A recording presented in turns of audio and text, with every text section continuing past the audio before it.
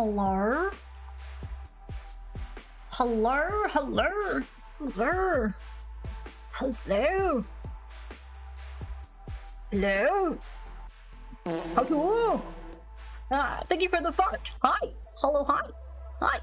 Hello, hi. Hi. Hello? How is Herbert doing? How is the rest of your Saturday?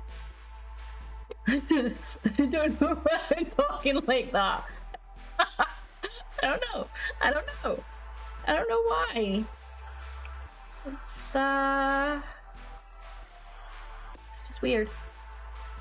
But hello, hi, hello, hello, hello, hi. And I'm drinking actual tea today instead of getting called like drinking piss or something. No wrong with mango tea.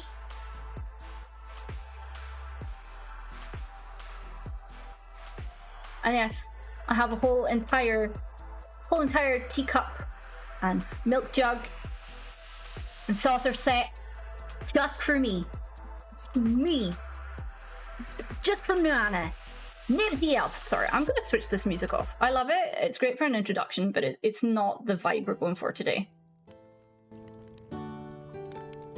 That might be a little bit loud. That was World of Warcraft. That was not what I meant to click.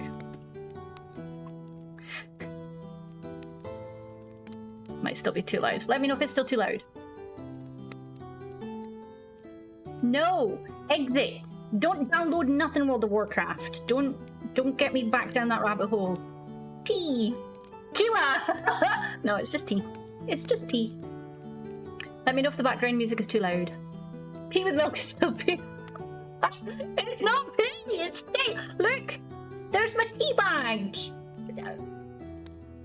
Oh, God. Tea bag. I forgot to put on Moro's light.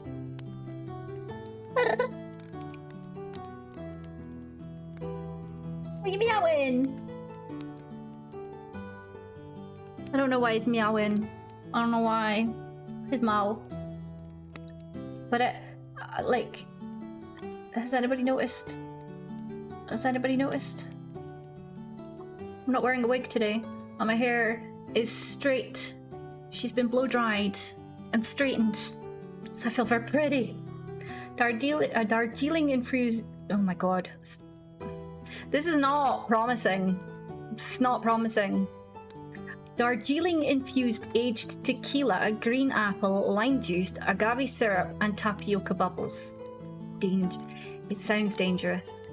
It sounds genuinely dangerous. Like, oh my god, the hell? Cup was the dish it was sitting on, so it looked like some kind of saucer. No, so it's just because the angle my camera's at. But no, it's just a saucer and then the teapot. It's a whole little set.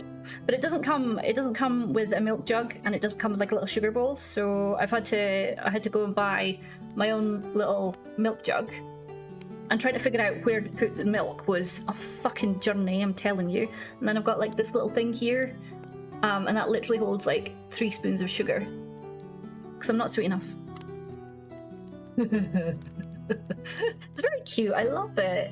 It's the best little set. And like I said, I bought it from the charity shop, so it's even better. Thank you for the banning, Helheim. So Pits, yeah, it's great. Ebbs is tripping. Must be. Let's sit around the water. Oh, what? Sarah, what's wrong?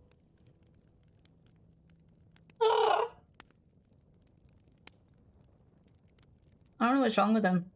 Meow. What? Can you guys actually hear him meowing? Can you hear him?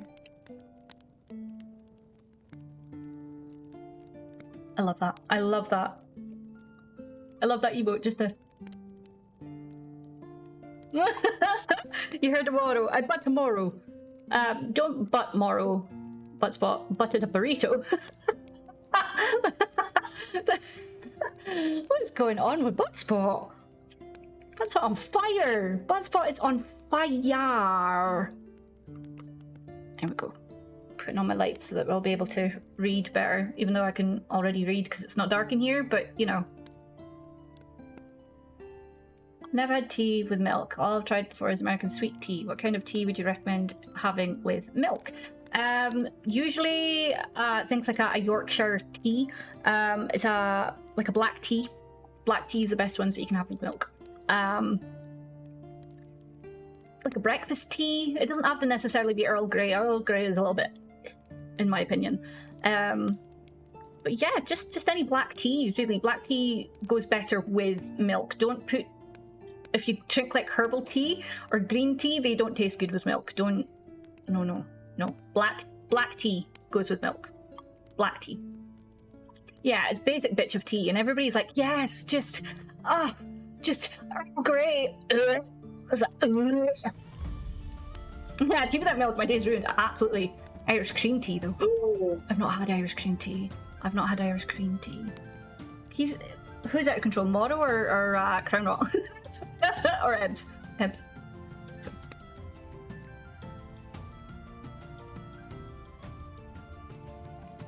A lot of catching up, you're right.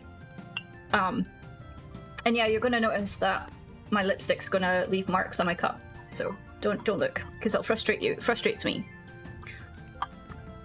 I'm wearing an actual sticky lipstick. It's weird. Did I take it out of my pocket?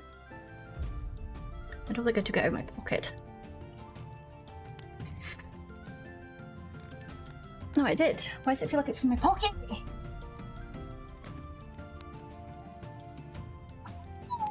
He does this weird... I don't know anybody else with a cat. If your cat does it, camera fucking really. Where they'll meow, but their mouth is barely open. Or my favourite one, the yawn meow. So he yawns and meows at the same time. It's like, buddy, just...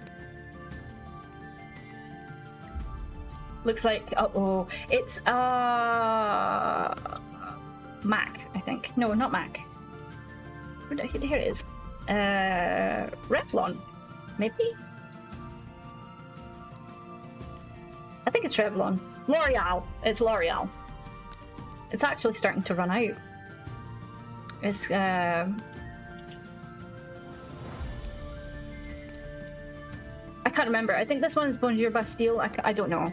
I don't remember. It's a little bit rubbed out, but it's really nice. And it's, look, it's almost run out. It's almost run out. The chat, look. I don't normally get upset about my lippies, but this one, my MAC one, which is the blue one, this one doesn't smell like my blue one, but my blue one smells like vanilla. It's really nice. I don't understand why. And this one clicks in a specific way as well. I've started to kind of branch out a little bit with lipsticks. I've started to buy like slightly more expensive lipsticks. I would never have done that before, because like I wouldn't normally wear lipstick. I was just like, that with milk and a little dollop of honey. I love that. I love that. Well, it's the tentacly tattoo you have on your arm. Which one? This one? It's Haku from Spirited Away. Except in Spirited Away, Haku is white, but I got him done as a nebula because my son loves space. Minnie loves space. So I need to get it touched up. So you can see there's a patch here that needs touching up. Patch here needs touching up. Patch here needs touching up, and the patch here needs touching up, and a little bit on the tail. But it still looks really damn good. Like, the lines and everything are so gosh darn crisp. I don't know if the camera will pick up on it because of the weird angle. Like, on the feet, I don't think the camera's going to pick up on it. The feet, there's no bleeding. There's straight ass lines. There's no, like I said, no bleeding, no, like, thingy of the lines. Whereas, like, if you look at my wrist, you can see, like, the lines have gone a little bit blurry. So along here, but that's because the skin is really thin. So that's expected. I'm not upset about this. An artist won't be upset about this either. This is expected because your wrist is actually really, really thin skin. So any really fine detail work that you're going to get, it's not going to show. So if you are going to get anything done on your wrist, make sure it's nice, bold lines that you're going for, because it will just end up bleeding, like I said, like that. And sometimes it'll be a little bit, sometimes it'll be a lot. It just depends on how thin your skin is, but everybody has quite thin wrists, so yeah, that's my advice for a tattoo. If you're ever going to get one on your wrists, make sure it's bold. My thumb tattoos beyond spread. Yeah, see, that's the thing. It's the same with your fingers and stuff. Your hands, it's quite thin. It's thick, but it's thin skin, if that makes sense. So even though it's tough skin, but tattoos and stuff, depending on the type you get, but as they age, they'll start to bleed out. Like this little guy here, he's shit. He was my very first tattoo. I should never have got him. He's kind of like weirdly, like you can't see it on camera, strangely enough, but in real life there's like a blue edge around him because, you know, as it's aged, bleeds. And then obviously my spirit healer as well, but that's fine because she's supposed to be like a shadow. She's not meant to be. Oh my god, twist my arm. She's not meant to be nice, if that makes sense. She's a spirit, so it doesn't matter if her lines do start to blur out. I do need to get a couple of them touched up again because, like, this line along here scabbed up really badly, and some of it came off with the scab, unfortunately. But she dry healed, and that took months to fix, and then months to set. And then, as you can see, the lines on my wrist have gone really fucking weird, especially this one here. Again, because it's thin skin, it's tough, but it's thin, and it's just. Whereas these ones, look, you can see Kiwi, for example, he only needs a tiny little bit done on his foot because of the type of needles that are used. So this was one thick needle, whereas these were a lot of tiny little needles. And the difference in that line work is absolutely, I can't even fault it. So if you do go for a tattoo and they tell you it's a lot of needles, but trust me when I say the line work is going to come out and it's going to look amazing. Like, this is over a year old already, and you would never know it. He still looks fresh as a fucking daisy. A little suit sprite and everything as well. Like, his eyes, nothing about him has blurred. None of his lines have gone dodgy. It's still as great as it was done on the day. And it's the same with Haku, although there's some healing that's gone wrong. That's just my skin. That's not the needle's fault. That is my skin. But you can still see, like, unfortunately, forgive me for this. Forgive me. But like the line work on his face, for example. Let me rest my arm so I don't move it. It's still as crisp as it was. Like the lines inside his feet, for example, still as crisp as it was. If my camera will focus. And the fact that none of those lines have ended up blurring out, they've not bled, none of these lines, you can still see like the lines going through for the lighter colour as well. So much fucking good work. And there's even white in that tattoo as well, so see on his chest scales. Sorry, I'm wobbling a lot, so my camera won't focus, which is frustrating because it's focusing on my bees at the bottom. There you go! Look at that. Look at those lines. Absolute perfection. And that's on my arm fold as well. That's on my arm crease. So the lines, yeah, there's a bit of blowout on his whisker there, but that again was scabbing. But his eye, you can see his eye. You can see his eye dot. You can see the lines around his eyes and stuff. You can see his nose. You can see his mouth. Like I said, there's a couple of lines that got a bit wonky because of healing. But again, that's right in my arm crease, so that one was expected to go a bit stupid. But yeah, they're like, these needles are fantastic needles. And it barely hurt. I sat for the whole 8 hours of this tattoo, the whole 8 hours, and it just didn't go bad at all. So don't be afeared. Sorry, I'm trying to find don't be afeared if your artist tells you that there's a lot of needles within it. It's actually a lot better, and it's a lot less painful. It's a lot less painful. And like I said, I've got fibro, so sitting for too many hours fucking hurts, and it didn't that time. Oh, well, he's cute, but he's a dick. Sorry, Lindsay. 8 hours, yeah. It's weird. It's really weird because, like, you would think one needle would be fine. No, that hurts a lot more than that because there's more vibration happening with that one. Well, with Cat Bus, I was twitching and stuff. I was really twitching, and then I didn't listen to him on the healing. So let me come up to the camera for Cat Bus. So you can see all of what's gone wrong with Cat Bus. Mainly the red, which was expected because it's red, and I already had a reaction to red. Ignore this piece of shit. Okay, that doesn't exist. But yeah, that's Cat Bus. And even with how badly I healed it, you can still see how crisp some of his lines are. And the artist will be happy to get back into that. Up here, it had a J for my son, for John. And, you know, and there's the mice and, you know, everything. It doesn't even feel lumpy. Does that make sense? Like this one, lumpy as fuck. You can feel all the bumps and everything. You can feel how badly that healed. But this, it doesn't feel bumpy at all. It's just clearly where some of it didn't take, like the yellow bit there, where the terrible healing happened here because I didn't listen to my artist. Listen to your artist. They tell you how to heal it. You listen. Do it. But he still looks pretty good. I just need to go and get the first touch up. And then his little stubby tail at the back. Some of the brown is missing because, again, healing badly. Stupid Nana didn't listen. But look, you can see none of his lines have blown out, even with my terrible healing. Like, his paws and everything, you can still see the little bit of lines for his fur and everything. His eyes, none of that has blurred. None of that has blurred. So, what they do still works. Just... yeah, that's what happens to a £1,000 tattoo if you don't listen. That's exactly what happens to a £1,000 tattoo if you don't listen. And people are like... his time, there are really fucking booked up, seriously booked up 2 years to get an appointment with them. 2 years you have to wait.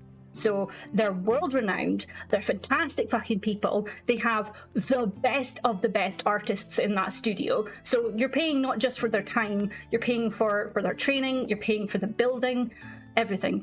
So, you know, when people, like my mum especially, like the tattoo itself probably only cost about maybe £300, but add in the time, add in their expenses, add in the cost for training, their art supplies, just everything. It makes sense. So, white is the worst. White is absolutely the worst as a colour for tattoos because it doesn't take. Unless, of course, you're... I don't know if it happens to people with darker complexions, but white on white doesn't work. It does not work. I mean, I'm really lucky that it's worked a little bit, like in his plates and stuff, but in a couple of years that will fade out and it'll just be my skin. So, but yeah, white on white is... yeah. Hi guys, how are you? Does it not? It must just be something about the colour white that just doesn't take in tattoos and stuff. It must be. You know, yeah, all cats are assholes. Absolutely. Absolutely. Hold on, let me go back a little bit. Got lots of makeup in my drawers. Stop wearing it. Oh, giving. Sorry, it's my... no, I don't know why I said sorry, but this is my natural hair. Washed, dried, and straightened. So I finally got hair dryer and straighteners. Oh, they came into the charity shop. Brand spanking new straighteners as well. And they're steam straighteners. I was like... I'll have that. I don't know what a steam straightener is, but I'll take that. It's got steam and normal. So, yeah. Only downside to wearing your hair down is the amount of fucking hair that comes out. It's like I'm shedding like a cat everywhere. And, talking about hair, I just shaved J. So, yeah. Hair everywhere. It's great. That sounds really dodgy. I don't mean...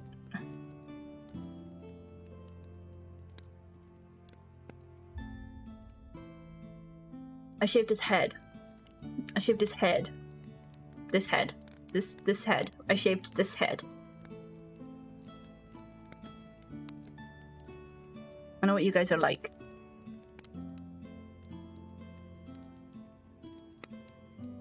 I know what you guys are like! Don't look at me. Don't look at me. A bad idea, yeah. I mean, see, the thing is, though, like, unless you do something or you know somebody who's done the thing, you don't think it's a bad idea until after you've done it. So, like, personally, I wouldn't get small, intricate tattoos done on my fingers because of how thin the skin is and how much you use your hands as well. Like, obviously, I don't use my forearms all that much. I don't use my upper arms in the way of, like, the way we use our hands. Our hands are always moving, you're always touching stuff, you're expressing yourself, they're always out in the sunshine as well. And tattoos, don't, believe it or not, don't like being out in the sunshine. So if you do go out in the sun, factor 50 on your tattoos. Just factor 50 up your tattoos. Fuck everything else, just factor 50 your tattoos.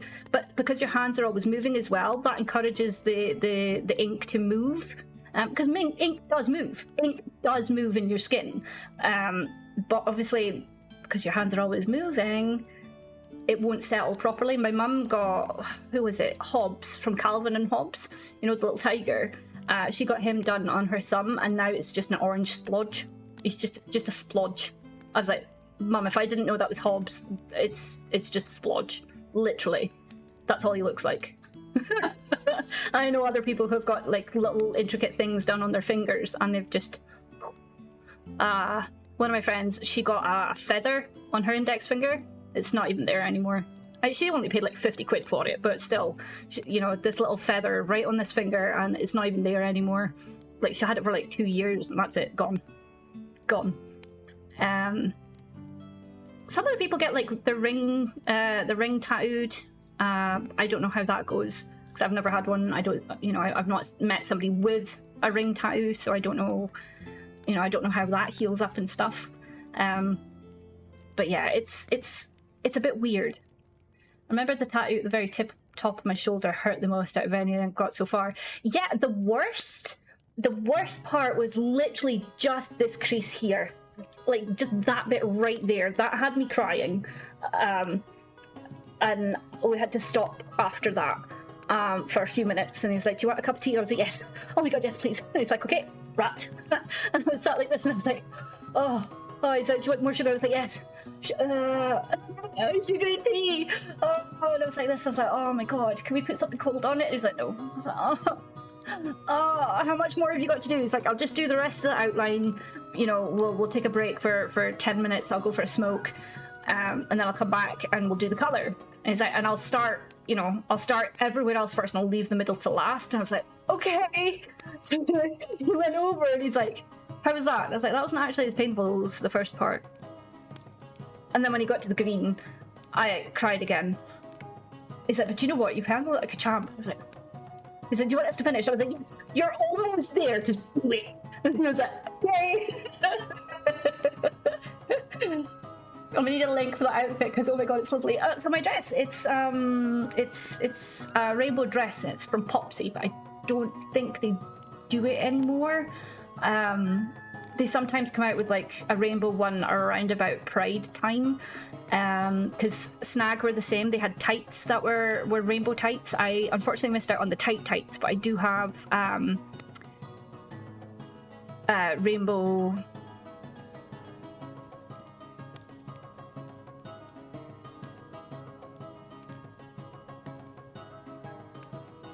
Fishnets. That's what they are. They're fishnets. Fucking awful to get on and off, but they look great. Look really good over other pairs, like other colours as well. Layering works really good for a lot of things, by the way. All my other tats look still decent, though they're all older than the thumb. Yeah, thank you.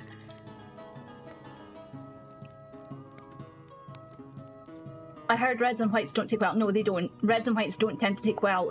Reds in tattoos as well. If you're unsure if you're going to have a reaction to it, ask them to do like somewhere, like a little dot somewhere that is, you know, that isn't noticeable, and get them to do just a little dot, and then that way you'll know if red is going to take, and if it's not, or if you have a reaction to it, they'll be able to come up with a different colour scheme for your tattoo. Or if you already know you're allergic to pinks and reds,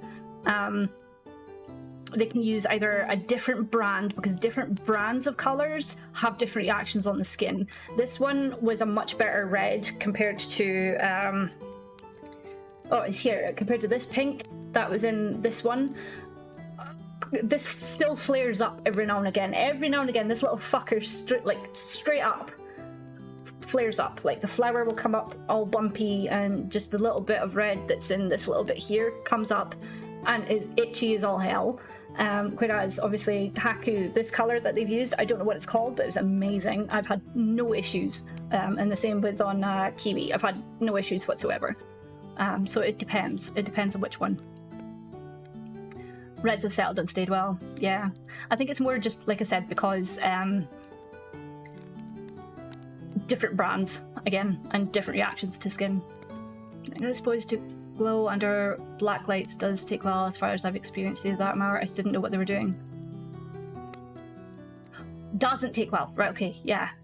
I've no experience there, so I'm not really sure what to say about the UV lights tattoos.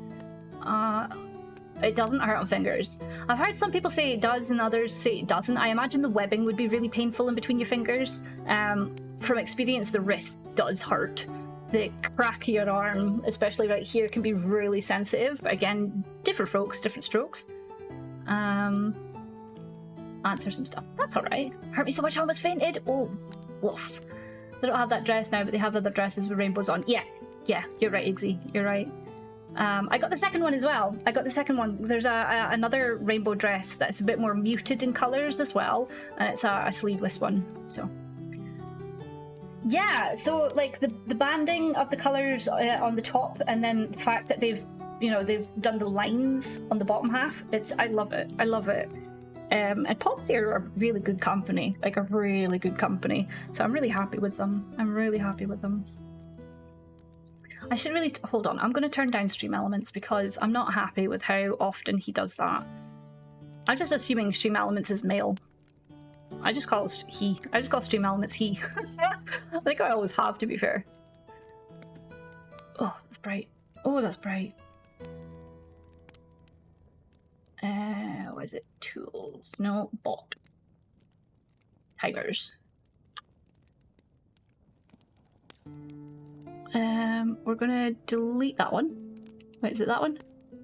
Yes, this one, delete. Stream team. He does it apparently every 60 minutes. No way he's doing it every 60 minutes. Hold on. We've not been on for 60 minutes and he's already done it, like, what, twice?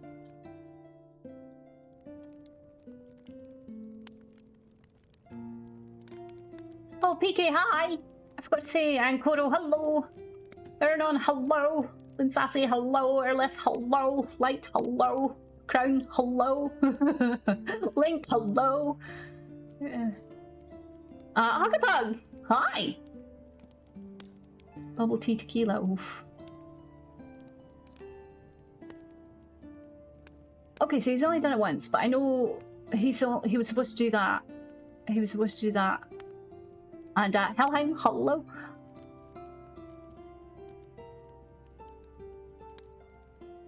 Madwife, hello. Yawn squeaked, yeah. Gaming Mum, hello. Morg Mistress, hello. I'm just saying hello again, because I don't remember if I said hello. Taz, hello. I know from experience. Iggsy, did I say hello? Iggsy, hello. I don't know if I did. Okay, yeah, no, Stream Elements is doing my tits. He's going too often. You're supposed to do that every 60 minutes, and that is...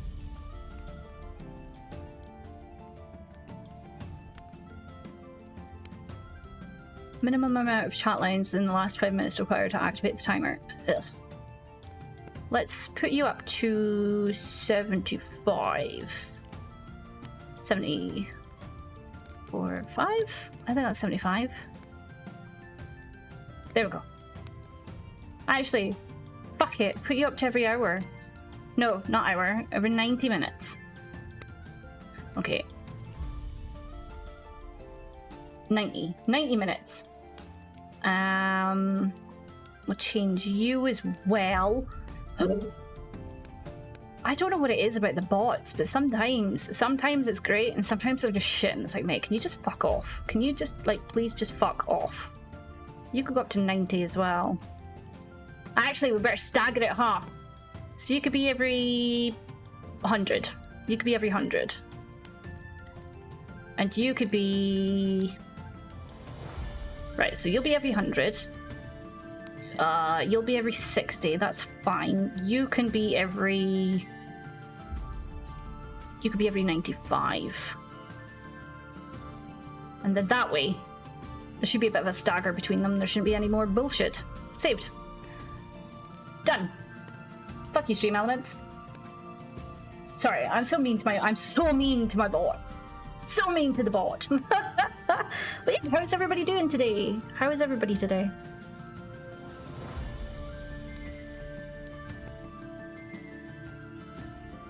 This music is rather, it's supposed to be chill, but it's not very chill. It says, for sleep, relaxation, study, and focus. This does not feel very relaxing. It feels a bit...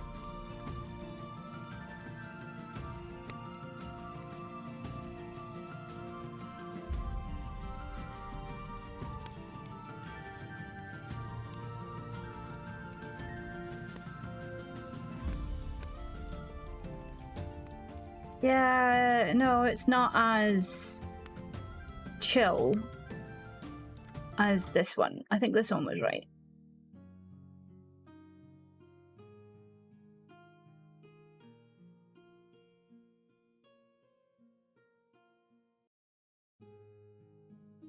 Yeah, I think this was the one that was relaxing.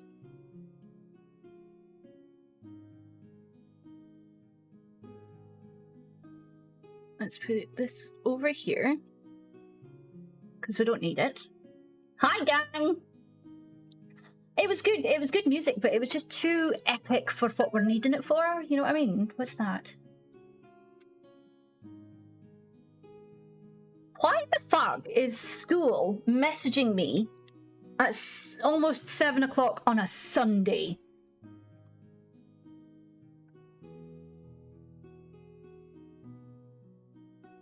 If you tried unsuccessfully to book a parent appointment and would like one, please telephone tomorrow after 11 and we will book a slot. Fuck off, I don't care to hear your bullshit about my son. My son is perfect, he's doing fine, I don't care. I don't care because the school genuinely don't fucking care. If they did, they would stop the bullying. But they don't, so they can suck my chuffer. Yeah, they can suck it. Fuck them. I don't care to hear their excuses. I don't care to hear them go, oh well, but John can do this better. I know he could do that better, but y'all aren't fucking supporting him. So, you know. Oh, but he does this really great. Yeah, I know he does. Because he's a smart fucking cookie. He's a smart fucking cookie. I just...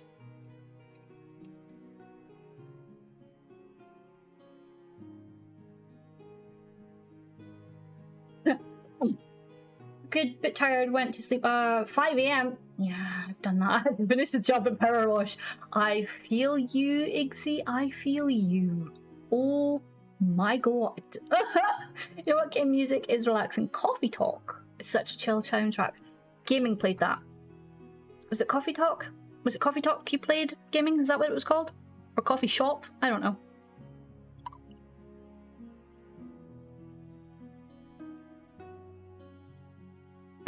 I think that's what it was, wasn't it? Was that what it was you were playing, gaming? She ain't here. She's probably distracted. How dare you distracted? Oh, there's nobody else on. What did you guys think of the teammate that we visited last night? I thought she was great. A lot of screaming, and it's interesting to see how people react to different things. You know what I mean?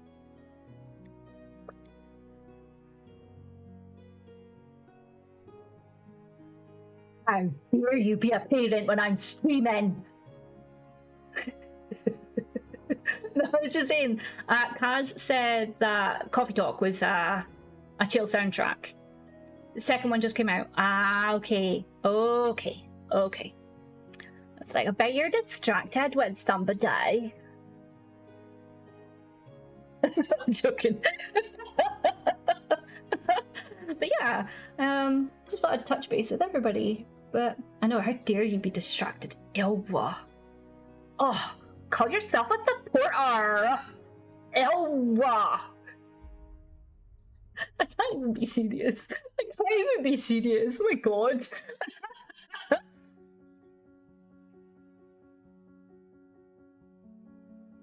I know, I'm a dickhead. I'm a dickhead.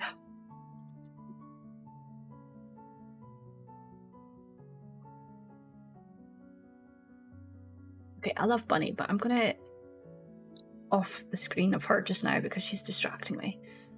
Totally don't. No, I know, right? Because you're not here every single fucking stream. You're not here talking to me every single fucking stream. You're not gifting. You're not giving. No.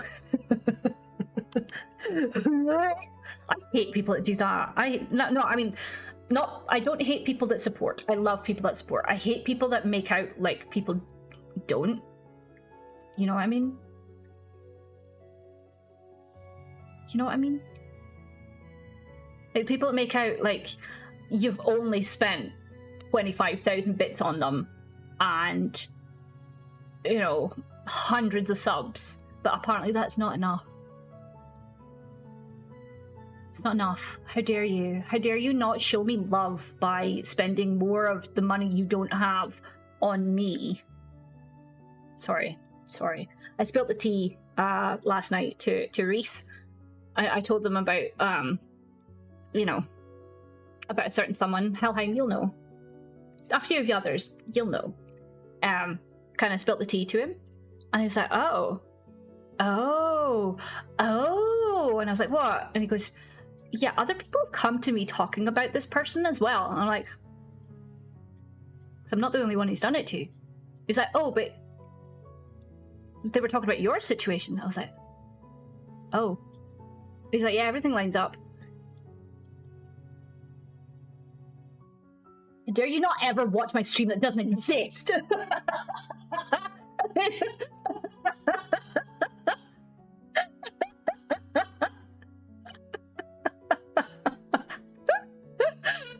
Yeah, I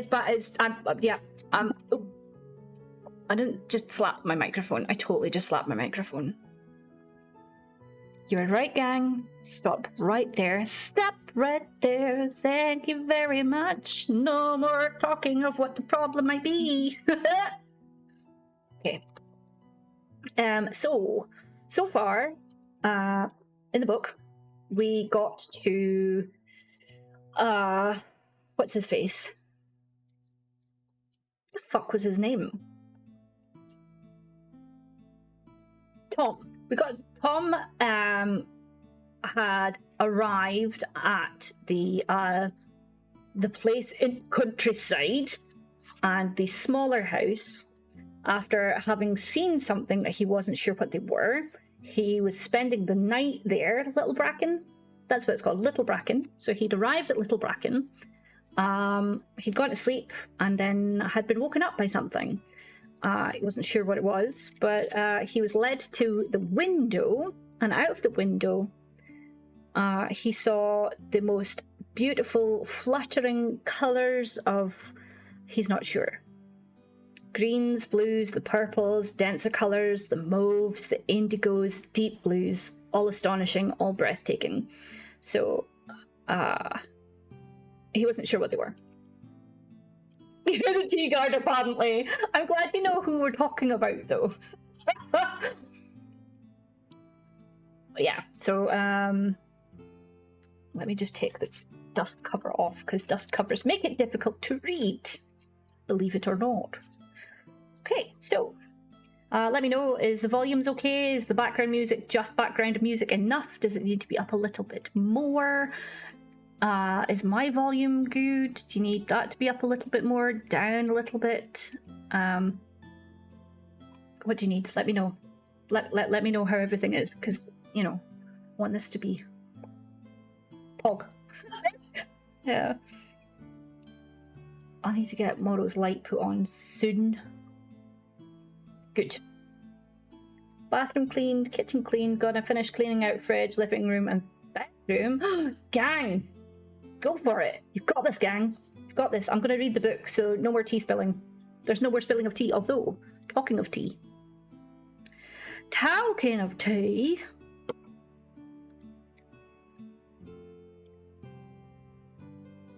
So glad my microphone doesn't pick it up.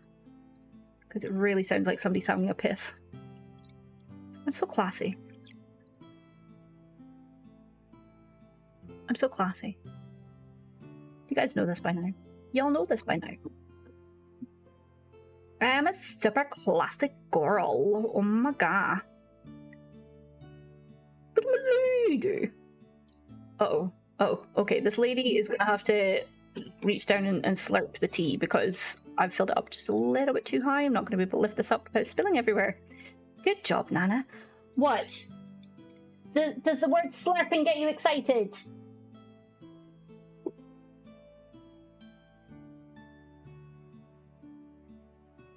Apparently the word slurping gets him excited. You hear the dick shit. Supposed to be able to. Not supposed to be able to. What? Oh, is it cuddle time before it's fucking reading time, is it? Is it cuddle time before reading time? Fuck's sake. Never had such a needy cat in my life. Right, right. Bets on. Bets on. Am I going to spill? Am I not going to spill? Am I going to spill? Look how full up this is. Oh, shit.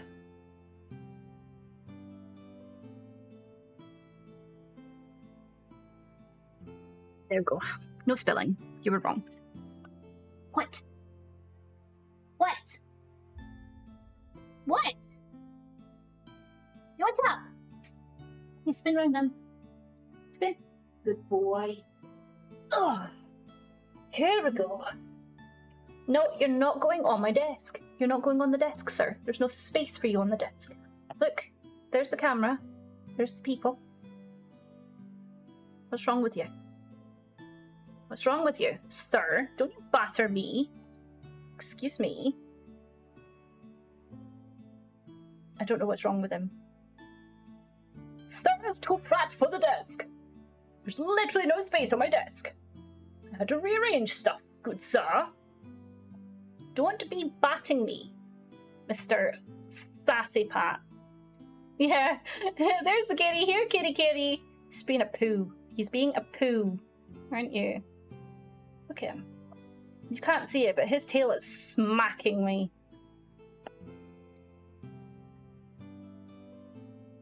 There's the tail.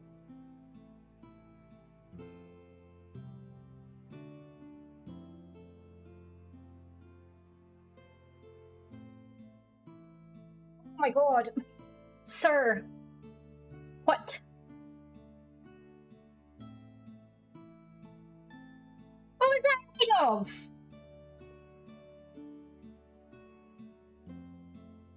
You are not adding to the chill vibe today, Moro. You're not adding to the chill. What is wrong? You've got food. You've got water. You've got a clean fucking tray. Oh, if you've got itches, tell me you've got itches. Don't just sit there and be a sassy boy.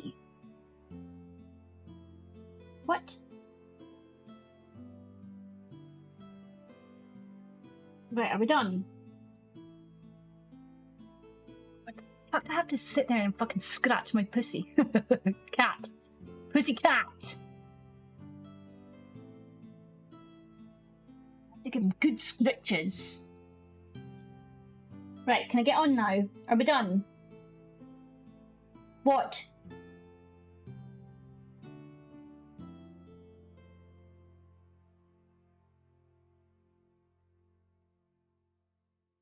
Am I...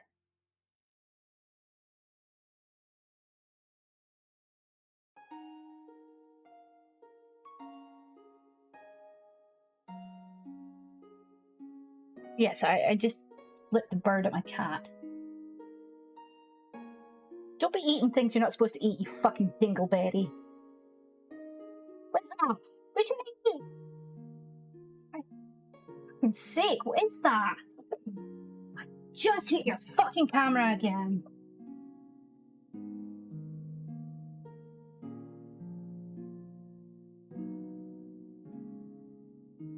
Don't get a cat. Don't get one.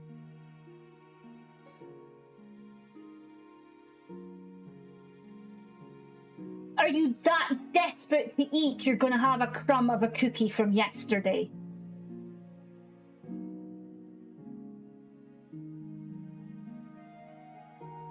He is that desperate.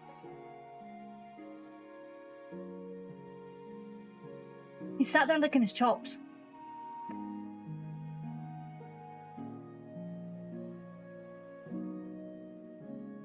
God on a fucking bike, man. Look, gaming's redeemed some biscuits. Come fucking over here. You know the deal. Here, Mr. Starvy Pants. Because clearly you're dying of hunger. There. Genuinely would think I never feed my cat. I promise I feed him. It was a damn good cookie. Such a good cookie. It's not meant for cats. Not meant for cats.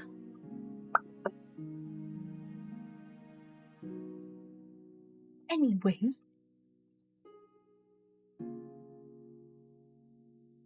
Cameras seem awfully high.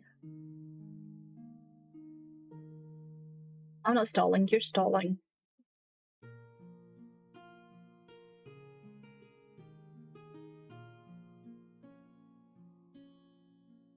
A little better. It's a little better. Right. Let's get on this. Leave me alone. Go to bed.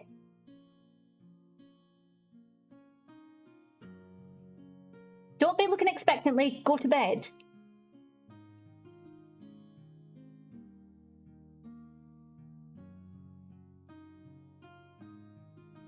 I'm done. I'm done. I'm done. I'm done. Chapter 6. Nell Quick. Something banged against the front door below. Then the iron bell pull grated rustily, and he heard the dull, waste clunk of the long-neglected bell itself. Tom had awakened only moments earlier, sunlight pouring through the bedroom windows, dust motes dancing in the brilliant shafts. He had lain there pondering the lights, his face creased in puzzlement, bedsheet pushed down to his waist, not even the numbness tormenting the left side of his body distracting the thoughts. Twice he had seen them, these tiny glittering orbs, and he could only wonder at their source. If he hadn't come across them in broad daylight, he might as well have thought he'd only dreamed them last night. Another bang against the front door, someone using the old brass knocker this time, and, momentarily forgetting his condition, Tom attempted to whip back the sheet. He winced as the stiffness turned to a stab of pain and became still again, waiting impatiently. Fat cat doesn't care. An even sharper knock at the door now, as if someone was frustrated by the lack of response. He thought he heard a voice calling. Okay, Tom muttered, easing his legs over the side of the bed. He sat on the edge. Okay, he said aloud and irritably as yet another clunk of the bell, this time a looser sound, almost, but not quite, a clank, came from below. Leaning forward with a groan, Jesus, it felt like he had a hangover. He grabbed the cargoes draped over the arm of the two-seaters settled close by the bed, mumbling curses as he dragged them on. One foot got caught up in a leg, and he had to wriggle his ankle to free it, his curses becoming louder and more angry. Finally, he stood and hauled the stone-coloured trousers over his hips, snapping them shut easily because of the weight he'd lost recently, then reached out for the white linen shirt hung over the opposite arm of the settle. Shrugging the shirt over to his shoulders and slipping his arms into the sleeves, he limped across the room to the door. As he began to descend the winding stairs, right hand slipping round the mule to steady himself, creaking floorboards cool beneath his bare feet, the bell rang yet again, clank becoming a hoarse clang. Light streaming from the stairway's window momentarily blinded him, and he almost stumbled, saving himself by bracing his arms against the curved wall and newel post. He blinked rapidly, and as the haze cleared, he thought he saw something small scurry across the ground floor landing to disappear through the slightly opened bathroom door. Tom blinked again, not quite believing what he had seen. Imagination? Still half dreaming? No, he was sure he'd caught sight of something scootling across the floor. Maybe a mouse. No, too big. Some kind of animal from the forest, then? Oh God, not a rat. Please not a rat. Maybe it was to be expected, with the place being empty all these years. Who knew what other creatures had set up home inside the cottage in the absence of human occupation?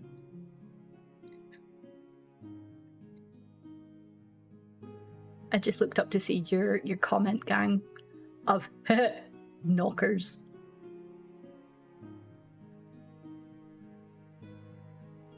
He reached the foot of the stairs, the big oak door to the living room in front of him, the doors to the cupboard and bathroom to his right. Cautiously, he pushed the bathroom door further open and peered inside. The little room was in darkness, and he tugged at the hanging light switch. A heavy double click, and light vanquished most of the shadows. There was nothing amiss, though, nothing unusual, nothing out of place. Tom was about to step inside and search the nooks and crannies anywhere a smallish animal could hide, when there was more rapping and ringing at the front door. Torn between further investigation and answering the door, Tom bit his lower lip, did another quick scan of the tiny room, then backed out, leaving the light on but the door closed behind him. He could do a thorough search later. He called out as he went through into the octagonal-shaped room, and the sounds outside ceased. Drawing back the bolt at the bottom of the painted door, he hadn't bothered with the top one, and turning the long key in its lock, Tom yanked the front door open, ready to give the impatient caller a piece of his mind. Instead, he stood there open-mouthed. She was stunning. Quite beautiful in the conventional way, but nevertheless stunning. So stunning, in fact, that he gawped a moment or two more. Long black hair fell in wild tangles to her shoulders, and her eyes, set wide above high cheekbones, matched its darkness. Hollowed cheeks led to firm but gently pointed jaw, and her nose, while still feminine, was strong, the nostrils slightly flared. It was a striking face, handsome rather than pretty, sensual perhaps rather than beautiful.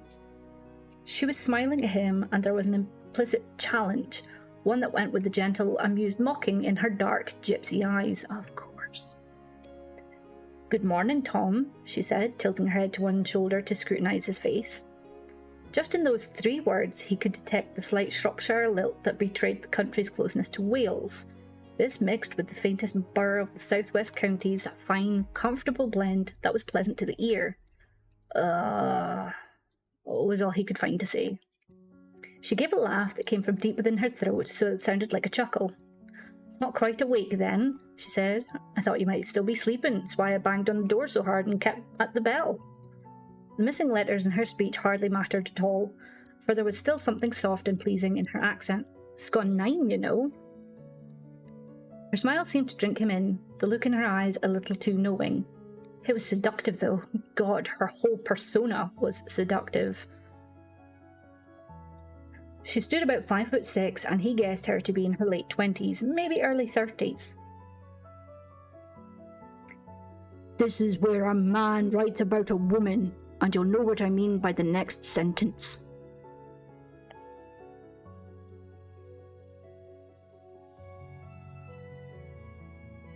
Her high breasts swelled against a plain buttoned blouse, and her skirt was long and loose, flimsy and gaily patterned. The blouse was short-sleeved, and her bare arms were tanned a tawny gold. The same colouring in her face enhanced the whiteness around her pupils, which he now realised were so darkly brown that they appeared black, and the perfect flash of her smile. She carried a large wicker basket, a red checkered tea cloth covering its contents.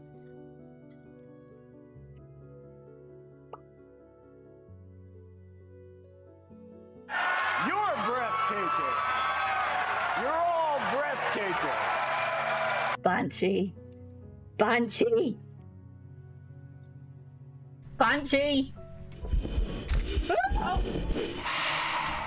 How was Faz? How did the ghosties treat you? Hey Raiders, welcome in. Welcome in, welcome in. My name is Nana Salad. Welcome to the Salad Bowl. Oh my god! Slammed the door right in my face. We play a variety of games here, mostly airing towards the horror, but the biggest horror of all is I'm really shit at playing games. Welcome in. We were just scoffing slightly at the way a man had written a woman, because apparently knowing that her breasts swelled against the plain white of her shirt was really important to know. In case you hadn't guessed that she was a woman. This fat fuck is Moro. He's greedy. He acts like he's never, ever, ever, ever, never fed. This from Banshee in the community. There you go, fat boy. So yes, we are... She was breasting boobly. Yes, she breasted boobly down the stairs.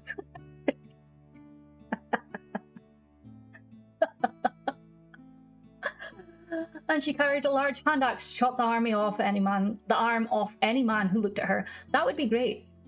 Well, if you're a man, it might be important. Well, I mean, if you're a man with breasts, fair. But it was the fact that she was sensual, yet not conventionally beautiful, but rather handsome, but sensually so.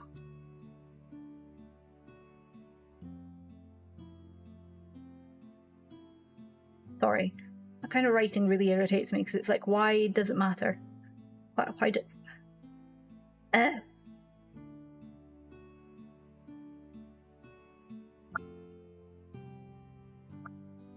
Thank you for the lurk, gaming. Sounds like a trap. It's a trap! That's a... It looks a lot bigger than it is. Genuinely, it looks a lot bigger than it is. It's just the angle, but it's only a little cup. It's only a little cup. But it's a really wide cup. So yeah.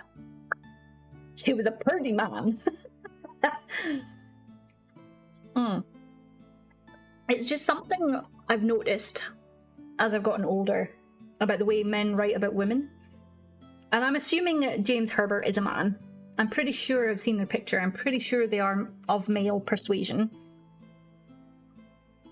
Yeah. And they refer to themselves as he, so yeah. That's James Herbert. Oh my god, right there. He is man. He is man that writes about women breasting boobily down the stairs. She breasted boobily. She was ugly, but sexy in her ugliness. Only a man as generous as the main character could have the grace to find her sexy, and she was eternally grateful. Right? Apart from him being interested in anything except her face, right? Let me read it again so the raiders understand. So the raiders feel where we're coming from. There's no point in me having on my headphones right now. Let me switch them off. Seeing as we're reading.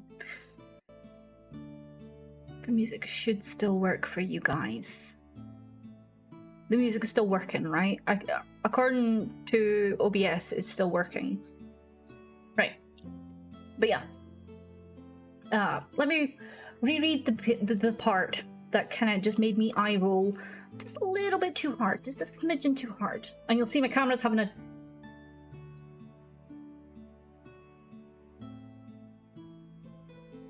Chat, apparently we've claimed a drop.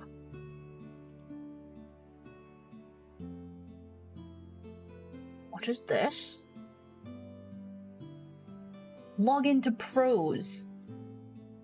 A new platform powering online services for select upcoming games from Saber Interactive, Deep Silver, Play On, Prime Matter, and more.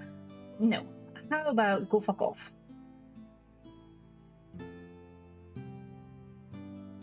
I have no idea what the fuck that was. But I wasn't going to sign in. I wasn't going to... No. No. Hi, Queen. You got a drop for reading. You knew education paid off. Right. But this was the part, chat. This is the part that upset me. So... let's just go back. Let's go all the way back. She was stunning, not quite beautiful in the conventional way, but nevertheless stunning. So stunning, in fact, that he gawped a moment or two longer. Long black hair fell in wild tangles to her shoulders, and her eyes, set wide above high cheekbones, matched its darkness. Hollowed cheeks led to a firm but gently pointed jaw, and her nose, while still feminine, was strong, the nostrils slightly flared. I would fucking hope so, she could breathe, do you know what I mean? It was a striking face, handsome rather than pretty, and sensual perhaps rather than beautiful. She was smiling at him, and there was an implicit challenge. one that went with the gentle, amused mocking in her dark gypsy eyes. "Good morning, Tom," she said, tilting her head to one shoulder to scrutinize his face. Just in those 3 words he could detect the slight Shropshire lilt that betrayed the country's closeness to Wales. This mixed with the faintness burr of the south-west counties, a fine, comfortable blend that was pleasant to the ear. Was all he could find to say. She gave a laugh that came from deep within her throat, so that it sounded like a chuckle.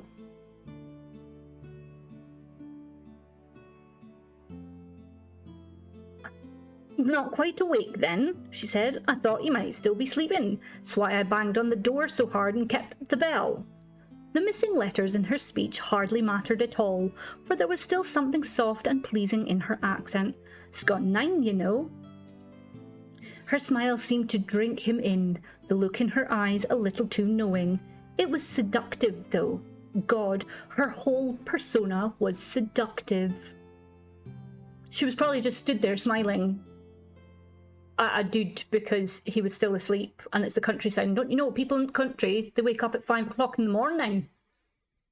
Best time to do all of the everything at 5 o'clock in the fucking morning. She stood about 5'6", and he guessed her to be in her late 20s, early 30s. Her high breasts swelled against a plain buttoned blouse, and her skirt was long and loose, flimsy and gaily patterned. The blouse was short-sleeved, and her bare arms were tanned a tawny gold. The same colouring in her face. Enhanced the whiteness around her pupils, which he now realised were so darkly brown that they appeared black, and the perfect flash of her smile. She carried a large wicker basket, a red checkered tea cloth covering its contents.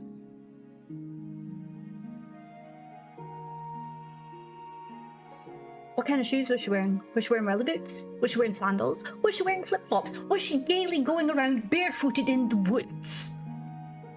We don't know what kind of footwear she's got, but we know that her breasts swelled against her white shirt. What footwear is she wearing? She just had to come through a fucking forest. And her gaily patterned skirt didn't get caught on anything. I have the doubties. Very much the doubties. If it's a long gypsy-style skirt, they fuckers are long and get caught in everything. They get caught in the fucking air, for God's sake. So,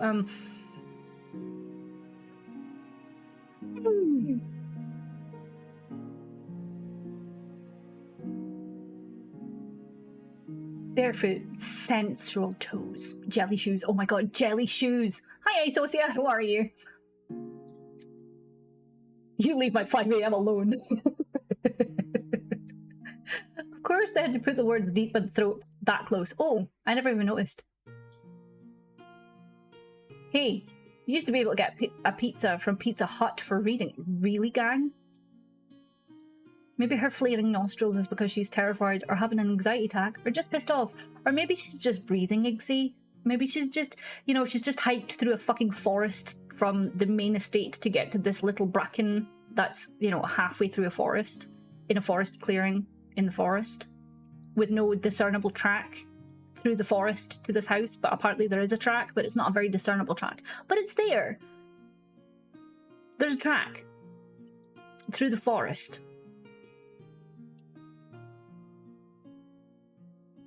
Maybe she boobled boobily through the forest. We'll never know.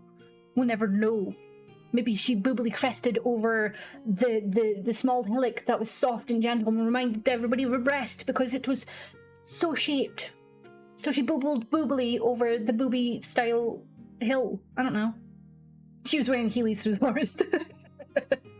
Yeah, Heelys.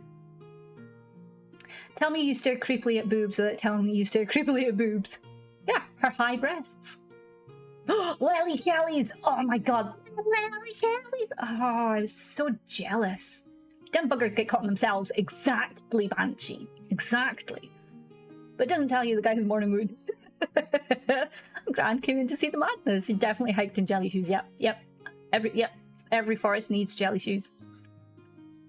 She was not appropriately dressed for the excursion. Exactly. Ugh. Hugo told me about your illness, but he never explained you had no tongue in your head.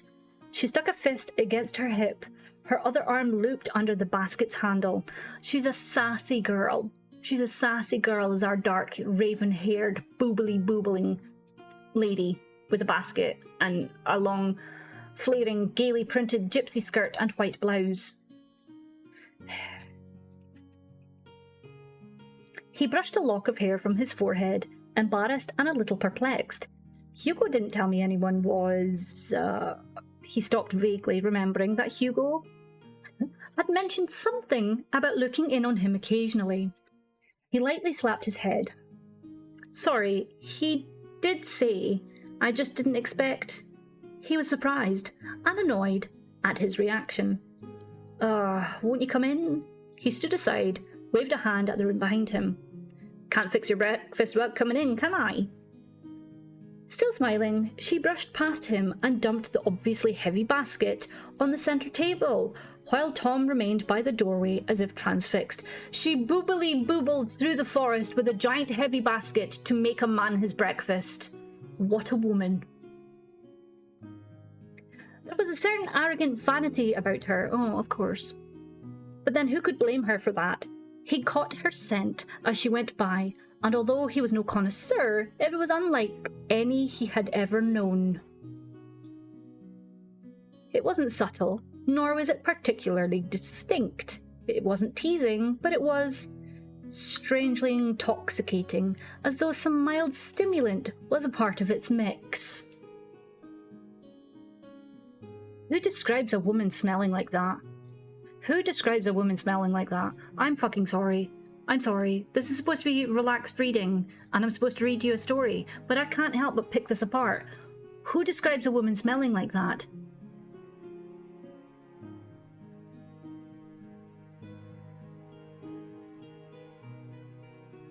Move over, big titty goth girl, and give me booba breakfast, girl.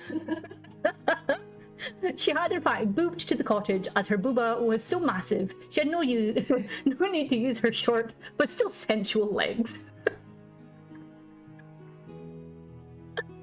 What was the smell?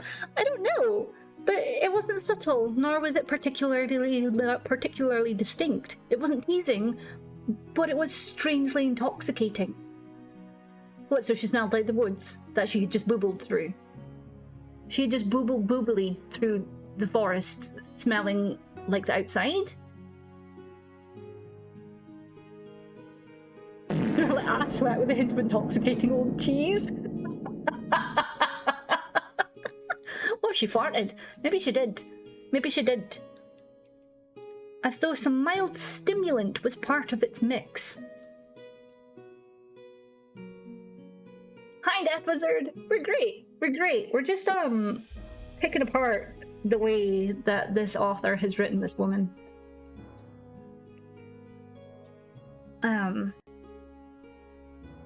The perfume hinted at fresh forest air and musk, plus one other indefinable ingredient. Lord knows what. Sweat. She smelled like sweat because she just walked through a fucking forest. But that's intoxicating. Chat, that's intoxicating. Fresh forest air and her generalized smell.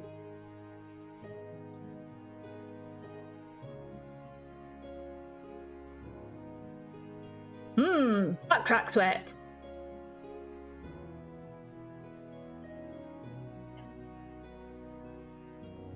Forgetting to close the door, Tom followed after the woman, noticing the thonged sandals she wore. There you go. She wore sandals through the forest. There's no discernible forest track through the forest from the main estate to the small estate, but yet she managed to booble through the forest with a gypsy skirt, a white blouse, and thonged sandals.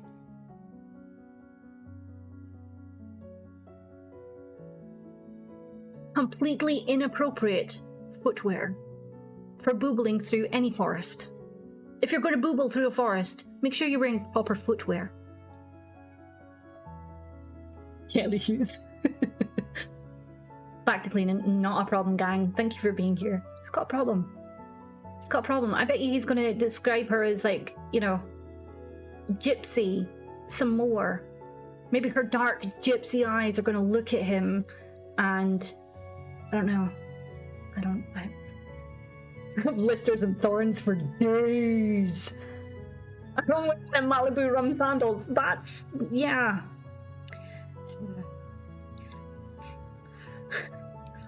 Tom followed after the woman, noticing the thonged sandals she wore, the pleasing shape from lower calf to slim ankle. She was still smiling as she unpacked the wicker basket. Fresh bread, 2 milk cartons, fruit, and other items to which he could pay no attention, because, oh my goodness, a woman has shown her ankle. It doesn't say that in the book. That's just my added sarcasm for you. Glancing up at him, the woman said, "Name's Nell Quick, and I'm very pleased to meet you, Tom." Her voice was low-keyed, husky in a whiskey and cigarettes way. She stopped her task for a moment to study his face. At least he had finally remembered to close his mouth. "You look very tired," she said in her soft lilt. "Is it the illness, or didn't you sleep well on your first night home? I suppose the cottage will take some time getting used to again." He returned her smile, even though he felt mildly uncomfortable under her bold, almost mocking gaze. Was she flirting with him? Of course, because no person can just look at someone and wonder if they're okay without flirting.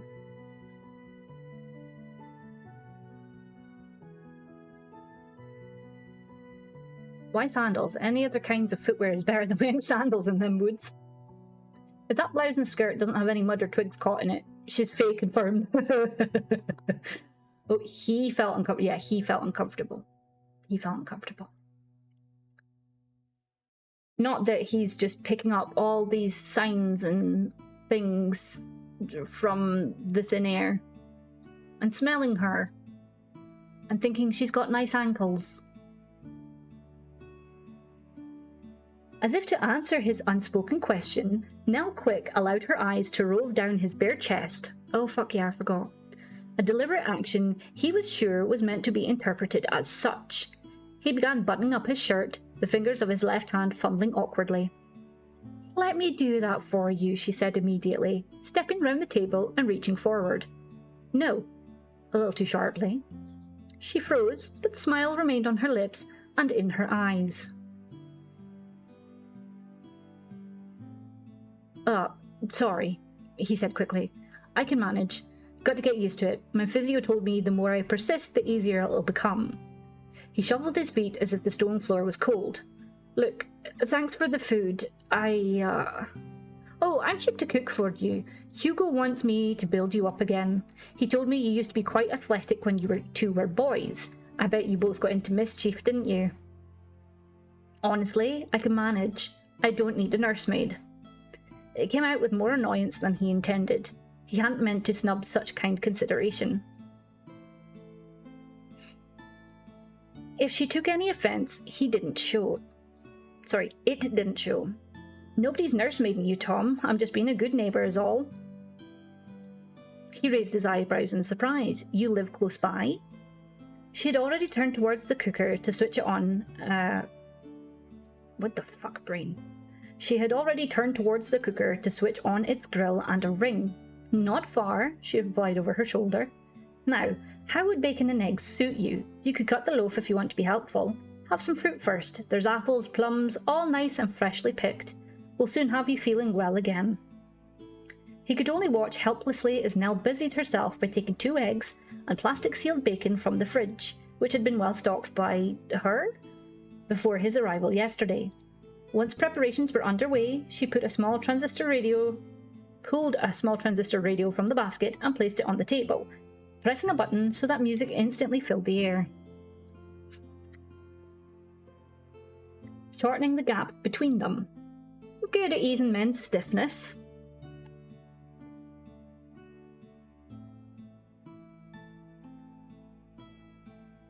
He did a double take. Know how the muscles work, you see, she went on, letting the smile fall away when he had expected an even more licentious one? What? I have mown herbs and balms that could do wonders for ailing limbs and bodies. Natural cures, mostly forgotten now, but effective, you just wait and see. She was less than a foot away, deliberately invading his space, her deep eyes studying his. His discomfort began to turn to irritation once more. And yet, he could feel the tension, the sexual tension between them, and, for the first time since the outset of his illness, Tom felt a stirring, a reaction in his body over which he had no command. I can't even say this word. Her coquetry was plain oh god. I can't even say this word. I can't say this word. Ah.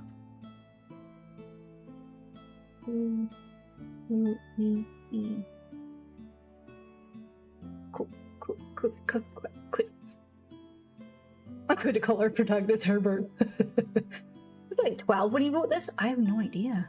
Must be a squirrel outside or something. I'm getting a tail slapped in the head from the windowsill. Yeah, so what's that word? Cool. Oh my god. It was plain and at another time would have been exciting, even welcome. But this morning, and in these circumstances, so fast, so unexpected, he could only be confused. Bless his little heart. Because obviously somebody who wants to help is, going to give you sex. That's a very healthy way to think of it. Coquetry. He's calling her a polite version of a slapper. Oh my god, really? Oh shit. And anxious, for he had been celibate for some time, even before his stroke, and right then he was not sure of his own adequacy, how much damage his system had sustained. Nell Quick was certainly alluring, gloriously so in fact, and another man might have grabbed the opportunity to prove himself to himself. Not right then, though. No, he wasn't ready, and he had to admit he was too scared. Oh, bless. Oh. I feel for our little boy here. He's a little bit sad that he might not be able to get and sustain an erection, because, that's the only sexual way to sexualize someone. Boner, penis in vagina is very clearly the only way to have a sexual relation. It's the only way to have sexual relation. There isn't, other amazing bodily appendages that could be used. No. Has to be penis in vagina.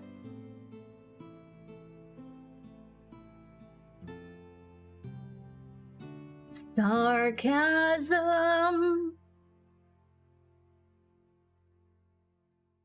Before the stroke. Gang, get cleaning. Penis in a wagon. He went to the sideboard and pretended to search for something, but in truth put in distance between himself and this unsettling woman. Damn it, always losing my comb, he muttered, as if he had been oblivious to the interplay between them a moment before. Nell could not know, of course, that he rarely used a comb to tidy his hair anyway, but she certainly wasn't fooled by the ploy. She gave a short, fruity laugh.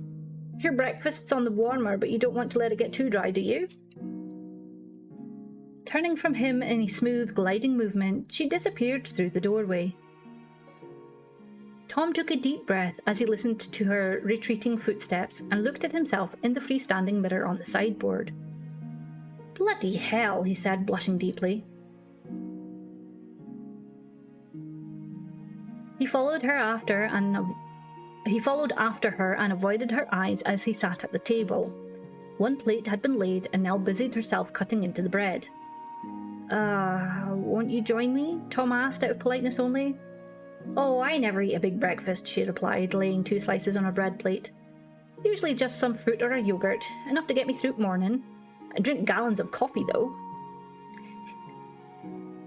He could smell the coffee aroma and saw a percolator close to the electric kettle on a worktop beside the cooker. He hadn't noticed either of them before. There had been too much to take in yesterday, and his nightcap had been a rare can of beer from the 6-pack he'd found in the fridge.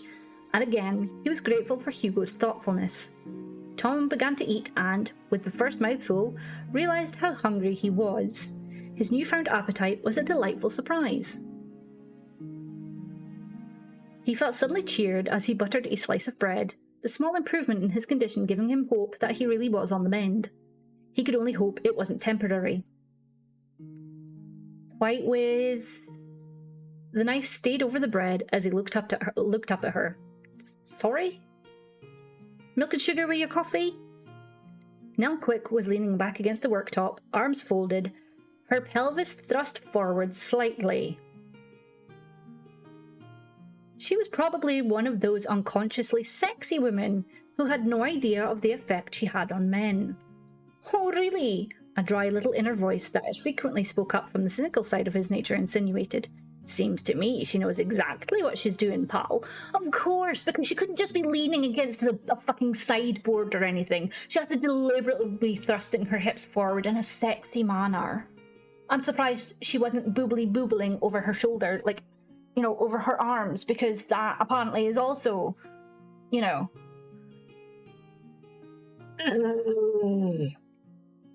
You're better than this. You must resist, Herbert.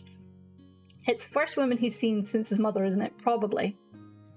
Because apparently he'd been celibate before his attack of the brain. Mm-hmm. Hi, Finny! Hi, thank you. I love it too. It's great. He's been presuming that she's down for this the whole time. Oh, I'm such a nice guy. I could take advantage of this, but I won't. This time, right? Okay, Mum, fine. Good. Good gun.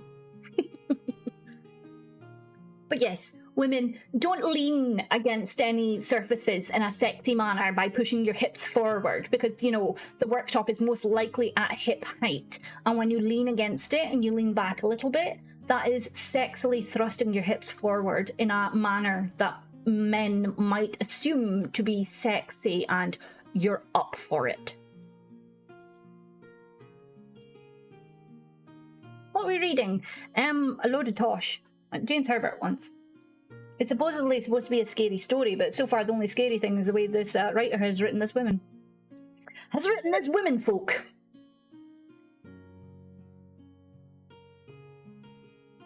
I thrust whatever and wherever. Exactly. Exactly. I'm just gonna drink my cold tea. Nope, too cold. Hi, how are you? I'm great, how are you? We're just, like I said, we're just mocking. We're just mocking. We're mocking. We're gently mocking. James Herbert, amazing choice. Well, well, it would be. It would be. Hi, by the way.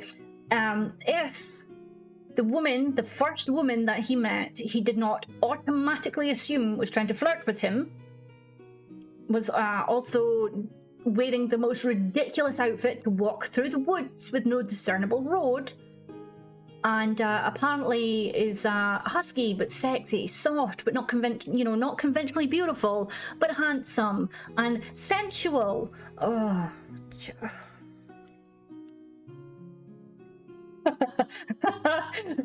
Like we were laughing about, she boobled boobily through the forest, and not only was she wearing a very inappropriate outfit of, her breasts that pushed against the soft fabric of her white blouse, she's also wearing a gypsy skirt that's patterned gaily through a forest. She's also wearing the most inappropriate footwear. Thonged sandals. Thonged sandals to walk through a forest. If you have any experience of gypsy skirts, and if you don't, it's okay. But gypsy skirts tend to be made up of a lot of material. They like to tangle on themselves, the fresh air, your legs, other people's legs, everything. They tangle on literally everything. You would not wear a fucking gypsy skirt through the forest that you're boobly-boobling through, because it's a fucking gypsy skirt. They get caught on the air, okay? Let alone walking through a forest with no discernible path. And I keep saying this because he had said this several times already, that there was no discernible path from the main estate to the small estate. But it's just there, but it's not discernible.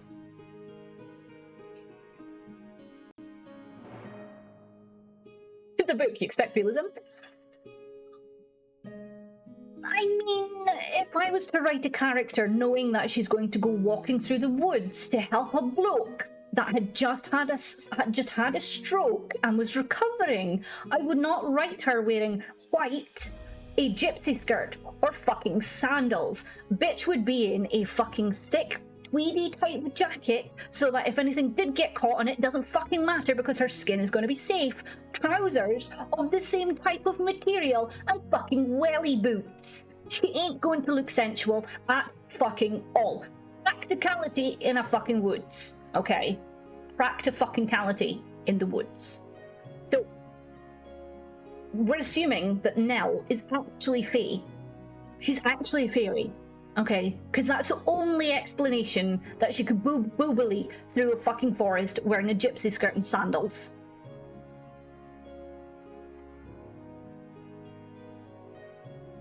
No path at all? You couldn't just hitchhike off path in your jelly shoes and put up with the thorns?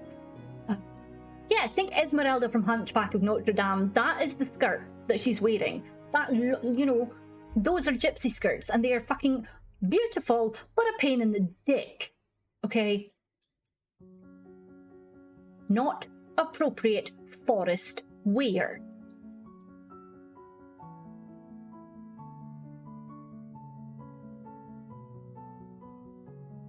Most of the books are read, the characters can solve their problems just by talking. Guess what they don't do? They don't talk. Set in England, so the undergrowth is probably mostly bramble thorns and stinging nettles. Exactly. Exactly, Night Flap. Please do Wuthering Heights next. Okay. Herbert is special, therefore it is. Yes, yes. Herbert is a bit... I think his stroke has left him a little bit...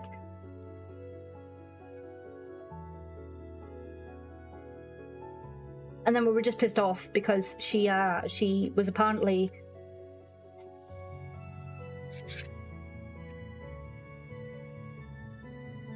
leaning back against the worktop, arms folded,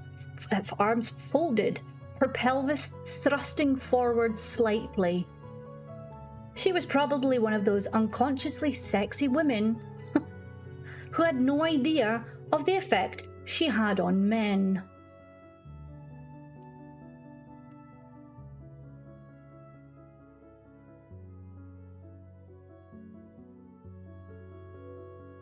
Whatever, it was good to know some of his old libido was returning. It'd been a while since he'd looked at a woman in this way. God bless good, fresh country air and decent exercise. Yeah, both please, 1 sugar. His grin was genuine. Coming up, mind if I join you in a drink? Oh no, she might be flirting. Careful, careful, Herbert. Tom would have preferred his privacy, but that might have been churlish after all she had done for him in that morning. As he waved a hand at the chair opposite him, he wondered if it was Nell Quick who had cleaned the cottage from top to bottom for his homecoming. Because of course it couldn't have been a man that could have cleaned the cottage for him. It had to be a woman. Had to be a woman. He studied her back while she poured the coffee, enjoying the sight of her lush, dark hair, which fell between narrow but firm shoulders, its wild ringlets reaching midway down her back. Gentle music filled the room, and a breeze drifted in from the open doorway, bringing with it forest smells that mingled with the stronger coffee aroma, and the sounds of birds calling, a distant cuckoo louder and more distinctive than the rest. A bee buzzed in, exploring the new territory in a figure-8 flight pattern, and buzzed right back outside once again.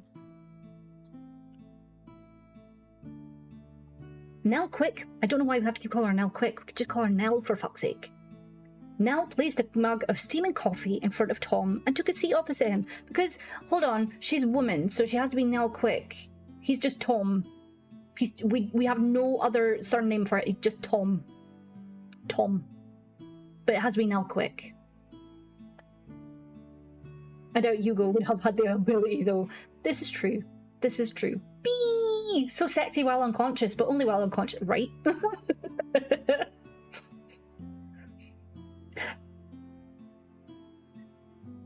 She raised her steaming mug to her lips, a forearm leaning on the tabletop, and took a long sip.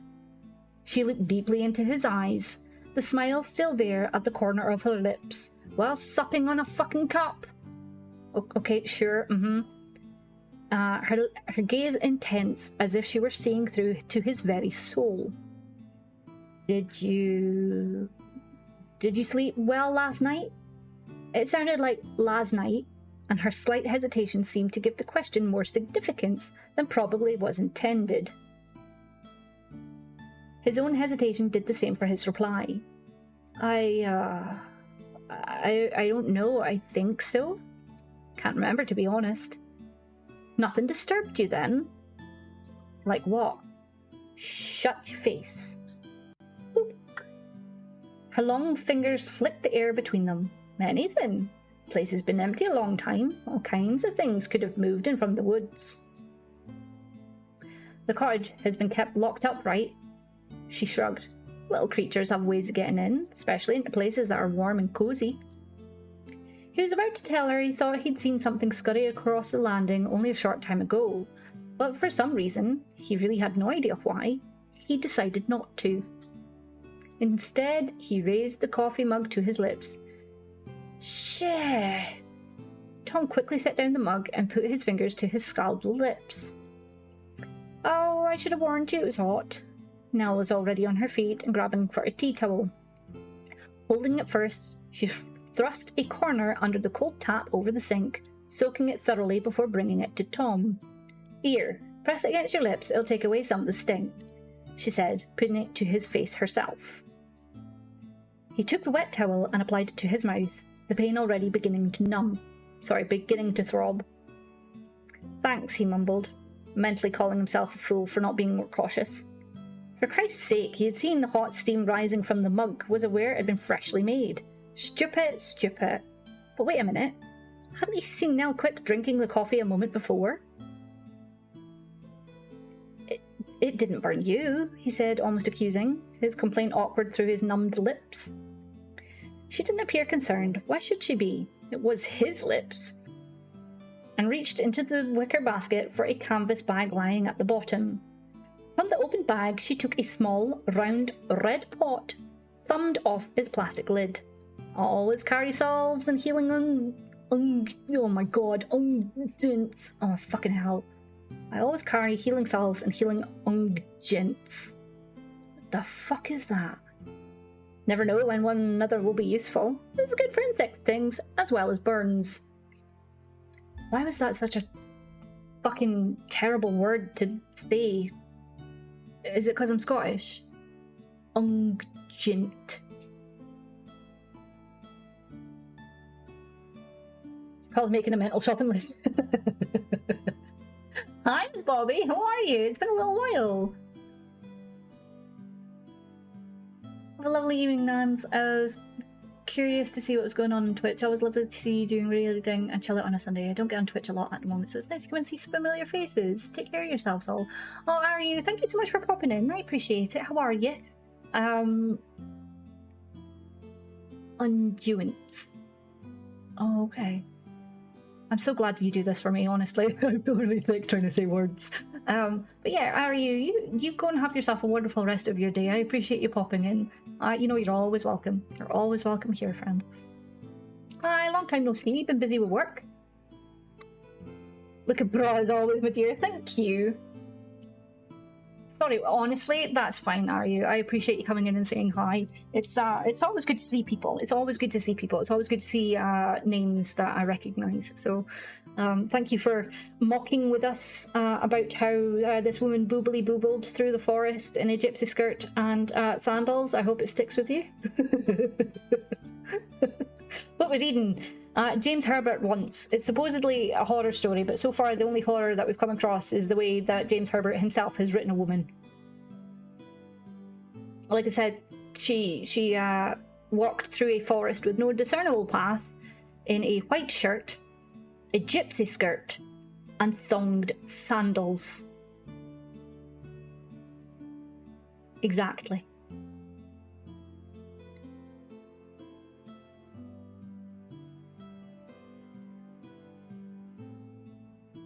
At least it wasn't the Crocs. Boobly boobled. Have you never heard of that? Piss takes. It's because men always seem to focus on the breasts of a woman when they're describing a woman character. Never like, oh, she seems like a strong personality type person or anything else. No, it's just her boobs are booby and they boobed. So the piss take is, boobly boobling up the stairs, or boobly boobled through the forest, or boobly boobling as she breathes. I don't fucking know. And the character is also Herbert. According to Crimrock. Yeah, the author is actually named James Herbert. Yeah, underground, overground, boobling free.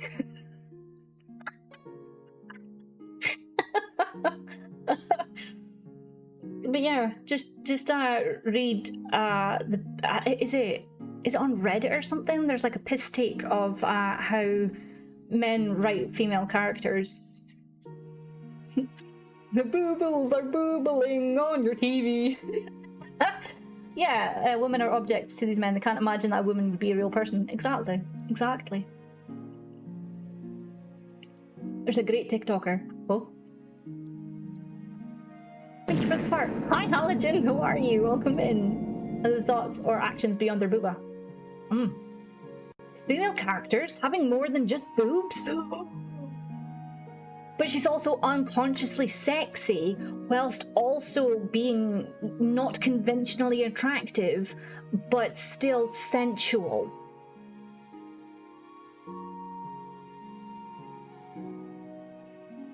Exactly. Get your head around that one.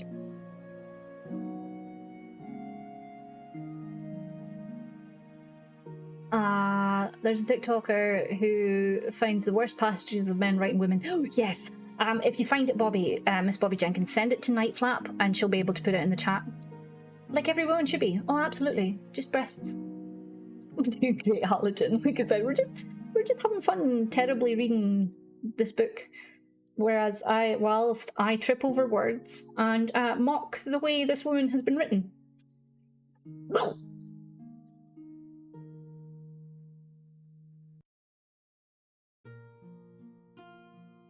Who also apparently carries salves and unguents in her basket as she boobles boobily through the forest in her gypsy skirt, white blouse, and sandals. Giant walking breasts with just massive long legs from them. Yeah, I mean, they've got hair and eyes.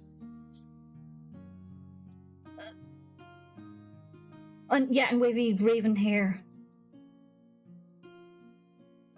And this one, apparently, she has raven dark hair and dark gypsy eyes.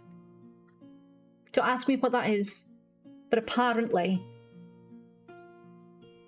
that's what he could discern of her. Ointment. Ah, okay. That's racist. 11111, right? She was gorgeously ugly. She was unsexily sexy. She was impractically practical. She's a fee. She's absolutely a fucking fee. Yeah. Oh, I have no mods. Wait, yes I do. Pierre! I remember that one. So he just burnt his lips on really extra strong hot coffee, apparently. So, Nell to the rescue. She dabbed her middle fingertip into the pot, and it came out with a goblet of yellowish-greyish cream. Tom flinched away when she prepared to smear his mouth with the stuff. Oh, come on, don't be a baby, she scolded playfully. Of course. It's only a mixture of coriander leaf and thorn apple juice, with a few secret ingredients of my own. It's the pig's grease it's boiled up with that makes it look and smell like this. Come on, it'll work, I promise. The pain will soon go, and we'll stop any inflammation before it starts. Got to go on straight away, though, otherwise it'll be no good. Cold water will do, he protested, turning his head away. No, it won't. Trust me, Tom, this will get rid of the pain and heal the burn at the same time. Her voice was soothing and, for some reason he could not fathom, hard to resist. Definitely a fucking fairy. Reluctantly, he faced her and allowed her to smear the sickly-smelling ointment over his lips. I'm just going to say ointment because I can't keep saying that fucking word. The relief was instant and he straightened in surprise. The pain was gone the moment she touched him with the substance. Her face was only inches away from his as she leaned over him, her fingers still poised over his mouth. Her pupils were large within their irises, so that her eyes really were almost totally black, like Moro's when he's in a playful mood, very fucking clearly. In them, he could see the reflections of his own image. He could feel the salve sinking deeper into his lips, as though it were chasing after any lingering pain or infection. With her so close, her breath warm on his cheek, and her smell, like some sweet musky incense carried on a breeze. So puissantly sexual? How do you say that word? Puissantly? Oh my god. Tom felt a warm flush course through him, and the room began to spin, fading as it did so until it felt like only he and the woman existed in the world. There was a hush between them that seemed full of unspoken meaning. Ugh. She drew even closer, and he could not be sure if he hadn't leaned towards her himself. He was mystified, but drawn by her allure. He had no wish to resist. Her lips were only inches from his own, and he noticed they glistened and were so deeply red, so enticing. An excitement made him shiver. His lips brushed against hers, and just as they both began to exert equal pressure, the spell, how appropriate that word, he was to learn later, was broken. He jerked away. She merely stiffened when something smashed against the flagstone floor. She's a fairy. She's absolutely a fucking fairy. She's Herbert. Using King's foil for everything. Maybe the author thinks it's okay to sexually objectify her because she's not human. Maybe. Maybe. So something smashed against the floor, breaking the spell when they had just brushed lips.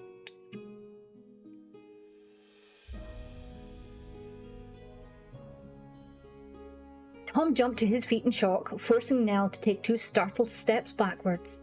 As one, their heads snapped around, their eyes searching. A plate lay shattered nearby on the stone floor in a crazy jigsaw of white pieces. It's Nell's fey boyfriend, he's jealous! The silence that followed was only a little less disturbing than the explosive crash that had preceded it, and Tom quickly understood why. The birds outside had ceased their babble as though they too had been frightened. Even the breeze now seemed reluctant to enter. But stranger than all this, the radio had become silent too. The battery died. Fuck. Tom slowly took his gaze from the broken plate and shifted it to the woman. He was not so much confused as bewildered, for the plate apparently had flown from the dresser shelf, as if self-propelled. It hadn't just dropped.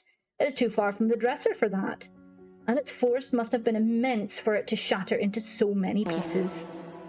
And what was this expression on Nell Quick's face? It wasn't shock, and it wasn't curiosity. No, there was anger in her eyes, and was that fear? Now her eyes sought his as if to gauge his reaction. What the hell was that all about? Perhaps he hoped she might have an answer. A long pause before she replied, the air frighteningly still around them. All sorts of things can happen in old places like this, she offered unconvincingly. Old timber and stone grow weary, they shrink, they expand. Pressures build, she shrugged. Strange things happen. Then, as if anxious to reassure him, perhaps a wind knocked it down.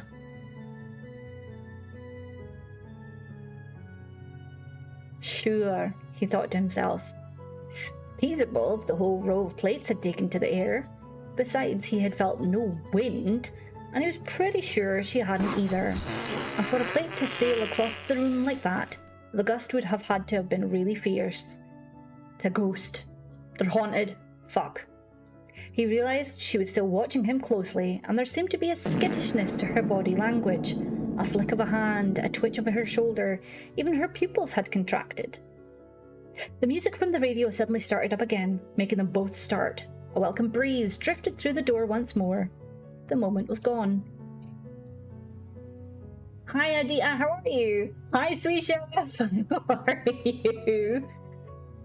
TikTok I was talking about is Atomic Apple Pie. It reviews badly written female characters. Hilarious. I love it. The lack of a Swedish chef makes this a 2 out of 10 book.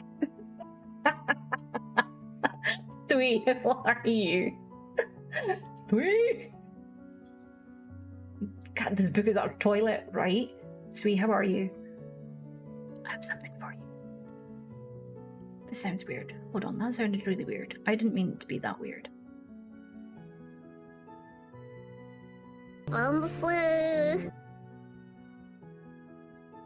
Sweet, please don't ever write your female characters like this.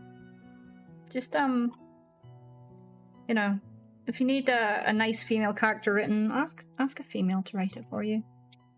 Please don't have your characters boobling through a forest in a white blouse and a gypsy skirt and thonged sandals.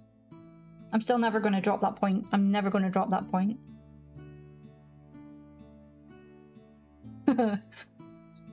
It sounds like a really fucking weird thing to get upset about.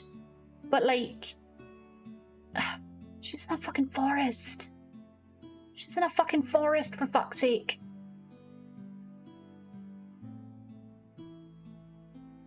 This book is so trash, I love it. This is the true horror.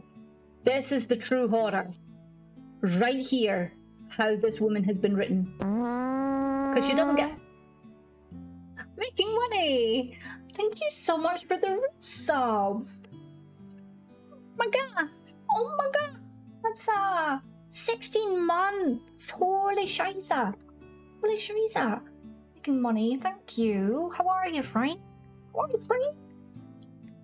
4:30 in the morning. I should go back to sleep and just sit here listening to me babble on about this fucking book. That should put you to sleep. Making money, what colour would you like? Everybody during the month of April gets to pick a colour to put on the chain.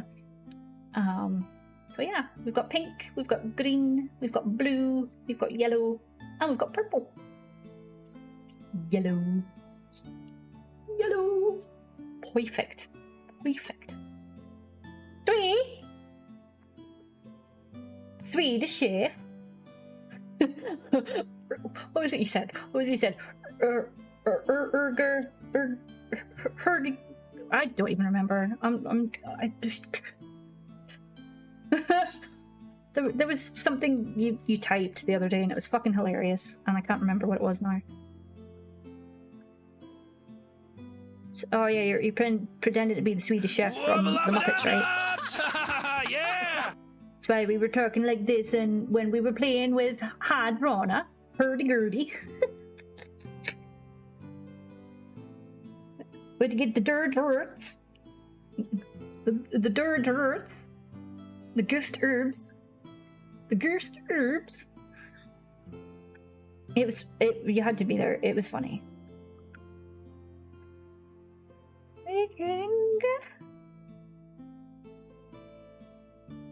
You're good. I'm glad. I'm really glad you're good. Honestly. It's good to see you though. It's good to see you. Anything exciting going on?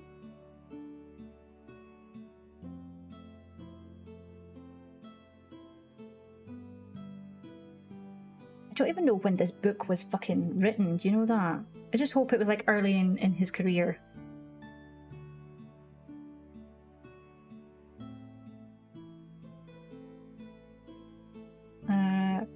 Resub 16 months.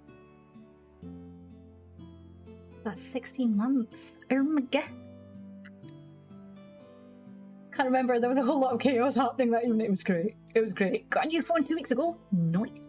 Nice. You don't miss anything different, sweet. Sweet! Oh, that's got yellow on it already. Let's flip around to the side. The side does not have the yellow one. Don't fall, book.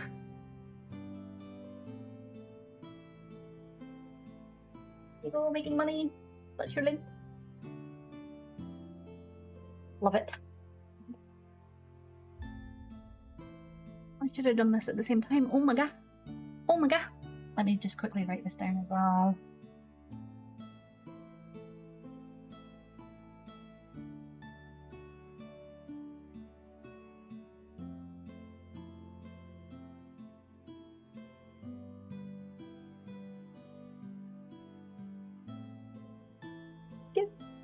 Nightmare Before Christmas. I love Nightmare Before Christmas. It's a bit upsetting because I've got beside Doggo, I've also got 2 of my 3 Oogie Boogies. So you'll see 2 of my 3 Oogie Boogies. Oogie Boogie Boogies. And of course I've got a thing behind me that's also Nightmare Before Christmas. Various things. Don't worry about it. Don't worry about it, gaming.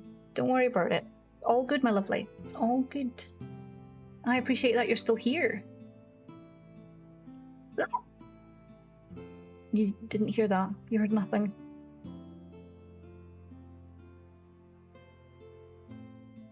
What's I doing?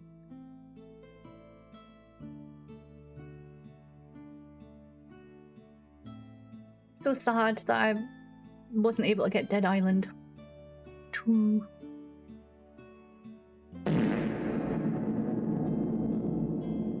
Once was relatively late in his career. Oh shit.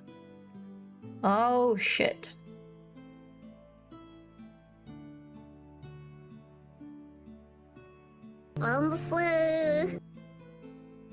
I know. I appreciate it, gaming. I do. You meant this? I love it. I love it. Once was published in 2001. Oh gosh. But that's like Little Misfortune is such a good game. Once we'll maybe have to re-thingy it in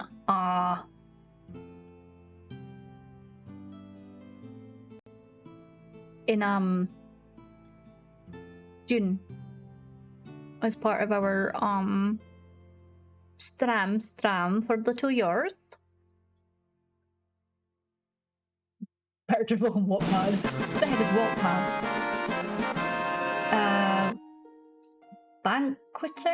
Banqueter. Thank you so much for the follow. Thank you very much. Welcome in.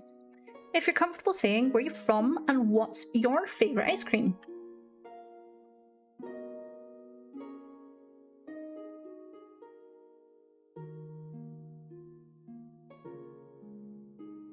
Alright, I'm just. Sweet! Welcome in to the VIP Club. Tis that one. Boop. Boop. Also, welcome Airlift.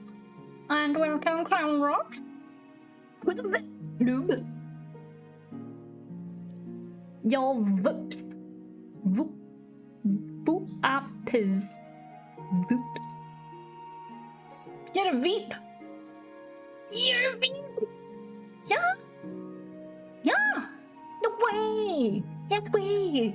Pistachio ice cream and your English. I love it. Did I say your name correctly, Banqueter? I mean, if you don't want the VIP, I can take it away.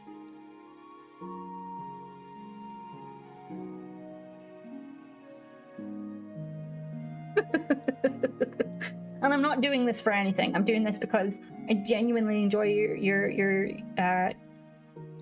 words, companionship, and the fact that you've been incredibly generous to me, and I'm just some twat on the internet. Banter. Okay, that makes more sense now.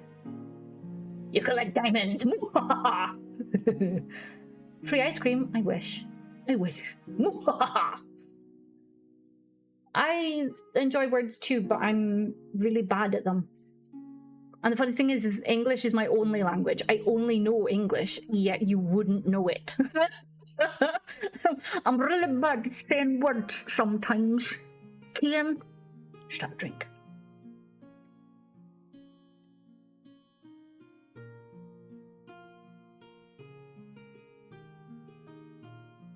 Neat. Gotta shake it up. Difference is, Erlith, it's your second language, so it's fine.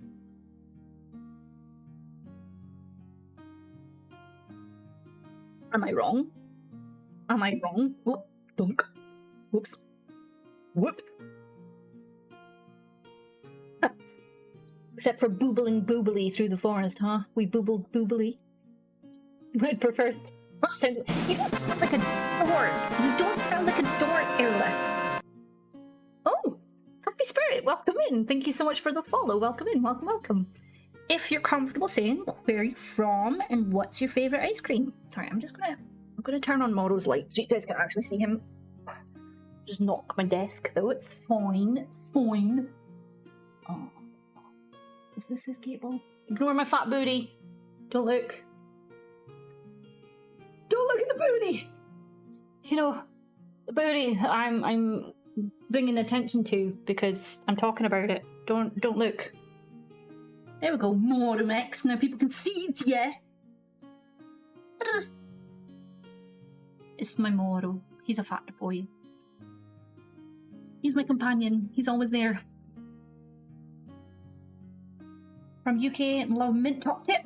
Yes. Oh, Mr. Whippy. Yes. Oh, yes. Made me alt tab.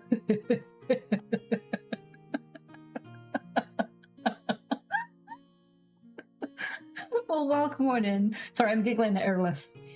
I feel like saying properly is giving us a tad too much credit. Ooh, I get you. So we're just reading James Herbert once. We're also mocking a little bit because the way this woman has been written is frustrating.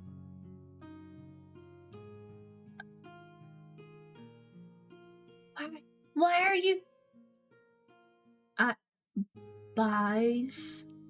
advise eat poo? Butt dish?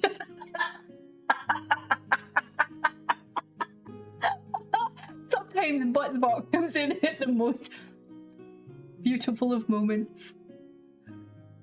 Thanks, Buttsbot. Thanks, Buttsbot. Oh gosh. So we're happy to rip it apart then. That's okay. That's okay. As long as you guys are enjoying. That's all I care about. That's all I care about. We need to quote that. How do I add a quote? It's is it quote add?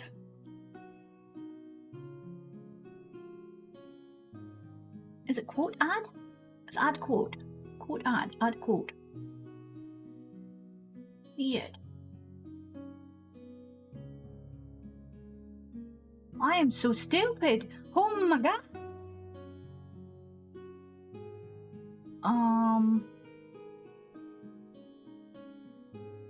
Riding backwards on a dead donkey, I'm not sure I can cope with that. Oh god.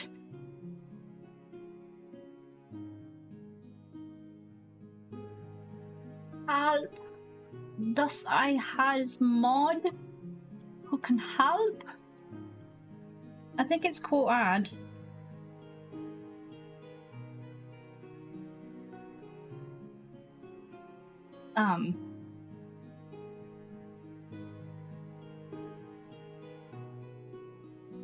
What's the date? We'll just say 2023.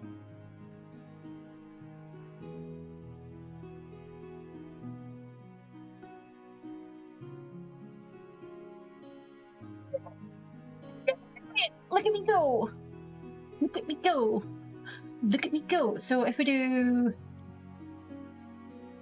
Help if I actually clicked on a thing! Was it quote... 217.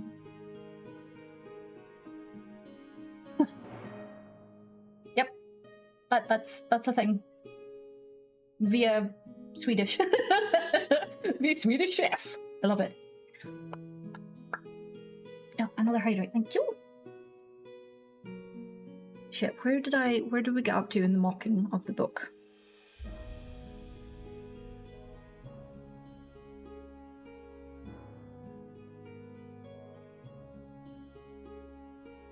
Thank you for a drink.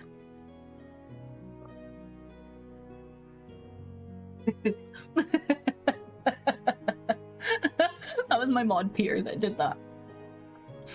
Yeah. Buddy, hi. We don't say that all the time. Just sometimes. Just sometimes. I do have to sleep. It's Monday after all. Good luck, Swedish. Good luck. And thank you for coming on in. I appreciate it. I hope that you're able to go to sleep. I hope it is a restful sleep. And I hope you wake up feeling refreshed and knowing that you are much loved and appreciated. Mwah. Night, Swedish. Oh god. Oh god. Oh god. There's sex scenes? Oh god. Sex scenes in this. You're welcome, Swedish. If we reach one of those, I'm out. I'll let you know. I'll let you know, Madwife. Where were we? We were here. As if nothing untoward had happened, Nell said, I'd best be on my way. Lots to do today. Must look in on Sir Russell. She retrieved the pot of ointment from the table and dropped it into her bag, then went to the small radio, switched it off, and this too was dumped unceremoniously into the canvas bag. Confused, Tom watched. She's more shocked than I am, he thought. She's acting, pretending. Jesus, she can't wait to get out. Dustpan and brush are under the sink, she was pointing back, already on her way to the door.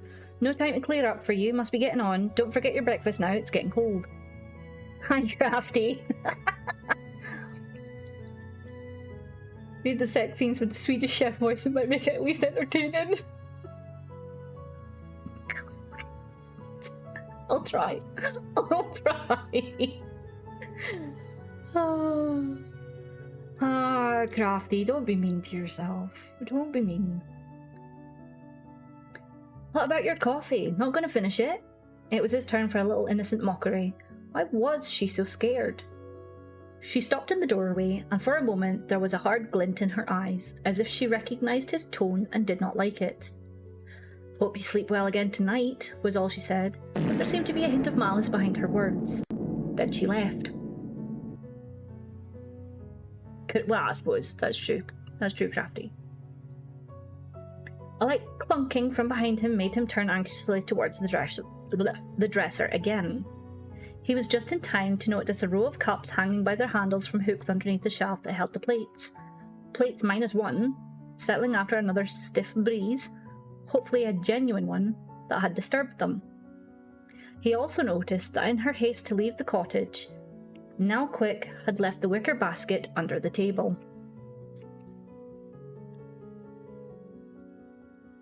That's an actual film, Addy. That's an actual film. It's called Teeth.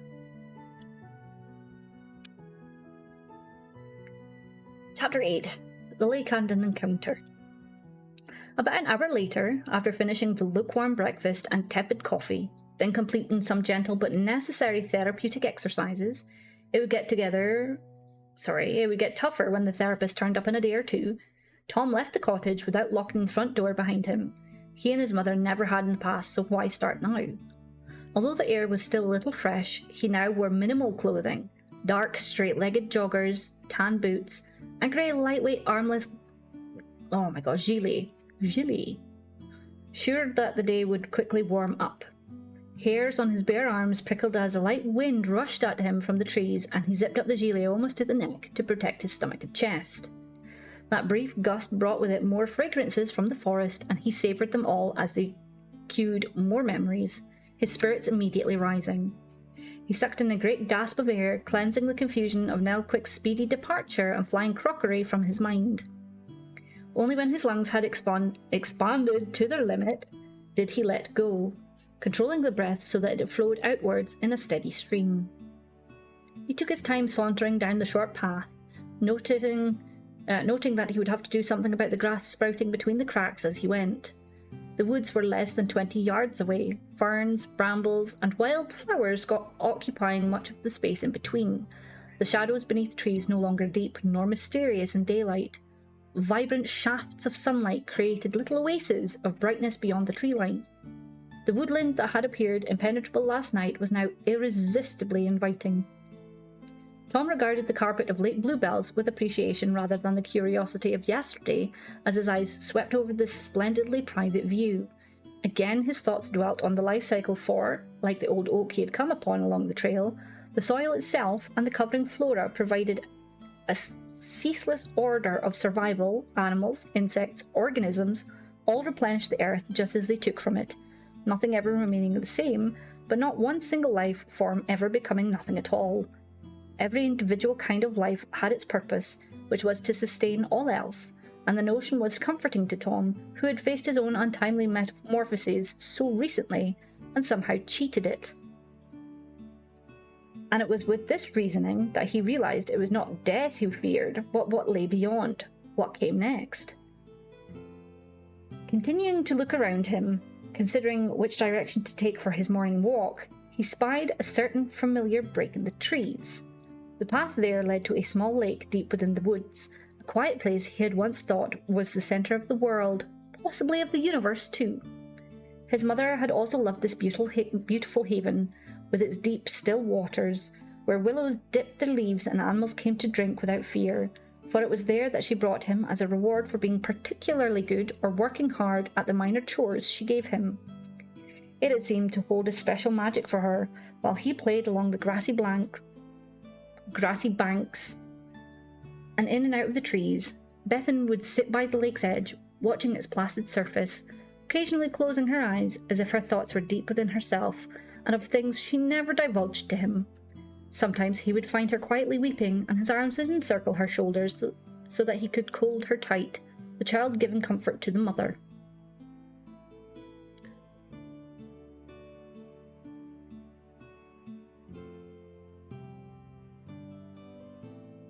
Oh my god, Crafty. Oh my god, Crafty.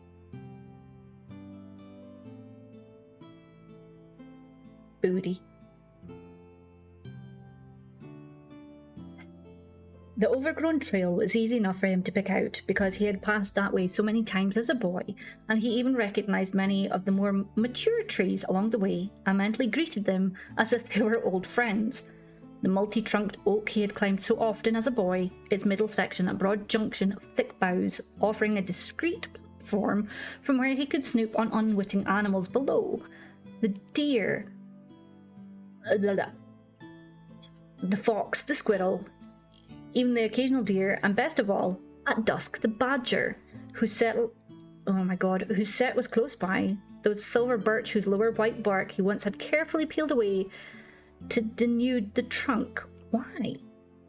The bark had returned over the years, but its discoloured diamond-shaped patches were not as dark, nor as numerous as those in the higher reaches. The beech body he had rested against, the hard-to-rot leaves it had shed in past seasons, providing an inches-deep rug beneath him while he read books and comics, the latter loaned from Hugo, or carved wood with Eric's gift. He spotted tiny coloured moths that were almost invisible to human eye as they flitted among the leaves. There were flowers, the nightshade, forget-me-not, red champion, columbine, varieties and colours that would never fail to make him catch his breath. The familiar sounds, the bird calls, the rustlings of undergrowth, a single cry that might have been a bird or a beast. He saw everything through the eyes of a recovering invalid. All was fresh, new to him, colours vivid, intense, everything appeared more sharply focused. Even sounds were keener, scents more distinctive. Tom experienced it all in the same way he had as a child, before time had dulled senses, or maybe he was high as fuck from the salve that she had put upon his lips. Deeper into the woods he went, every so often touching his lips with tentative fingertips. Surprised there was no pain and no blisters from the scalding coffee. But then, hadn't Bethan used similar salves to treat his scrapes and burns years ago? Colds and fevers had been defeated by potions and broths, chickenpox and measles by herbs and mixtures, tried and tested cures known to country folk for centuries, passed on from generation to generation, but mostly forgotten in this new age of science and genetics. Not forgotten by now, quick though it seemed. That was a wet one. His thoughts lingered on his slightly odd but attractive visitor that morning. Why had she fled the cottage so quickly when the plate had smashed to the floor? And just before that incident, they had been about to kiss. There was no question that she had flirted with him from the moment she'd arrived, and he had to wonder why. They were complete strangers to each other, so why would she move in so fast? It wasn't a regular occurrence for him, that was for sure. Maybe she was just the friendly type. Yes, because a woman being friendly equals flirting. My fucking god. Ugh. Ugh. Living room cleaned up, fridge cleaned out, bedroom picked up, and laundry put away. Holy shit, gang. Well done. Yorkshire is a Hello? good boy. My favorite little pirate. Yorkshire is a good boy.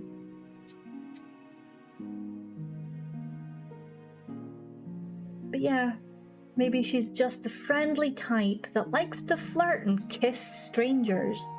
Because, you know, that's what us women type do. That's why these poor menfolk are always confused, because women greet men with flirting and kisses.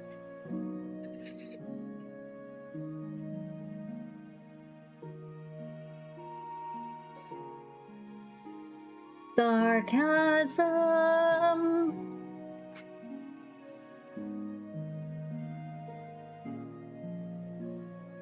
He grinned to himself. Yep, no question there. Then he remembered that she'd known immediately where the dustpan and brush were kept. Did that mean she'd visited the cottage before? Was she the one who had prepared the place for his arrival? If so, he wished Hugo had warned him about her. Maybe then he wouldn't have been so unprepared. He trekked on, moving ferns and thin branches aside with the cane as he went, musing on that morning's and the previous night's events. Occasionally, he disturbed some small creature on the ground and would wait patiently until it had scuttled away to safety, or a bird would fly across his path, shrieking a warning to watch himself in its territory.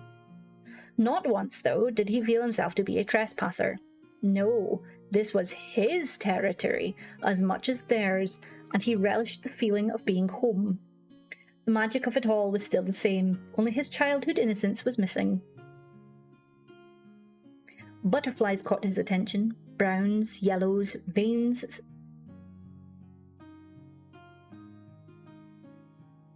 What? Nacids? No idea. And others, as they flitted about the woodland strawberries, and birdsong began to fill his head. He looked for, and soon found, the tree along the trail where an owl used to live. Creature not at all shy when the boy ambled by its roosting hole and hooted or kicked up at it, merely returning a round-eyed, expressionless stare as it waited for dusk to give way to night, the beast walking below too large for consumption and not large enough to fear. Tom wondered if the tawny owl was still in residence, or had it died long ago in his absence. Perhaps it had been replaced by another of its breed, maybe its own offspring. Tom sucked in a great draught of air, appreciating, after so many years of city life, just what fresh air really tasted like. It took another 20 minutes to reach the lake, a boyhood journey of no more than 7 minutes of breathless running, and when he came upon it, he stood perfectly still, favouring his right leg, unaware of the smile that had lit up his face, the shine that was in his eyes. Nothing had changed, except that the lake seemed to be smaller, but then wasn't everything big when you were little? It was still a sleepy, tranquil paradise, with trees rimming the banks. Rimming. A golden willow overhang the water lilies floating on its surface. Flowering plants filled the edges like herbaceous borders, wasps buzzing around them and sounding like miniature chainsaws in the morning quietness. Tiny circles softly rippled the lake's placid surface here and there as a fish below snatched floating food. Swifts and swallows dashed over the mirror face, wings creating hardly a stir as the birds hunted flies. In colours of green, ochre and glittering blue, dragonflies hovered low like hummingbirds, poised to strike, and, having struck, disappeared from sight, their speed the secret of their implausible vanishing act.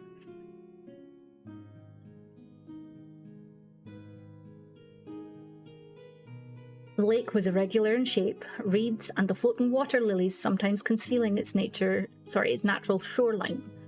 From the far bank there came the metallic twicking of of yellow whammers. Of yellow whammers? What the fuck is a yellow whammer? Is that a bird? A breeze rippled the flat water, and perhaps it was the sweet aroma of willow herb that came with it that reminded him of a time when life was simple and insecurity an unknown thing. Or maybe it was the warm breath of air against his cheek, so like the sensation that preceded his mother's kiss, that brought the feeling to him. Something distracted him, and at first he could not be sure if it had been a sound or a sudden sense of no longer being alone. Inexplicably, oh my god, and worryingly, a mist descended behind his eyes, and dizziness almost sent him to his knees. He leaned heavily on his cane, saving himself, and the sensation, as well as the illusionary mist, quickly passed. And then he most definitely heard something, a disturbance that was close by. But when he looked around, he saw nothing unusual. Nothing about the blissful scene before him was different, yet all had changed. He felt disorientated, as if he had just arrived at the place he knew, but from a different approach, so that nothing seemed the same as he remembered. The sound he heard was vaguely familiar, though. It was the high-pitched yet oh my god, what the fuck is with these stupid words? Mellifluous whistling that had come to him as he had walked through the woods towards Little Bracken only yesterday. He leaned towards its source, his eyes squinting. The foliage was dense, but through the gaps he saw what looked like flickering lights. They had to be tiny, for none filled the holes through which they could be seen, and perhaps they did not flicker, but merely gave the illusion as leaves wavered before them. They shone just as brightly as they had last night. Tom knew they were those same lights, akin to fireflies, only in that they glowed as they flitted to and fro, something telling him, something he sensed telling him, that they bore no relation to any physical insect, that they were not a natural species, and that they could not possibly be real. Twice before he had observed them, but now, as if with the familiarity, their sound was more distinct, more defined. Tom realised that it was this kind of singing that he could hear, faint, tiny voices unlike any he had ever heard before. Or, if he had forgotten, that rose and ebbed in a weird but euphonic fluty harmony. As if mesmerised, he took robot-like steps towards the bushes that screened them, cane forgotten in his hand, limp, imperceptible. His footsteps were soundless on the mushy forest floor, and his breath was held so that his approach was almost silent. His eyes were focused only on the lights as they flashed behind the broken wall of leaves ahead. His ears no longer acknowledged any extraneous noises, for his attention was centred purely on what lay before the leafy cover. His feet narrowly missed brittle twigs which, if broken, might have announced his presence. The tip of his cane was raised inches above any exposed tree root that might have caught it. Breathing was held in abeyance. As he drew closer to the rough barrier, his free hand began to stretch forward. His fingertips touched the leaves and gently, and so very slowly, drew them apart. His quick gasp for air was barely audible. Hi, Aries!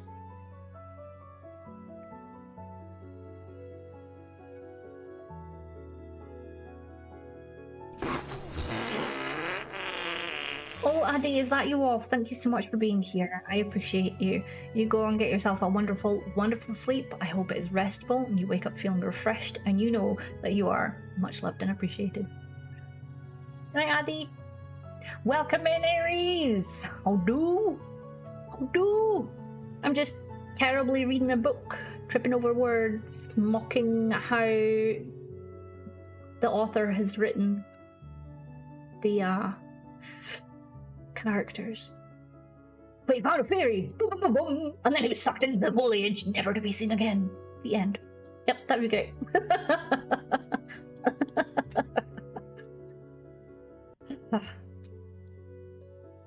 Although the lights were mostly a candescent white at their nucleus, their peripheries appeared to take in every hue in the spectrum, from purples to violets, greens to blues, reds to oranges, yellows and golds, and they sparkled as they zipped through the air like brilliant insects in a spectacular display. Like the dragonflies he had watched over the lake, they sometimes hovered, their brightness momentarily subdued, and it was then that Tom could just make out the blur of their tiny, almost pellucid wings. I'm fairly certain I'm saying a lot of these words incorrectly. I'm sorry. And fell through a fairy ring and re-emerged 400 years later. Right. Who is Herbert and why is Herbert? I don't know, and I'm unsure.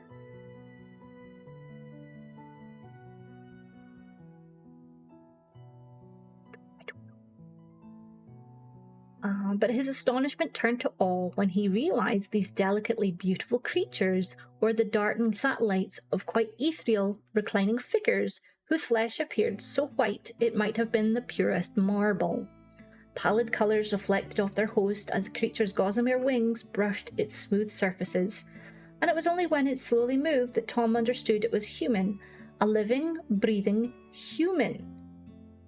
And when he leaned closer still and shaded his eyes against the dazzling lights, he saw then that it was a woman.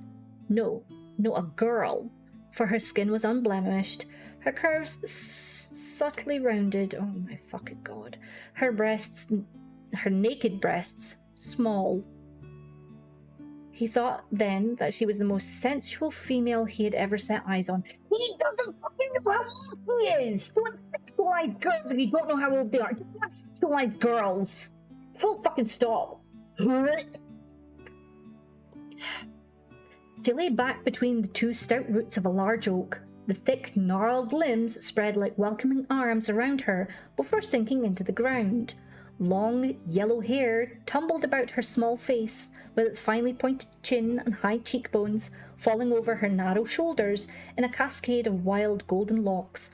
Closed eyes were slightly tilted, their lashes long and dark, her lips parted, and they were pink and moist, for she was in passion. She drew in soft, hasty gasps, and her slender body writhed languidly. He realized her eyes were closed in ecstasy. Her body was slight, and her breasts, although small, and their tips prepubescently pink. Oh, fuck off. Seriously, fuck off. This is making me feel gross. This is actually making me feel gross.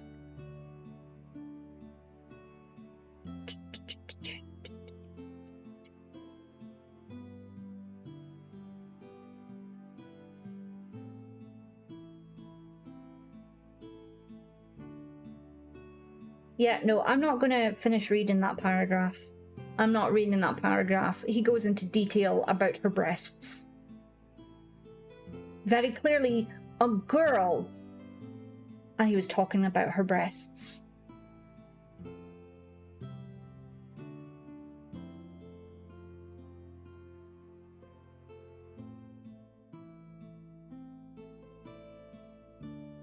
The words mature and beautifully formed are used to describe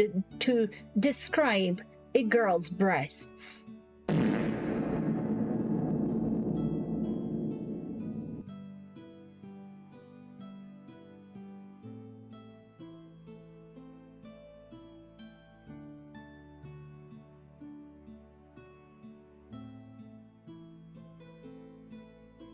so sorry.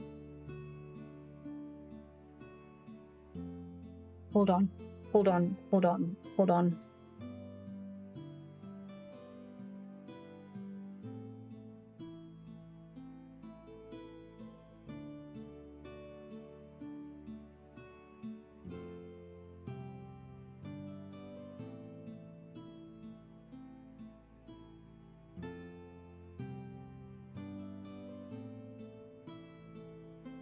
He's watching a girl get off.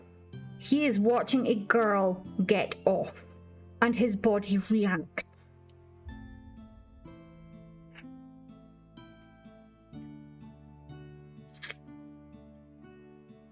Then further down to the hairless, not shaven, for there was no shadow.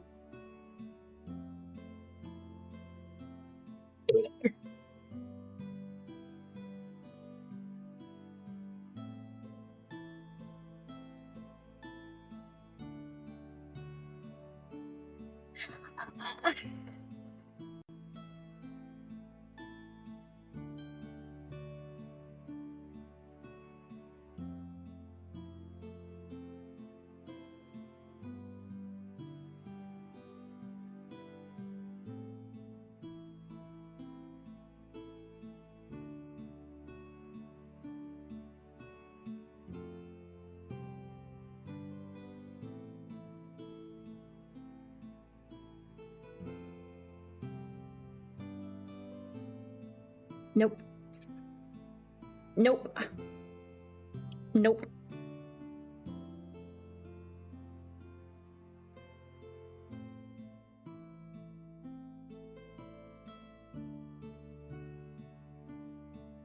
Diminutive human forms he could see. Hold on, let's see.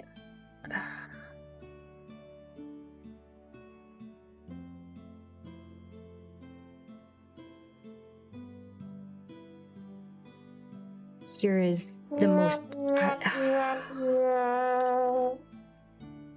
Mega! Wait. Hi, Cheeks!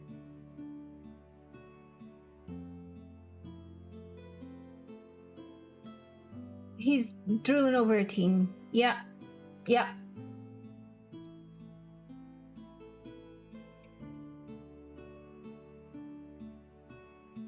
Yep. I was excited to read this book because I read all of the thingies about it, and it sounded great.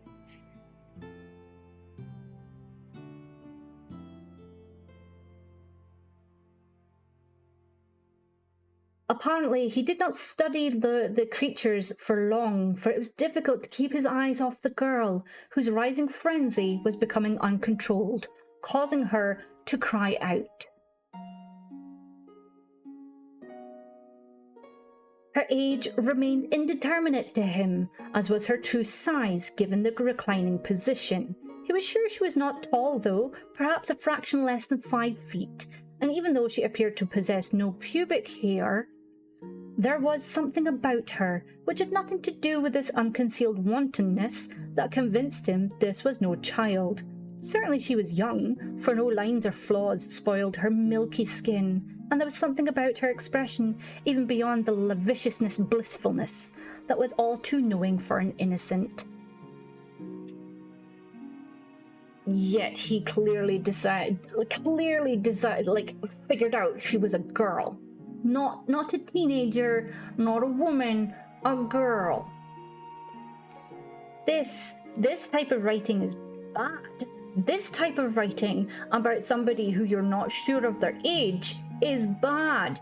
If he had determined that she was indeed of legal age, then okay, it'd be uncomfortable to read, but it wouldn't be a problem because she would be of legal age. Uncomfortable still because there is no, consent. He's just very clearly watching her like a creep. As she fingers herself, but he puts it so eloquently.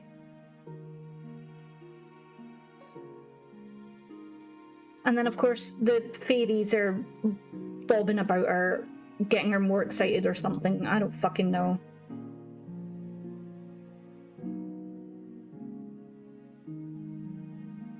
And he calls her vaginal area a well.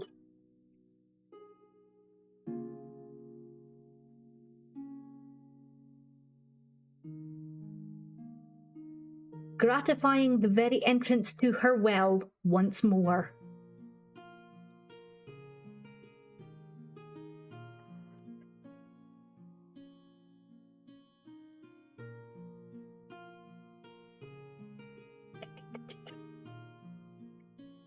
The high-pitched musical sounds and the dashing lights of her tiny cohorts almost hypnotizing, as intoxicating as the sight of this lovely young girl herself.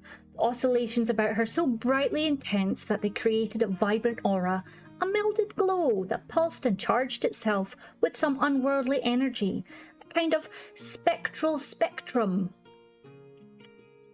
And all the while Tom gazed in awe, seduced and stirred by the sight, although not sure if he were hallucinating. as this wondrously sexual female squirmed and uttered sighs and moans in the discreet sun-dappled clearing, her golden hair, now damp at its edges, falling over her face, lank tips touching her little breasts, her smooth stomach heaving with exertion and pleasure. Her sleek thighs opening and closing around her hands as if to pressure them.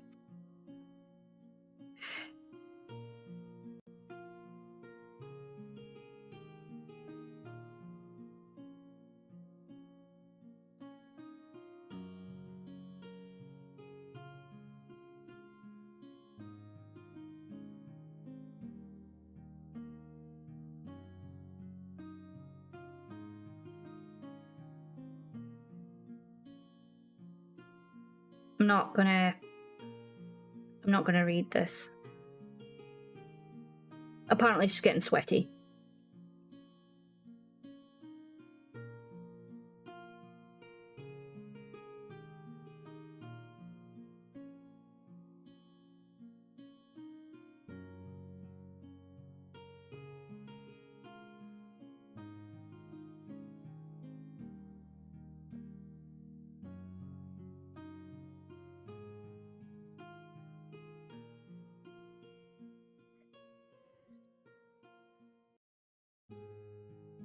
Soft murmurs came from her as her excitement calmed, her body relaxed. One knee was raised at an angle, her other leg straight before her, her fine slim hands remaining at her centre as if for comfort and certainly not for modesty. Her eyes were closed once more as she raised her face to the sun, and her breathing gradually slowed, became less laboured.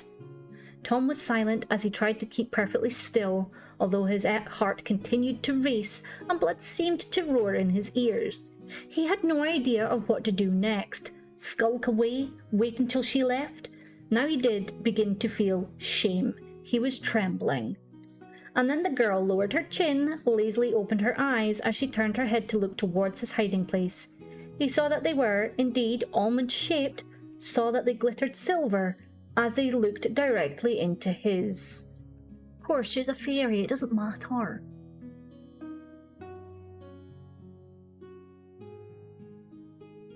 Manhunt is a good book if you're not squeamish about genitals and descriptive lesbian sex, as long as it's, you know...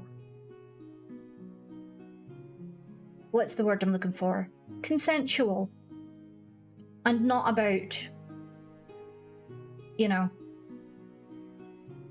a girl in the woods giving you a boner as you watch her play with herself.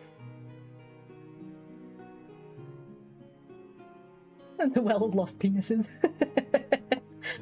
Now I'm picturing someone yelling into a vagina. Thanks. See, it wouldn't be a problem if it was a 19-year-old fae gang, but the fact that they didn't think that she was a woman, no, she was a girl. Girl. And then going into disgusting, frankly disgusting detail about her breasts and her tip.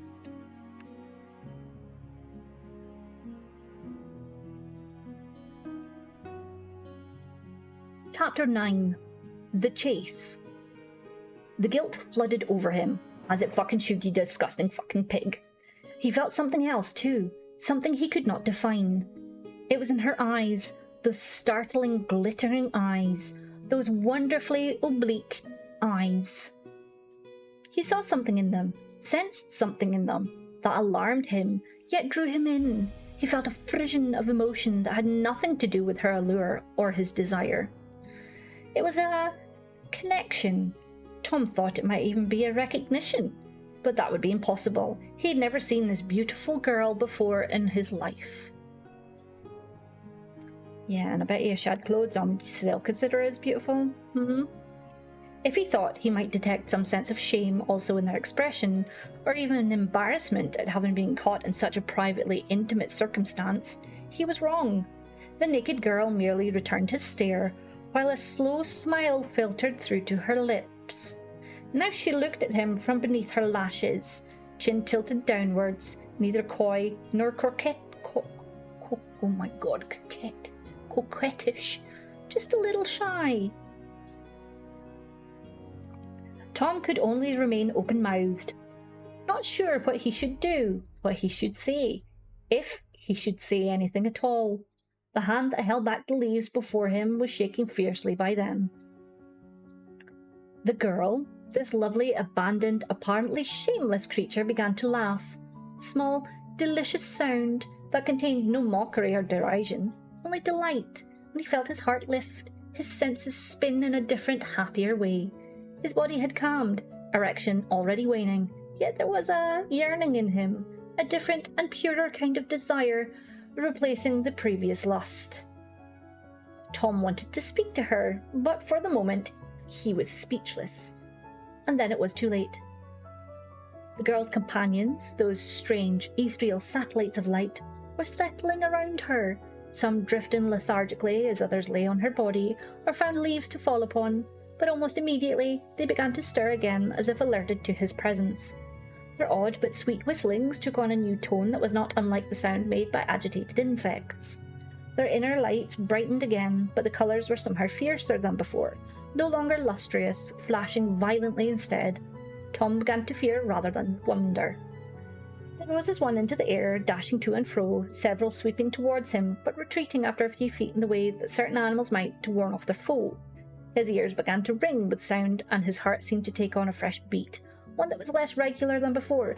Can all women and, people who identify as, terrified of these perverts, can we all get those, please? Can we all get those little fairy type things that can just go and attack assholes at any moment? Maybe? That'd be great, thanks. About turfs and testosterone during turning men into rabid animals that rape and murder women. It's about 2 trans women and their survival. Oh wow. We have weird vaginal magic, right?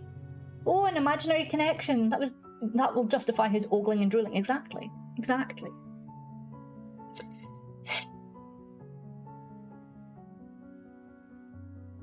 Something he could not see crashed into the other side of the bush he was hiding behind, and Tom staggered backwards, surprised and not a little dismayed.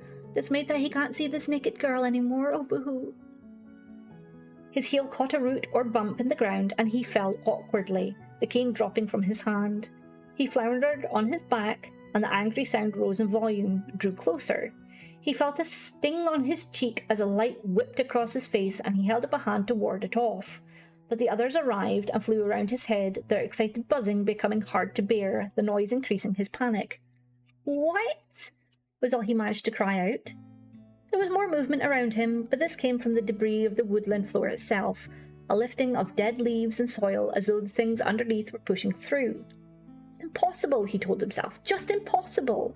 The disturbance wasn't only in one location, but in several scattered moving mounds, brittle leaves slithering off them. What? He murmured the question this time. It was like one of those late-night horror movies on TV where rotten arms and fleshless fingers burst through the soil and the observer can only watch in frozen horror. Too bloody daft to show earlier in the evening, and only good after a few pints in the pub beforehand, and you were ready for a good laugh. Only this wasn't funny. This was for real. He twisted round, got a knee under him, crouched. A brown, grimy bump emerged from the earth nearby, clods of dirt crumbling away from it, and then, oh dear God, a pair of eyes. A nose followed the eyes, the glaring, malevolent, slitted eyes, and it was a nose that started high on the forehead and was large and pointed, the nostrils swelling to fill half of the creature's face. That's big nostrils. The head tossed and wriggled, the thin neck stretched and strained, as the thing worked its way out of the earth like a small beast struggling to escape a tight womb. Oh, for God's sake. And all the while its yellow glare was fastened on Tom. Tom yelped when the claws of a minuscule scaly hand, a monkey's paw of a hand, dug into his own, which was flat against the ground, fingers splayed to support himself as he knelt. So fixed were his eyes on the emerging thing a few feet away that he had failed to notice another creature rising beside him. In astonishment, he watched as beads of blood seep through the skin where the nails had scratched him. Instantly, in a reaction that required no further thought, he was on his feet, and when he saw other pygmy heads with baleful eyes focused solely on him, mounds of earth, 10 a dozen, Christ, 20 at least, Rising from the ground behind him, he broke into a run, but came to a halt almost immediately when a brown head mounted on narrow scrawny shoulders blocked his way. He took a different direction, but stopped again as yet another thing rose in front of him. The creature's mouth downturned, almost mournful, its teeth like needles, its expression wicked. Yeah, see, don't piss off the forest fae. Don't look at naked ladies having fun in the fucking in the fucking trees. Don't do it. Don't piss off the fae, okay? Okay? They're called taser guns. Headline: Forest murders pervert. Right?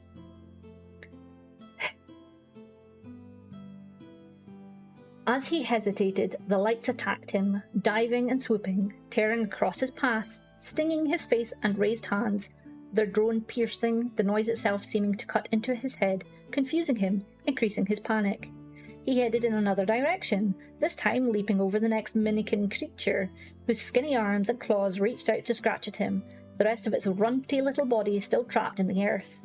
Tom ran and kept running, without looking back, without realising his limp had gone, sheer fright and the desire to leave this bad dream far behind driving him onwards. But the nightmare followed.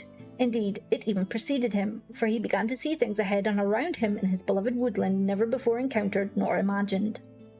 A tangle of spiky brambles and intertwined branches appeared to be a shadow tumbly of limbs and faces, entwined bodies from which evil-looking eyes peered out at him. An old oak that had fascinated him as a child, with its rough and rutted trunk, its gnarled bumps and whorls that invoked a myriad of images of faces, now seemed sinister. Its great branches contorted to reach down for him, perhaps to grab at him as he ran by and crush him in a cruel embrace. The faces he had once imagined were really there now, features pronounced and mouths grinning at him, calling silently, eyes of wrinkled bark blind but somehow seeing him. Little figures that had sat in the grass beside the trail turned doll-sized heads to watch his flight, and although he did not return their stares, he was concentrating too hard on the way ahead. He caught impressions of narrow faces with mouths too wide, long pointed ears that resembled wings, mean sloping eyes and noses that were too large or too small, or no noses at all but slitty apertures that must have been nostrils. Most appeared to be naked, their flesh pale, coloured green or muddy, some even blue. Others had bodies so misshapen, limbs so tortured, and countenances so wickedly cunning that they could only be described as grotesques. He's running through the forest, watching ahead, but yet he can see all this detail. Like, when I'm fucking running in terror, I'm running in fucking terror. I ain't paying attention to what the fuck is going on around me. Like, come on, come on. What happened since Nell left him all befuddled? Yeah, he's just off his fucking tits on shrooms, that's what I'm hoping. Although startling, it was fleeting, for Tom had no wish to slow his pace, no desire to linger in this terrible place that once had been so wonderful for him. Shapes with wings, these were not the shiny little creatures of earlier, for they were larger and with no incandescence, fluttered against his face like attacking bats, their touch sharp and harsh, sharp like razor blades. He swiped them away with frantic hands, expecting his flesh to be cut into ribbons, but although the skin stung where he made contact, there were no wounds or blood. The assailants quickly fell away, and he thought he heard, perhaps he imagined, fading laughter. He staggered onwards, stumbling occasionally over the uneven ground or tree roots, creeping trailers across the path of falling branches, and he had the crazy notion that these things were deliberately trying to trip him. That ridiculous thought led him to wonder if the hemorrhage to his brain had not only done even more damage than was originally thought. Had the damage created all sorts of post-chemical malfunctions inside his head? Disruptions that created hallucinations? Maybe it was something to do with the drugs they had fed him in the aftermath of the stroke. Maybe he was just going crazy. He kept moving, hobbling now, left foot already turned inwards, left arm bent at the elbow, hand dangling, held to his side. His gait had become ungainly, a clumsy lope. Tom tried to focus on the uncertain path, ignoring sly movements in the undergrowth on either side and the low whispering and giggling that seemed to be following him, just as he had decided to ignore his own nagging questions. It matters not at all if this was mere illusion. The fear was genuine. as was the desperate need to get back to Little Bracken where he had always been safe, where Bethan had promised him nothing nasty could ever enter. But it was a long way home, an awful long way, and he was already beginning to flag. As he passed beneath a low-hanging tree branch, something grabbed at his hair. He uttered a single cry as steely fingers curled into the roots, and a shout of pain followed that cry as he pulled away and stumbled on, sure that hair had been yanked from his scalp. Tom thought he heard someone snicker, a coarse, throaty kind of closed cackle that terrorised him even more because it contained so much threat. Panic, haste, pumping adrenaline made his vision almost kaleidoscopic. A jumbled medley of colours and movement, and his breathing was difficult, the exertion spoiling its rhythm. Glancing behind him did not help his confusion, and he had to look again because, even though his sight was muddied, there were no pursuers. The trail behind him was empty. The surprise sent him veering off the path, crashing into the undergrowth and nearly smacking into the thick trunk of an elm. His failing hand caught something attached to a low bough, and he went down. He rested there on hands and knees, shocked and winded, shoulders heaving as he sucked in air, and something flashed across his downturned face. He heard the sharp buzzing sound that was different from before, and another tiny flying thing, although it could have been the same one, skimmed across his cheek. Suddenly, there were more than one or two, and suddenly there were, more suddenly, there was a swarm of them, and he quickly understood that these were not the same as the creatures that had chased him from the lake. These were far less exotic, and certainly not hallucinatory. They were bees. No, they were wasps, and he realised that the earthy mound that his hand had clipped on the low-hanging bough was the hardened pulp of a wasp's nest. He had frightened them into believing they were under attack, and now they were reacting instinctively. They were counter-attacking, defending their queens and their home. Within seconds, the air around him was filled with long black and yellow striped bodies and the sound of their fury. That's what you get, you fucking peeping Tom. Literally. He felt the first sting, quickly followed by the second, and then a third. Then he lost count. The poisoned barbs stabbed the skin of his face and waving hands, his bare arms, his neck, anywhere that was exposed. Tom gasped at the sudden needle pricks of agonising pain. Some of the wounds were already going numb, beginning to swell, and he scrambled to his feet and kept moving, afraid that if he fell again, he would be at their mercy. Pain and exhaustion would render him helpless. He knew he had to find refuge, and quickly, had to get home. An eyelid half closed, the sharpness of the sting making him cry out. Tom held his hands up to his face, frightened that he might be blinded and completely defenceless. He slapped at the little whining bodies, feeling them reel from the blows, but never for long. Always they came back at him, attacking, stinging, for these were the female wasps, the dangerous kind, who would not give up their attack until each one was exhausted and the enemy vanquished. He had never been inordinately sensitive to wasp stings. As a boy, he had suffered more than a few, but with so many of them injecting their venom into him, he feared that he might go into an allergic shock, and that in his debilitated state, it might even kill him. He screamed at them, still flailing his arms, staggering into bushes, glancing off trees, the agony of their jabs driving into him, or rather than dragging him down, each separate stab causing an involuntary spasm. He knew that if he fell, if he tripped, or fatigue brought him to his knees, then he would be in serious trouble.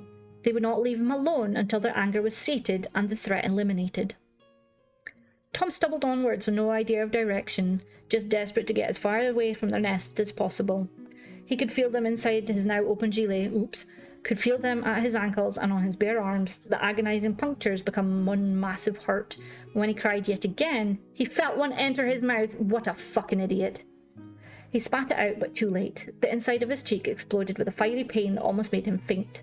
With sheer force of will, Tom remained upright, and he used his own anger, the thought that such vicious little bastards could torment him in this way, to drive himself on. He needed to find shelter, and find it fast, but he had no idea how far away he was from Little Bracken, or even if he was going in the right way, for he had to hold his hands to his eyes to protect them, the throbbing left eyelid already shutting tight of its own accord. So he just loped onwards, foot dragging, praying for the attack to stop, tempted to lie down and curl into a tight ball, using his shirt and arms to cover his head and face, but he knew the wasps would be relentless, that they would keep up their attack until he was unconscious, and that if that did happen, if he passed out, then he would be entirely at their mercy. Then, through the gaps between his protective swelling fingers, he glimpsed a sight that was completely unexpected. Only a few yards ahead was a broad expanse of calm water. Somehow he had arrived back at the lake. Blindness and agony had driven him in a wide circle so that he had unwittingly, but also fortunately, returned to the lake.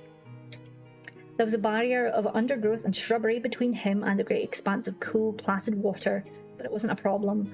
Tom smashed his way through, brushing away obstacles with his hands, treading down leafy plants, the air around him almost black with the swarm, and then he was in the clear, staggering down the gentle incline of the bank until his boots were squelching mud and splashing water.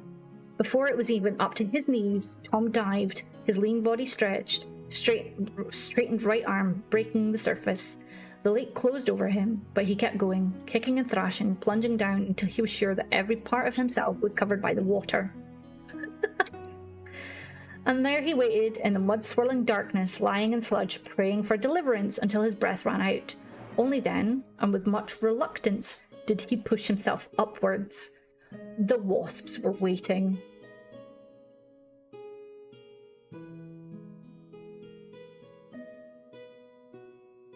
Thank you, Becca. I appreciate you. You a movie date? Yes.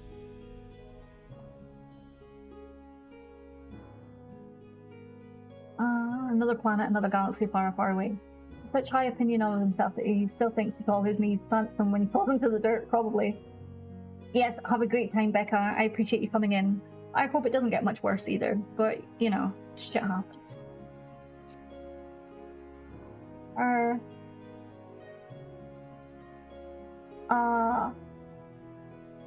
Allah may bless you, sister. I appreciate that. Welcome in. Sorry I can't pronounce your name. I have some trouble pronouncing certain names. So if there's a name that you would prefer, you know, let me know. But I appreciate you coming in. Thank you so much. I might have to after listening to this, yeah? I don't read the Quran. I don't read any religious texts, to be honest with you. But that doesn't mean to say that people who do are not welcome here, because you are. Everybody's welcome in here. And I hope that your day is going great.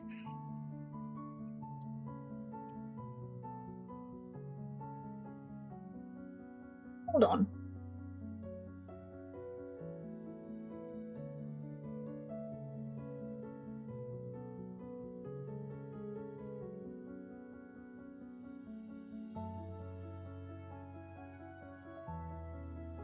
Chapter 10, The Way Back. It might have been the pain that roused him, or it might just have been time for consciousness to reassert itself. Could have been both. Tom felt as though his body, his whole body, was on fire. No, it was worse than that. He felt as if his blood was on fire, molten streams coursing through his veins, carrying the broiling lava to every part, every extremity. Even the inside of his mouth burned white heat. He groaned and barely heard his own sound, for his senses were still gathering themselves. He tried to move, and the movement was stiff, clumsy, as if his limbs were fettered. His fingers curled into soft, damp soil. I could use an ear wash. I'm sorry.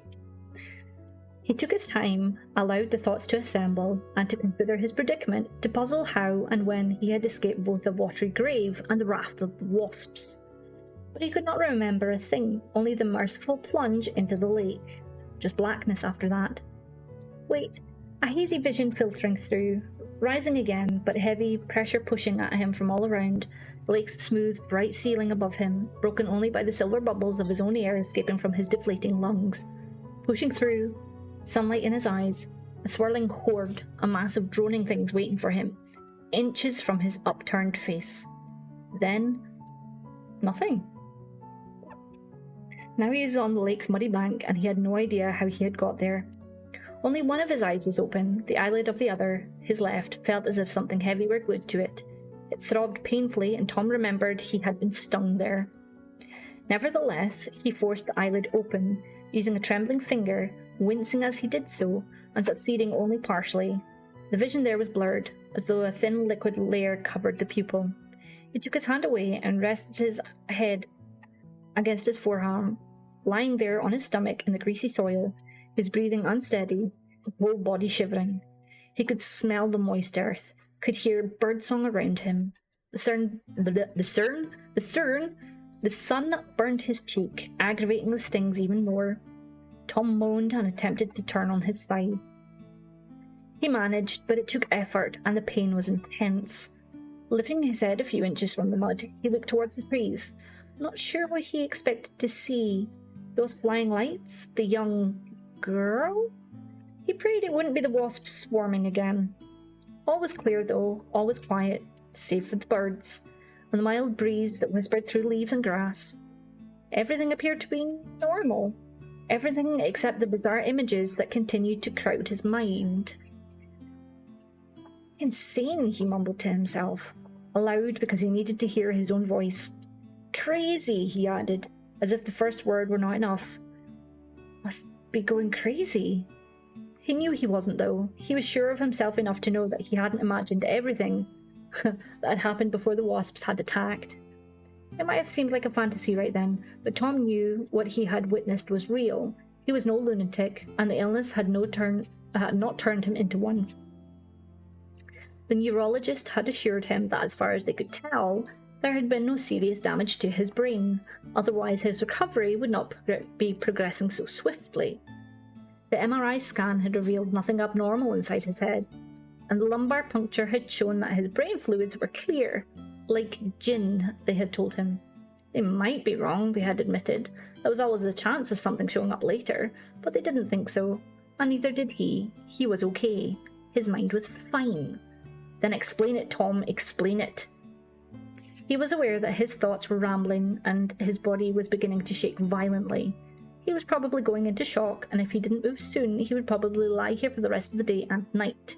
And if that were the case, then he'd really be in trouble. Have to get home, he instructed himself, speaking aloud because he felt it was necessary. Get back, use the phone. Tom cursed himself for not bringing the mobile with him. He'd wanted to get away from everything and everyone, find his own space, enjoy the absence of well-meaning but interfering people. Wanted to reclaim his life in his own way. Big mistake today, pal. Oh yeah, big one.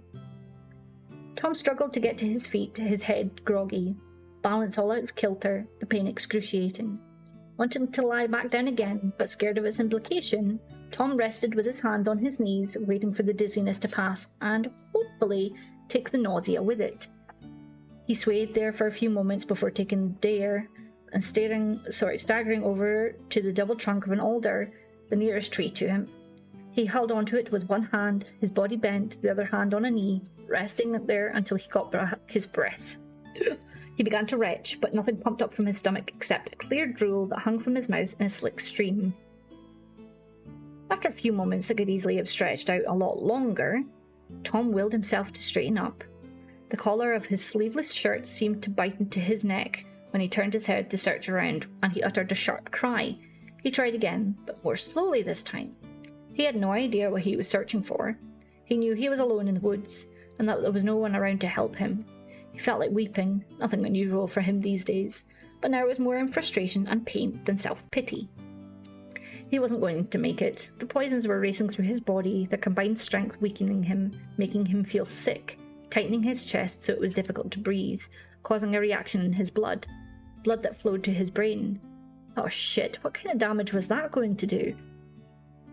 Tom pushed away from the tree, forcing himself to stand straight and draw in deep, shuddering breaths, despite the restriction in his chest. After wiping drool from his mouth with a shaking hand, he made to walk towards the trail that had brought him here to the lake. It was an optimistic move, far too bold for one in his state, and his legs, particularly the left one, almost gave way beneath him. He managed to catch himself, halting for a second or two, just long enough to regain his balance. Then on again, foot dragging, bent arm rigid against his stomach, moving woodenly but determinedly, closing his mind to the swellings, the unreasonable sense of venom rushing through his veins and arteries, concentrating on the way ahead. He lost count of how many times he fell and picked himself up again. He lost all sense of time. He lost all sense of reality also, the woodland around him a confusing place, the hot pain of his entire body all-consuming, making him feverish. One clear image kept him moving, though. A light that danced ahead of him, neither within never within catching distance, always just beyond reach, and his tormented mind told him that he might as well follow it, follow the star, for he had nothing better to do, nowhere else to go, and as long as his stiffening legs kept moving and his one good eye, the other no more than a Popeye's squint, kept seeing the floating light, the pretty, oh so pretty little light, then sure he would follow, because for God's sake at the moment this was the only friend he had in this lonely wilderness. The insects didn't like him, and the trees, these trees on either side of the path, well, they didn't like him, because they were scowling and the branches were trying to scratch him as he went by. Maybe they were trying to grab him like before, and maybe the trees were in league with those horrible little monster monkeys that lived in the earth. Horrible little midget things which tried to catch him and which had sent wasps after him. Bastard little venomous wasps that had tried to sting him to death. But he'd been too smart for them. He jumped into the lake. The lake where he'd first seen the girl, the beautiful, wondrous girl, who had, he knew she had, sent him the light, the little dancing light, to guide him home. In his delirium, Tom failed to notice that he had strayed from the original path and wandered off onto the one so even more obscure, a way that perhaps could only be familiar to woodland creatures. A path that, although he was not yet to know this, led more quickly to Little Bracken. Of course! Of course!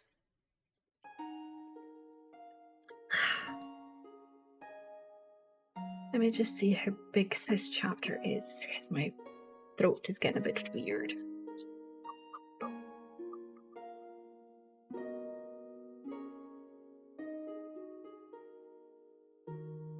Okay, a couple of pages, not too many.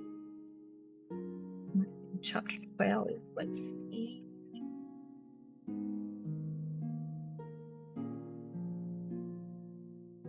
Okay, we'll read 2 more chapters. They're not very big, and then we'll leave it there. Chapter 11, Awakening.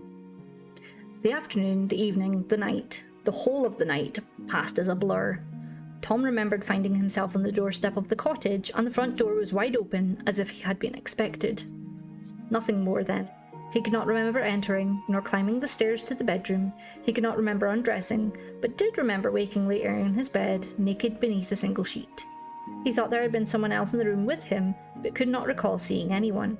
He was sure, though, that he had felt soothing hands on his body, gentle applications of creams or ointments to his wounds and swellings, the coolness seeping through to dampen their heat, sinking deep into the poisons to weaken their hold and blunt agony's sharp edge. He remembered glimpsing a face close above his own, the same sweet face he had been mesmerised by in the woods, golden hair hanging loose to brush against his cheeks, his forehead, the softest fingertips touching his swollen eyelid, more lotions being applied, the mist and the pain lifting from the injured eye. Yet he had been unable to speak, unable to express gratitude, unable to ask who she was. He also thought he had witnessed tiny lights once more, this time gliding around the bedroom, leaving and entering by an open window, but he could not be sure. It might have been part of the delirium, an evocation of his fevered mind. Whatever they were, real or imaginary, they had made him feel wonderfully peaceful with their subtle hues and their graceful flight. There had seemed to be occasional voices, sweet sounds that were easy on the ear, and sometimes there came that high, fluty whistling, the speech of the lights. Tom could be sure of none of this, though. It could all have been a fever-induced dream. Possibly he had found his only home, had climbed the spiral staircase and put himself to bed. All the rest in his own imagination. But he did not think so, because it wouldn't have made sense. The attack had left him too weak, too full of poison, the combined stings enough maybe to even fell a horse or a cow. So much injected into a human could have proved terminal. I doubt it. He had gone into some kind of anaphylactic shock, and there was no way he could have got himself upstairs, shed his clothes, and climbed into bed. Just no way. Then there was the liquid he had been coaxed into drinking. He was certain of that, could easily recall its cool, syrupy taste. Someone, the girl, it had to be the girl. He could still remember her fragrance, that was of flowers and fresh air and nature itself, lifting his head from the pillow, delicate fingers cushioning the back of his neck, the liquid she proffered yellow in colour like honey, but less viscid, flowing smoothly into his parched throat. The sound of her voice came back to him, for it could not easily be forgotten, even though the words might. Gentle, tender, magical. The voice of an angel. But angels did not masturbate in the woods, did they? He put a hand to his forehead, aware that he was going nowhere with this line of thought. There was a dull ache in both temples, but otherwise there was no pain, and as he stretched his legs beneath the sheet, apparently no stiffness. He still felt tired, but not exhausted, which presented another mystery. With all he had been through, he should have felt totally drained even after a good day and night's sleep. That was the natural law of things. That was always the aftermath, even if only brief. Tom had begun to explore his face with his fingertips, cautious at first, touching lightly, feeling for the tender inflammation and swelling capped by blisters that should have been there. He felt only his own skin, an overnight stubble on his chin. He'd already knew before touching the left eyelid that there would be no injury. His vision was clear in both eyes, and there was no weight on the lid that had been stung. What the hell was going on? Tom studied his hands, the palms, their backs. There were no marks, scabs, or punctures, nothing at all to indicate the harm which they had suffered when he had tried to beat away the swarming wasps. Throwing back the bedsheet from his waist, he lifted his head to look at his legs, and in particular, his ankles. Nothing. God, he did not even feel anything. He leapt from the bed and went over to the freestanding swivel mirror on the oak sideboard. Tilting it so that he could examine his face, Tom released a long, slow breath. Apart from 2 small, shallow scars on his cheek and lower lip, he was unblemished, completely unmarked. Tom straightened, eyes staring straight ahead, yet seeing nothing. He felt dazed, confused, but most of all, he felt wonderfully well. Can I have a fairy come and take away my pain, please? That'd be great, thanks. I'll be forever grateful. I'll be forever happy.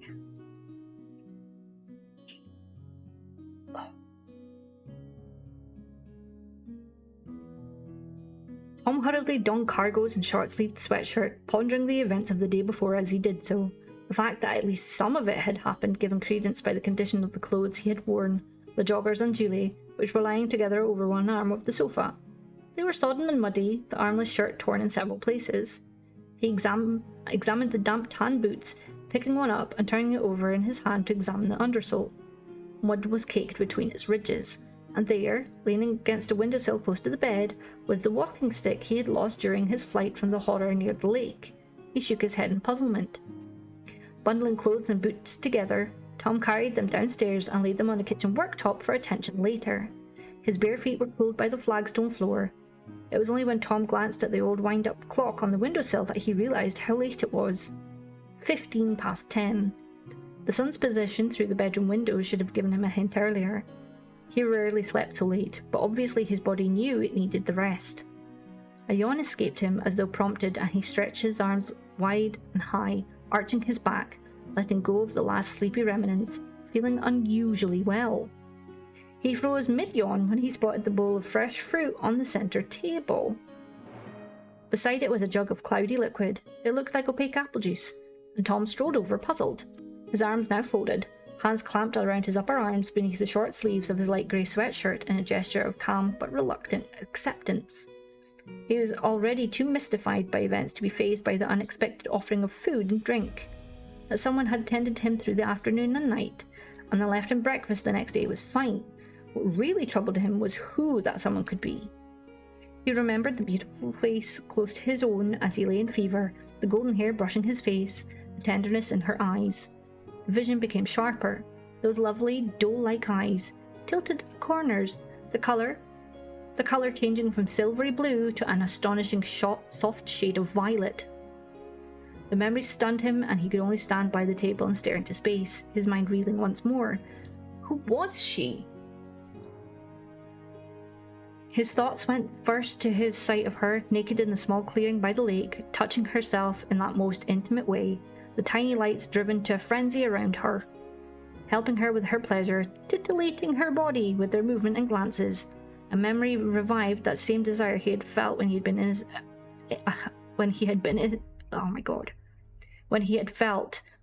innocent voyeur to her personal moment, hidden observer to solitary, apart from the tiny lights passion. Oh, for God's sake.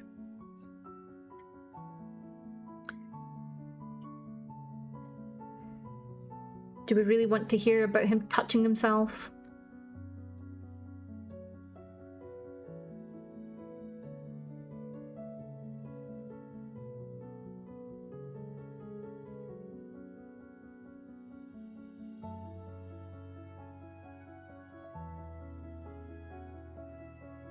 Oh, wait, no. Okay. Hi, Ray. How are you? Welcome in.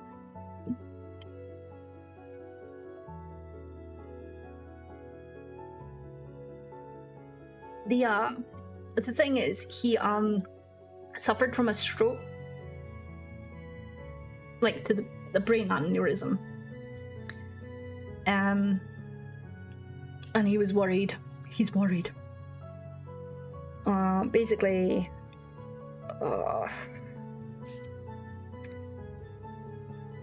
his erection swelled against his clothing, and despite himself, it felt good. Was in fact a relief to him, for such reaction had been absent too long, and the absence had caused him anguish.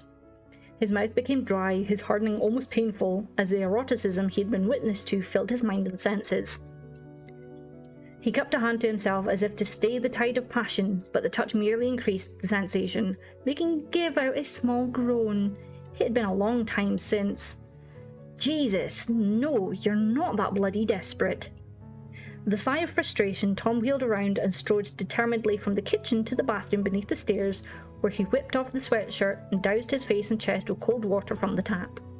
Still dripping, he steadied himself by gripping the sides of the porcelain sink with both hands, elbows locked, arms straight, and stared into the wall mirror. The soul-wearying tiredness that he had reflected back at him for so long was gone. In its place was a fresh vitality, a sharp-edged keenness in his eyes that marred only slightly by the confusion in them. Tom suddenly found himself smiling at his own image. With a rueful shake of his head, he reached for his electric razor. It really is, Ray. It really is. It's, I think, actually, once we're done here, I'm just gonna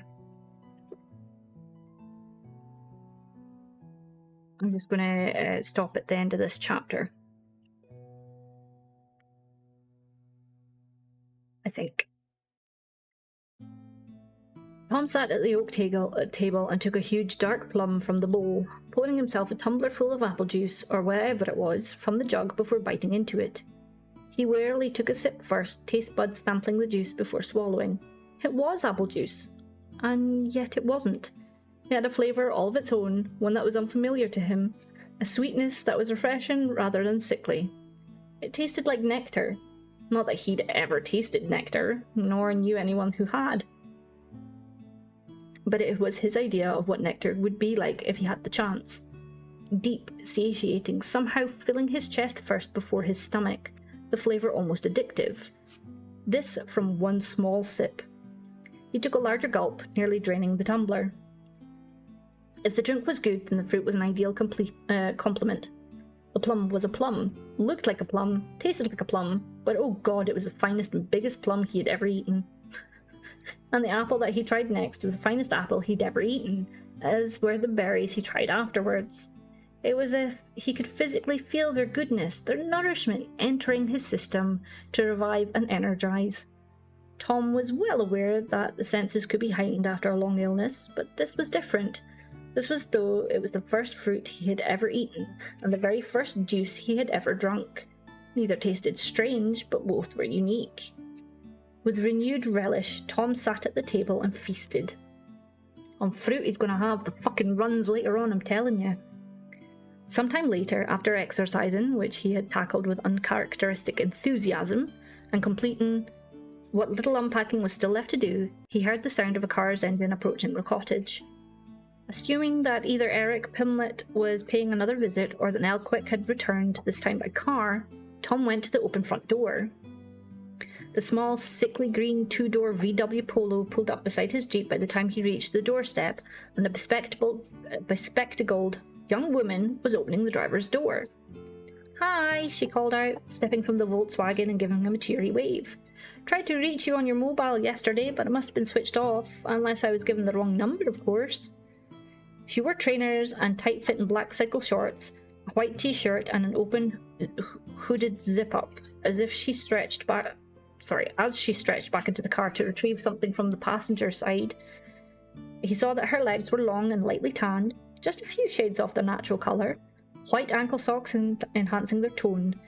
Quickly, she was upright again, slamming the car door with one hand, large canvas sports bag in the other. She came towards Tom, her smile as cheery as her greeting, her free hand now stretched towards him, fingers straight, thumb cocked. "Katie Budd," she announced. "Your new rehab physiotherapist, here to get you fighting fit again." Tom offered his own hand, and she shook it a lot less robustly than he thought she might, probably in deference to his condition, whatever she assumed that to be. Her tawny flecked eyes behind round, thin-rimmed glasses were already appraising him. Tom was undertaking his own appraisal, probably in her late 20s, just slightly overweight, heavy-breasted, of course, and braless it seemed, for her nipples were pleasingly pronounced. Ugh. Her blonde hair contained lighter streaks that looked sun-blessed rather than beauty-fashioned, and her face was appealing rather than pretty. Here we go, here's another... Yeah, a new woman has just arrived. Her face was appealing rather than pretty. She had an engaging smile and lively expression. But he noticed that she had big breasts that were not contained by a bra. "You weren't easy to find," she was saying as he considered all of this. "Luckily, I went to the big place, Castle Bracken, first, and they directed me here." He detected home countries in her accent rather than anything local. "Sorry I missed your phone call," he apologised. "Could have made it easier for you." "No problem, I'm here now. Can we discuss the torture?" He grinned, but only weakly. He knew the kind of torture she had in mind. "Sure, come in. Can I get you a coffee?" "Fruit juice would be nicer." "Ah, I've got just the thing." He led the way inside without bothering to close the door behind them. As she placed the sports bag on the floor, her eyes swept round the octagonal-shaped room. "This is such a cute place," she said with unconcealed delight. "Looks like some fairy tale castle as you approach. Is it your holiday home? The agency told me you lived in London." "No, I was born here." She looked at him in surprise. "I went south when I was a kid. Stayed down there after I left college." "I see," she said, but he could tell she didn't quite. She probably thought he was loaded with a place in London and a treat up here. "You said juice rather than coffee? I could make tea." Was he suddenly reluctant to share the nectar? "Oh no, juice is fine." Mentally slapped his own wrist. Selfish with fruit juice? Come on! Tom took a glass tumbler from the dresser and poured from the jug, saving just a little for his own glass. He caught her watching his hands, no doubt looking for signs of poor finger extension. Generally, it wasn't gripping objects that stroke victims had trouble with, but releasing them, extending fingers enough to let go. They sat opposite each other and exchanged generalities before discussing the main topic: his illness and the exercise regime she proposed to help him get back to normal. "Basically, it's this," she said, taking leaflets and notebook and pen from her bag. "These are for you." She pushed the leaflets across the table at him. "You probably know everything about having a stroke and what it does to your body, not to mention your mind. And I know you've already been through a lot of physiotherapy, but these will just refresh your memory. That particular one," she indicated the leaflet he was flicking through, "will explain the exercises I've planned and how they help your body get completely back to normal. In your case, because the stroke was relatively minor, because you're still young, I think we can achieve that. Tell me how you're feeling now, after what is it, 3 months? 4.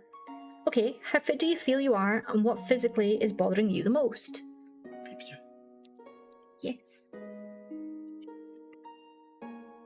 Sorry, let me swap with you. Give you my cup. My tea went really very cold.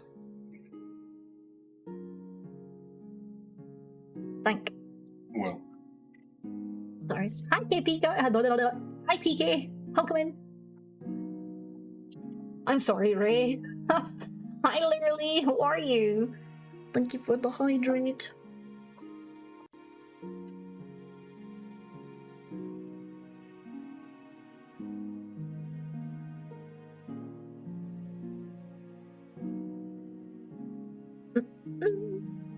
Tom gave her a quick rundown on his present condition, mentioning the ongoing weakness to the left side of his body, and the physiotherapist made notes, nodding her head and making sympathetic noises as she did so.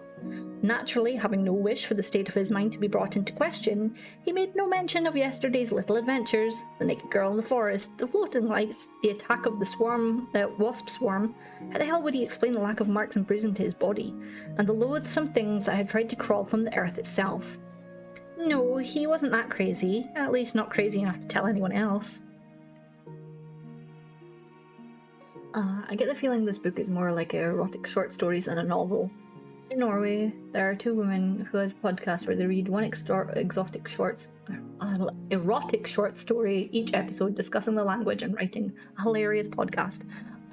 I mean, that does sound funny as heck, to be honest. Maybe we should start doing that instead. This is a fucking serious, serious book, man. I don't mind. See, the thing is, I don't mind erotica. I don't mind reading erotica. But when it revolves around what could potentially be young children, no thank. No thank. No thank.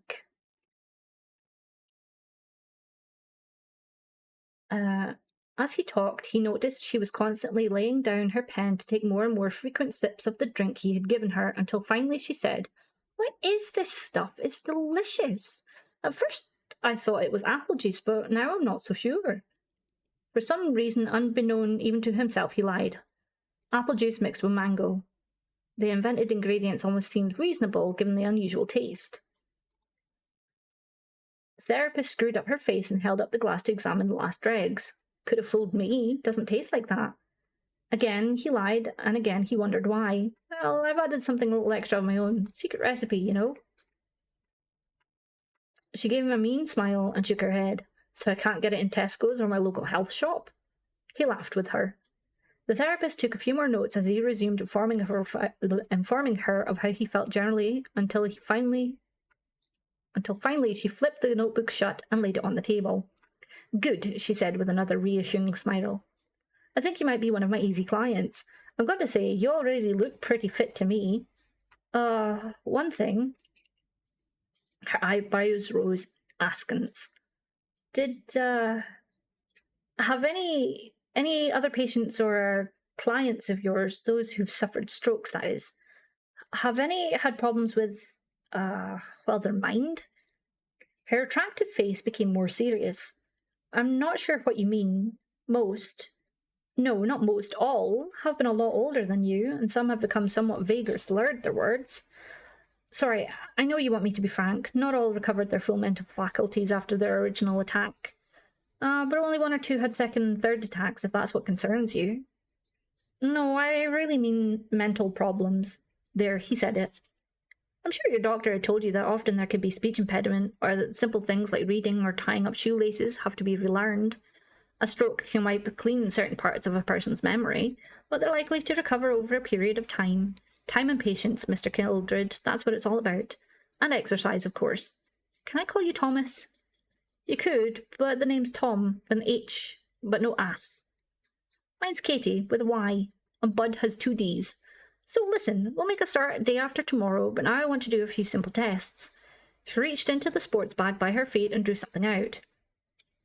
He was surprised to see it was a small dartboard.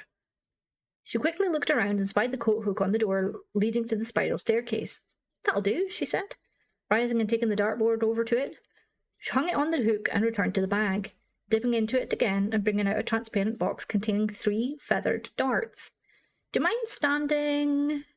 She mentally measured a distance from the dartboard and pointed to a spot on the flagstone floor. "Just about there." He did as she asked, amusedly taking the offered arrows. "Aim for the centre," Katie told him. "Get me a nice bullseye." Tom suddenly understood the point of the exercise, for he tried something similar for his last therapist. "Left hand, I suppose?" he said. "I've read your notes, but I've forgotten. The infarct was in the right hemisphere, wasn't it?" He nodded. "So the left side of your body is the problem, right? I ask because it isn't noticeable to me." "Not today, it isn't," he surprised himself, especially after all he'd been through the last 2 days. "Your previous therapist has done a terrific job," Katie commented. He didn't reply, raising the dart to eye level with his left hand instead. Depending on which side of the brain the hemorrhage took place, the recovering victim would favour a particular direction when throwing an object. In his case, when aiming for centre, the dart would probably strike the right hand of the board. He released the arrow after only flexing his arm and almost hit bullseye. "Hey!" Katie exclaimed. "Good shot! Another." The second arrow was only slightly less accurate. Another. The third hit dead centre. Katie clapped her hands, but not in a patronising way. He could tell she was genuinely pleased. Next test seems hardly necessary, she said, still smiling. Walk in the line for me, please.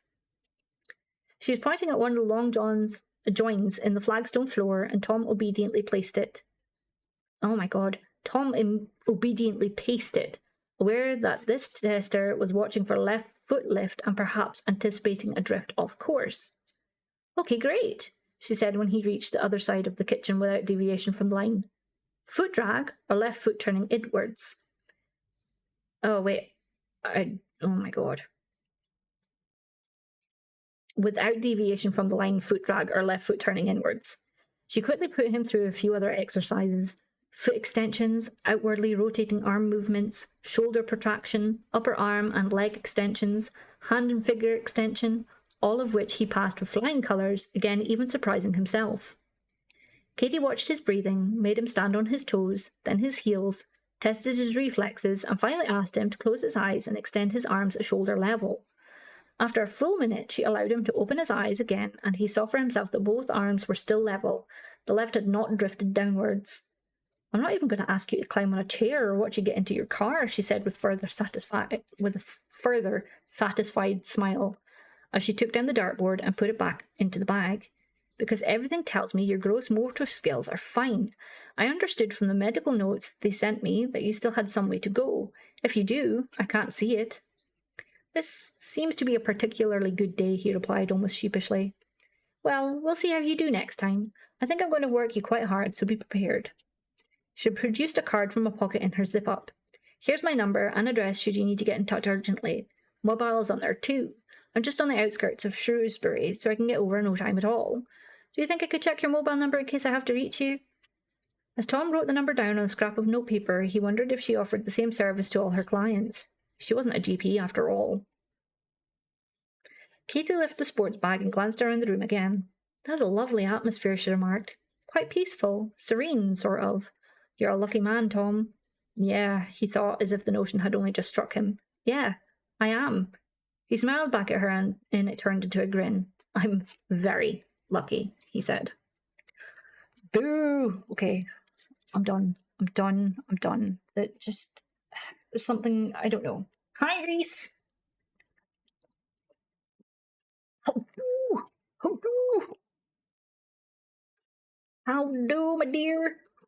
We're just going to get into something else now. I'm going to put on Boom Bears. Oh, see, why did nobody tell me the music wasn't playing? Oh, it's crashed, that's why. Can you still see me? He's doing good. How are you? Yeah, no, I'm all right. So it seems my YouTube has crashed.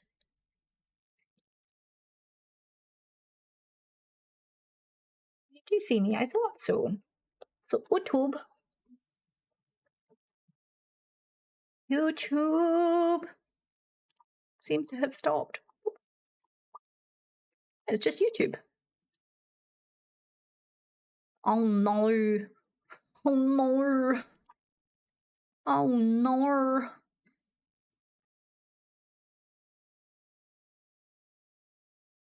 Oh no.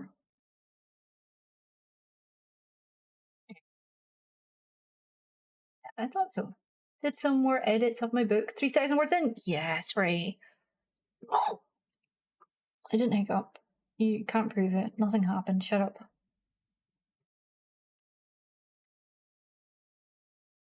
Let's put on some Boom Bears.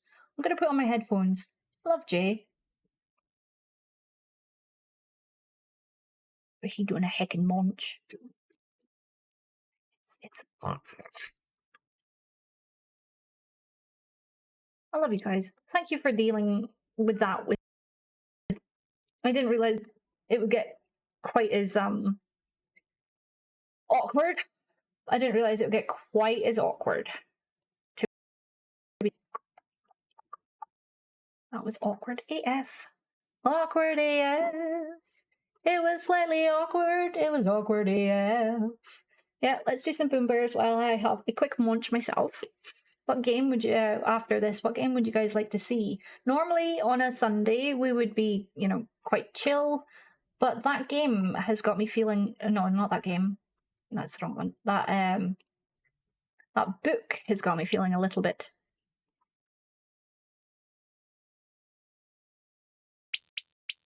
Oh my god, hello?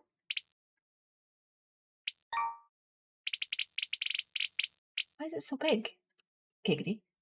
Yeah, it's like ridiculous for you guys as well. It's ridiculous for me too. What's happened here?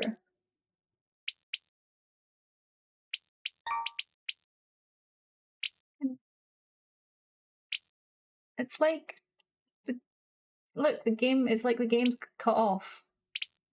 But you guys can't see that. It's like the game's actually cut off. I'm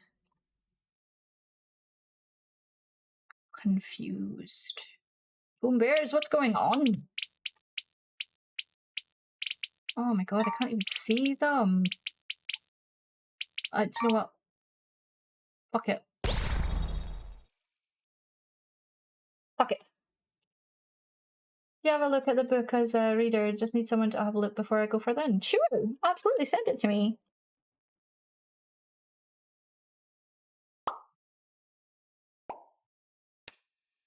Yes. Yes. I think I switched off the music. I did.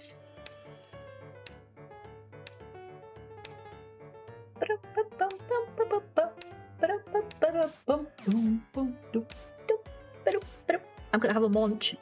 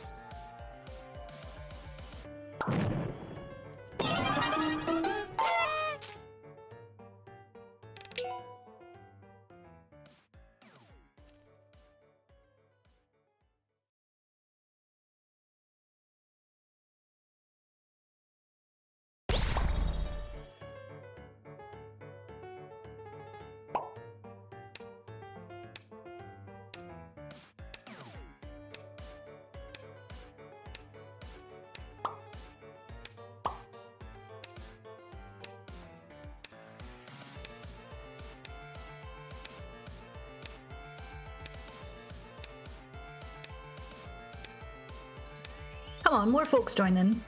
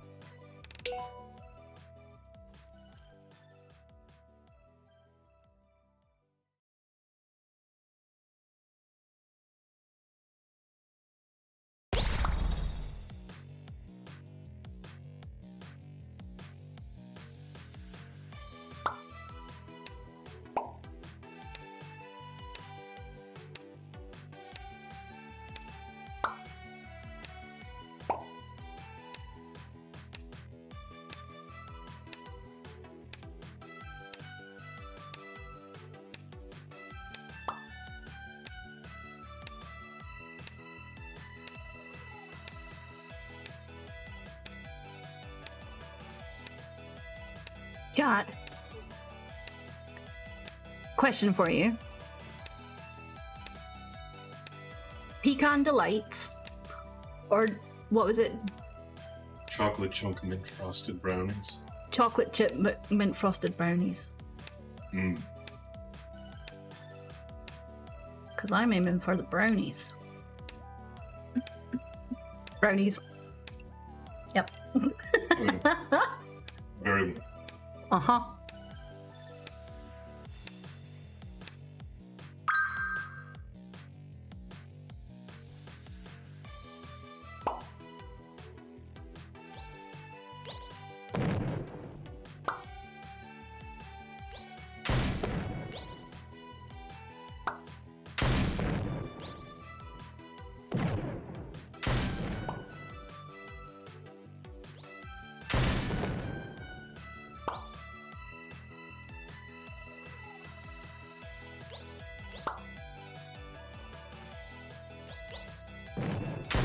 You're breathtaking. You're all breathtaking.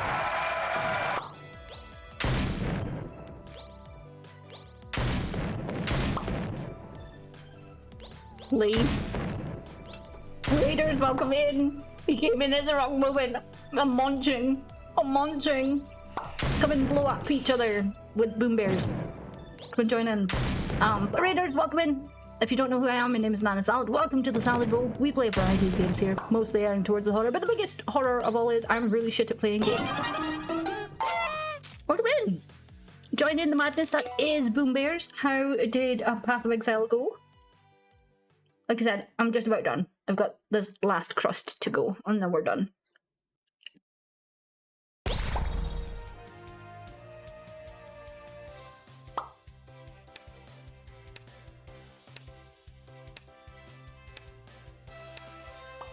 Hey, I have no control over the Boom Bears, so yeah.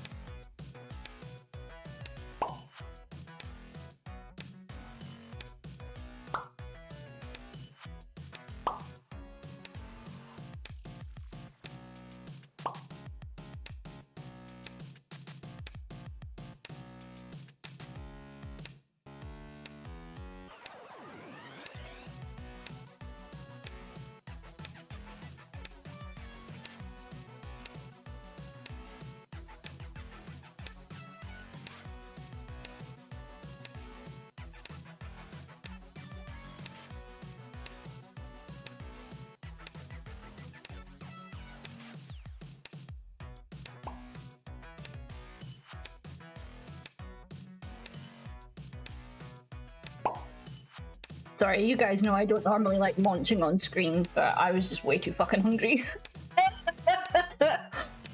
Way too hungry. My stomach was like... And I was like... So it's okay. I'm okay. I'm okay, but I have unfortunately had to take some Benadryl because tomato. Hi, Little Red, how are you? And hi, Phoenix, how are you? Hi, Frog Tags. What? Need to do tomorrow's treaties.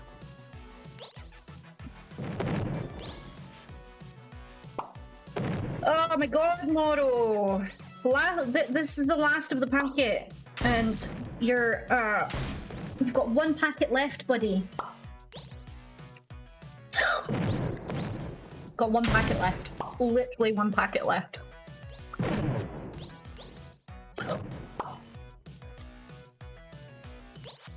Can't wait. I am the luckiest woman alive. Illness is starting to bugger off. Yes! And being outside, and then obviously being in the steam and everything will have helped that too. Oh. Enzo! 30 months! That's been longer. We are sisters from other misters. Love you, Banana Banana. So I love you too. Thank you so much for your resub. And Queen, what color would you like? Because obviously all the way through the month of April, you know, everybody who subs, resubs, gifts, whatever they do, get to choose a color. There is purple, there's yellow, there's blue, there's green, there's pink.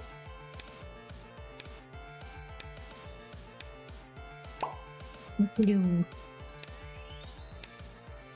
And the blue is really cute because it's got sheepses and chips and bees and rabbits and stoof on it. Adorables. Don't get so quick! Join! You've got 30 seconds! Join! Do it!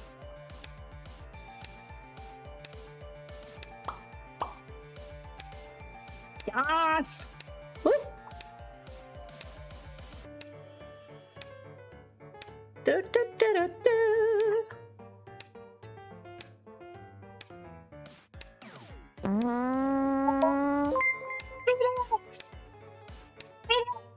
For you! What the heck? What the heck? Thank you so much. What color would you like? I've got a feeling you're gonna maybe say blue, but I'll ask you. What color would you like, Phoenix?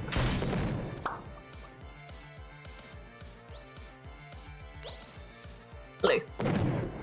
I kind of had the feeling there it was going to be blue. I just wanted to double check though. I like to make sure, you know, people get the color that they like. Or as close to the color as they like. Son of a fuck. I go with my medications. Just dropped them on the floor. Whoops. Oopsie poopsie. Yes, let me get that written down. You guys are amazing. How is it? Like, how are you guys? Honestly, how are you?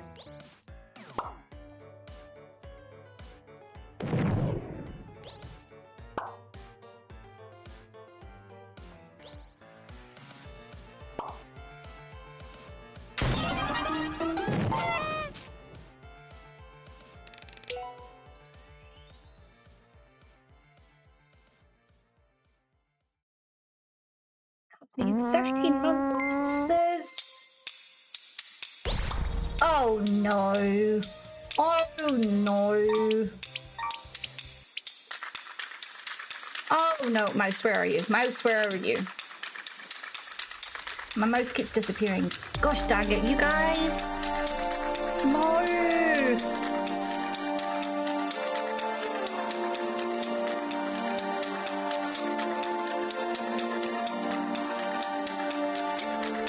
You guys know what to do.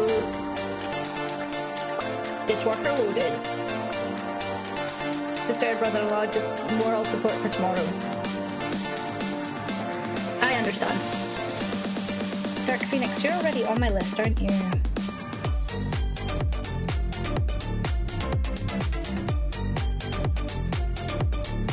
Yes, you are. That's okay. I'll give you another color.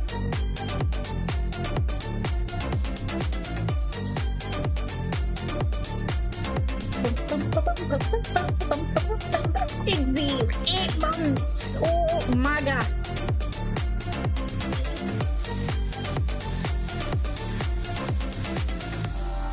What color would you like, Igsy? I know, like, you guys have already got one, but that's okay. That's okay. It's okay. 8 months. 1 more month and we've got to switch brown.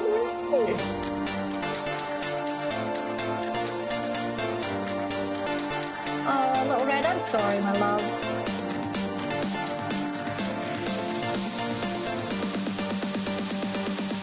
I'm sure she's glad that you're there supporting her.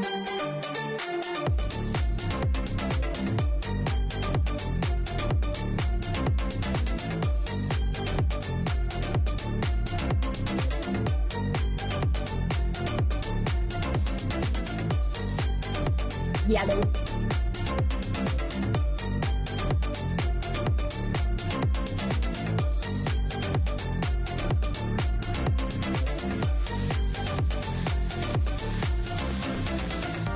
Well, I'm glad you came home and calmed yourself down, Little Red. I'm glad you've come home and calmed yourself down. Just got it right, so you're gonna have to look at it like the top of my head.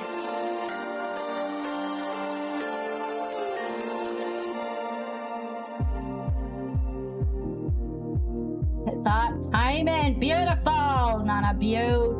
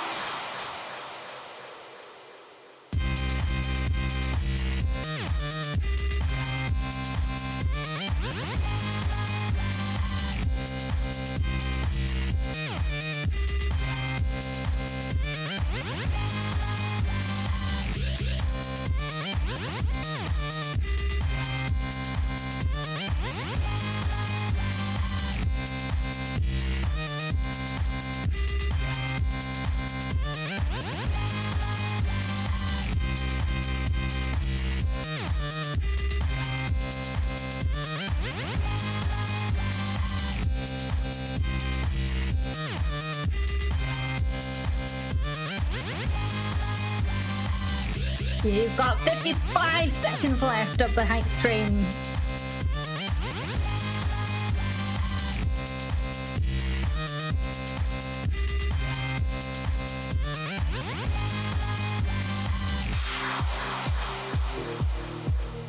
I've also got something to talk to you guys about afterwards. I just remembered just now.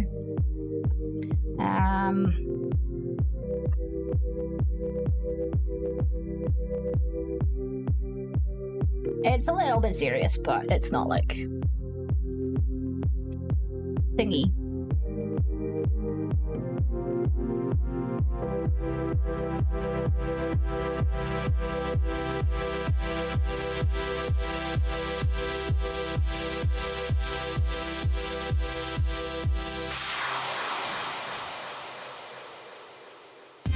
Spray.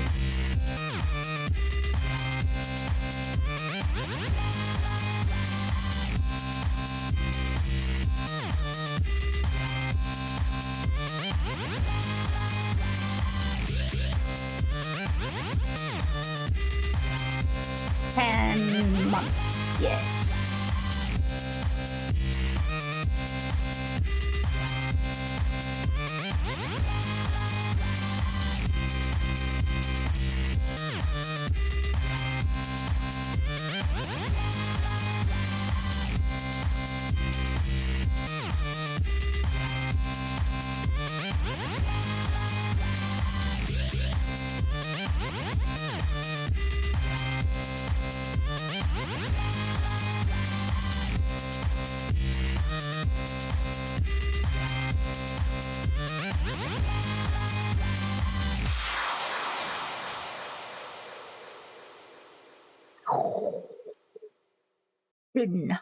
Thank you so much, guys. Thank you for your continued support, honestly. Yeah, well. Oh my god. Supported my stupid face. My stupid face. Hi, AMC, how are you? Dixie. Yes, AMC, how do? Just made this, just missed a small hype train. And it's okay, even though it's very fucking rude and it's like, you missed it. It's like, no, you didn't. You guys gave me more than enough. I'm good, good. I am good. Just got this wee arsehole here sitting there demanding all of the everything. He's already eaten like almost a whole pack. He's got one packet left. Sorry, my dress is thinking. He's got one packet left of biscuits. You know, his treats. One packet left. One packet left. And then after that, none. There's Essos. And then because it's I don't want to have two blues, I'm gonna do Iggsy's next. It's upside down, woman. Wait, no, it's not. I'm a tube. I'm a tube. Yeah, what would you guys like to see next? You have a nice hand. It's better than that. I'm not. I'm not going to be shy about it. It's usually a lot better than this. It's just because the surface is shiny, so it's kind of difficult to get the pen to write properly. I promise it's a lot better than that. It's a lot better, I promise. But yes, I have something serious to talk to you guys about.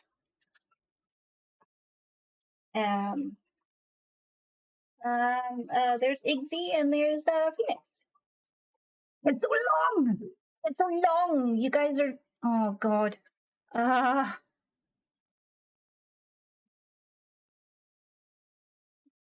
Last packet. Last packet. And then we have Namur. None. Gone. Gonzo. Empty. Empty.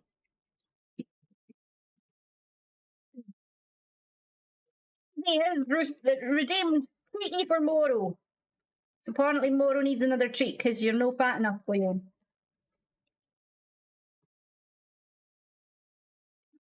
Here. That's from Amesy. I know, right? It's just like, it's great. But yes, so important.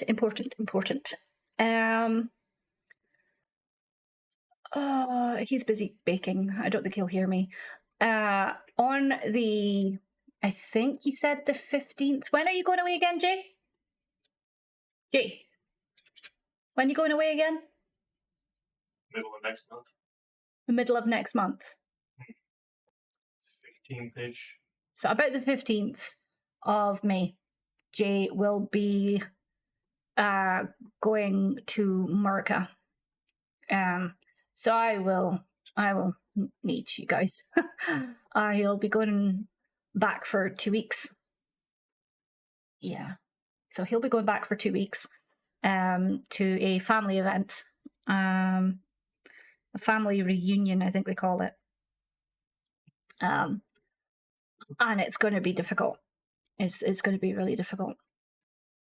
Because obviously with all the issues that have been going on with the rent and stuff, I've not been able to put any money aside to be able to go and fly with him, which makes me a bit sad. But what can you do? What can you do? Can't do anything. So yeah.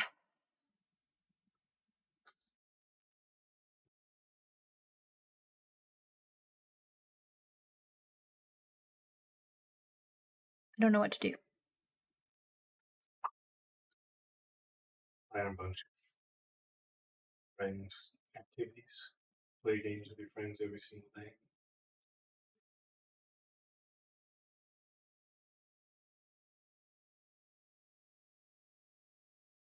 So it's going to be hard. It's going to be hard. So yeah.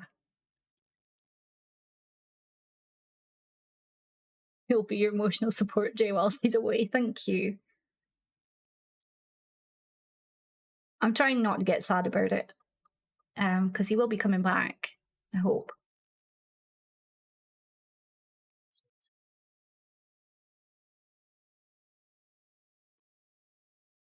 That was the answer I was looking for. Not, oh, my stuff is here. Wow. Wow. You missed that. I'm so practical. I included both these. If he doesn't come back, I'll know where his Twitch channel lives. I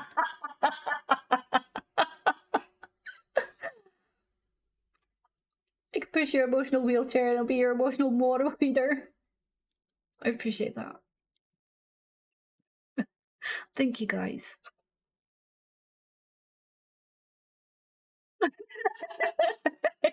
He's sheepishly putting things into a bowl. He's just like...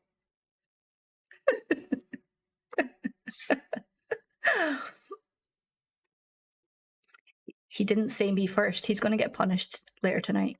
Don't you worry. Spank me, string mommy.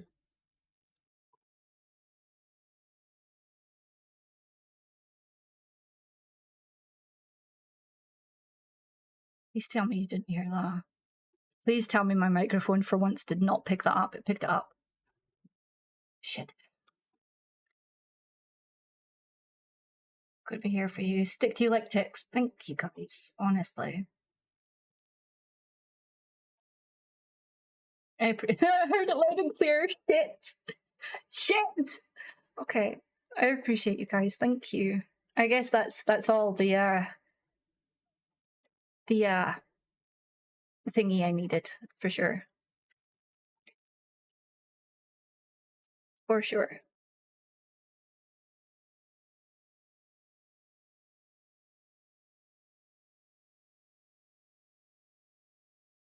Yeah. Oh no.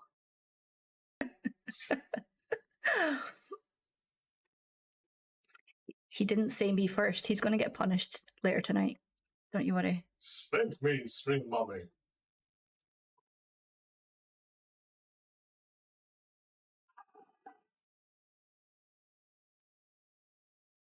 Please tell me you didn't hear that. Please tell me my microphone for once did not pick that up. It picked up. Loud and fucking clear. Pretty sure we heard that down the street. Shut up. Shut up. Shit. So what game?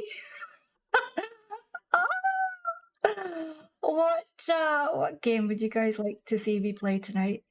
Like seriously, what game shall we play? Usually it's a chill game, but after that book, I'm not entirely sure I want to be chill. On it like Sonic, I know, right? Gaming never misses a beat. Never misses a beat.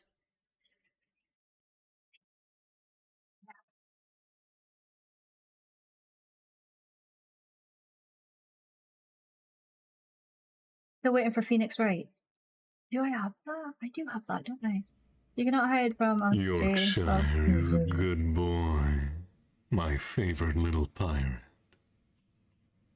Love you, but no safe place for me now. I have Google Earth and Google Maps.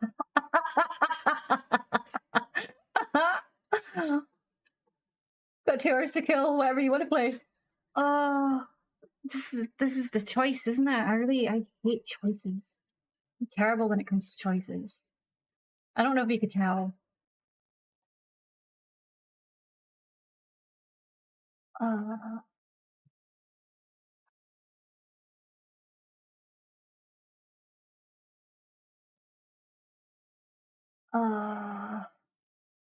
He got the golden sound alert. He did, Kodo. He did. It was really funny because I was like, Jay, we really need to do something for pirate, and he's like, what do you mean? I was like, I don't know. It's like some sort of sound alert. And he's like, I've got the perfect thing, and he did that. And then I uploaded it, and it's great. It's great. I think pirate loves it. It's a smidgen. It's a smidgen. So yeah.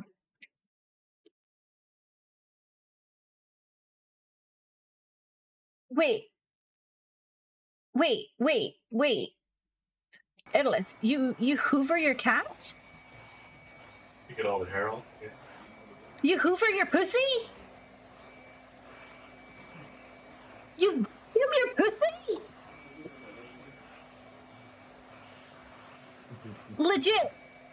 Legit vacuum your pussy. Cat. Pussy cat. Oh my god. That's adorable as fuck. That's seriously adorable as fuck. Like, that, I just realised that sounded like really, really dodgy. That sounded really dodgy. Can I open this? You're not letting me open you anywhere else. Gosh, dang it! Gosh, dang it.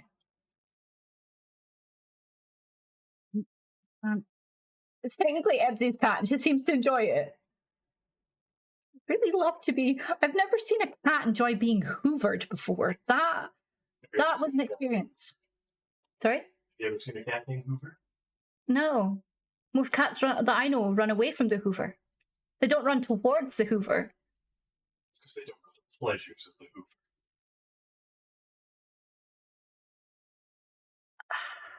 Sir, I I fucking love you, you goddamn weirdo. Fucking love you too, sweetie. I don't know how to answer. I don't know how to answer. Have you ever seen a cat being hoovered before? You should take a video and prove that we do. She did. Oh. That's what I'm saying. She sent me proof. That's why I got onto the subject of a cat being hoovered. A pussy being soaked. Yeah, quite a twist job going on there.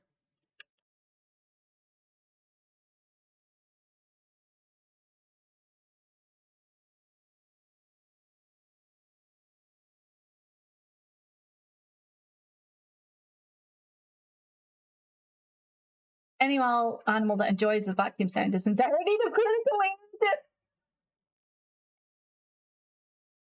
Cats have always, mine have always been horrified by the vacuum as well, and destroyed my mother's vacuum as a kid because the noise they made. I don't blame you. I don't blame you. I do not blame you at all. Moro runs away from it. Hairballs. Oh.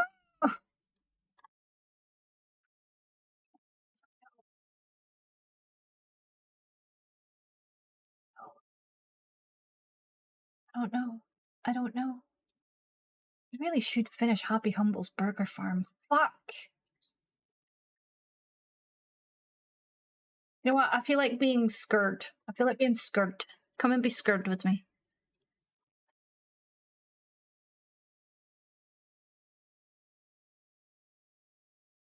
Come and be scared with me. I adjust my headphones for 1 minute and all I hear is a pussy being soaked.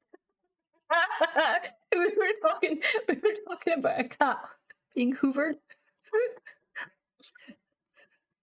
It was innocent, I promise, wrong. It was innocent. I was talking about a cat being hoovered. I can't even prove it to you because I don't get it onto another screen. Oh shit. Ugh. OBS is fucked. Play. Let's go play around with this. Let's play around with this.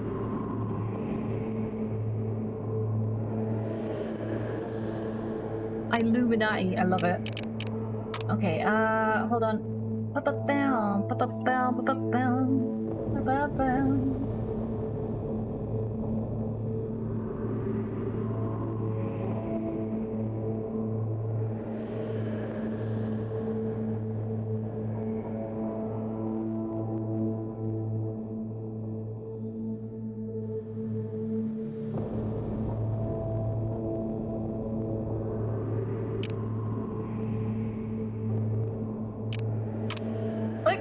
We got one! We got one! We failed! 2, but we got one.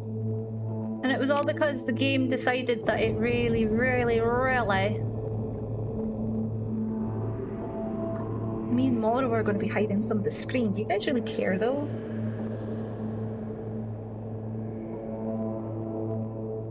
You guys really care if me and Moro are taking up the screen?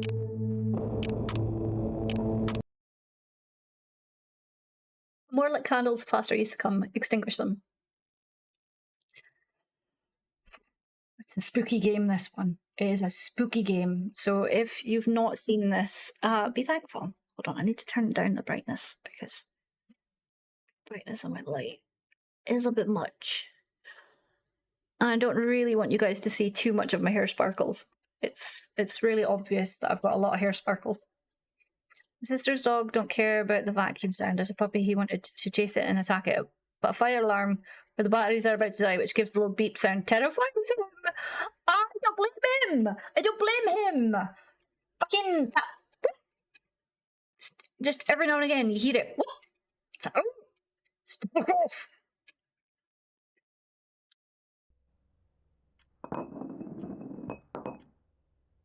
I really should have skipped this scene. I really should have skipped the scene.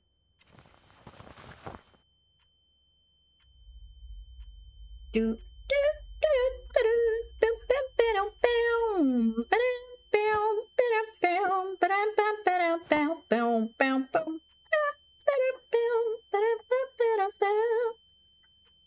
the high-pitched E is annoying as fuck. Get the fuck off my screen. I genuinely hate that noise. I genuinely hate that noise. Like, holy shit. I don't like it. I don't like it. I don't like it, chat. I don't like it. I'll go. Right. Let me know if anything is too loud, not loud enough. I have a hair on my leg, and that is a really weird feeling I don't like. Sorry, you know when a hair creeps down your leg and it feels like a bug? Oh, okay. We skip, okay. Empty, we need our camera. Need to switch off hints and tips. What's this? I forgot that there was drawers here. Hello. Okay. Okay. There's nothing lit yet, but we do need to check rooms. Oh, I need to turn down the sensitivity again. It's a little bit too sensitive. I still don't understand the cat. I still don't understand the cat. I still don't understand that. Yeah, I need to close that. Hold on, close this door. Nothing there. It seems really big to me. I don't know why everything suddenly seems really big to me. That sounds really strange. Oh, it's because the fucking monitor's massive. Woman. I don't like how dark it is up there. Nothing there. There's nothing there. There's nothing here. Yeah, I need to turn down the sensitivity on my mouse. It's still a little bit too sensitive. Okay, that's not sensitive enough. Shit. That's way too much. Let's try that. Oh, that's better. That's better. It's not like skipping everywhere now. Okay, bedroom. The bedroom. Oh, the door's closed. So we're coming in here to check if there's any pills anywhere. Because we've only found 2 so far.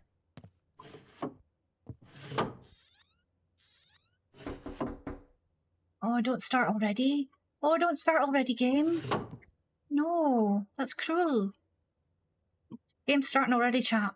Starting already. Okay, we've only got two sets of pills. Well, then he becomes a lapdog. Fabulation again. It's time to get tinnitus again, right? Oh, a key. Hello, key. Hello. Key, thank you. I think I need to up the brightness.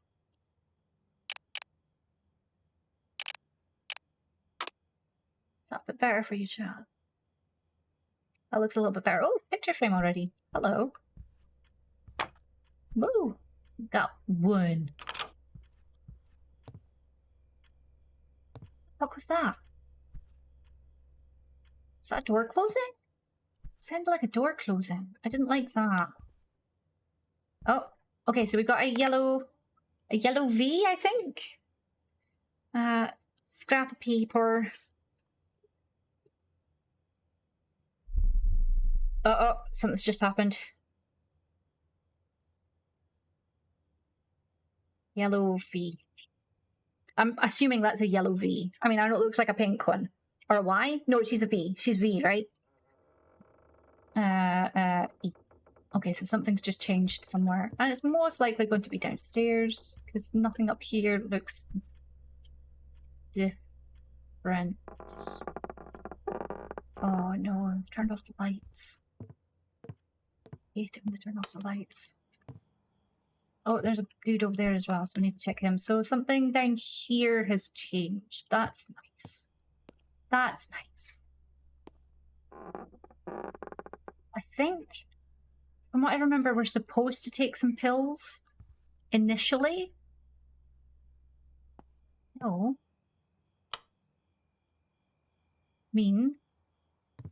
Let's see. Yeah, I think we're supposed to take pills to start with, aren't we?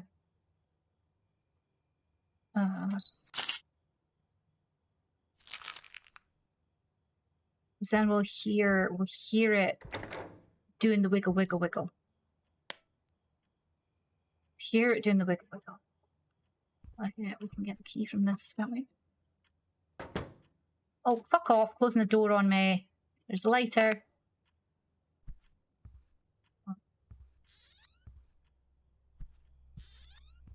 No. No.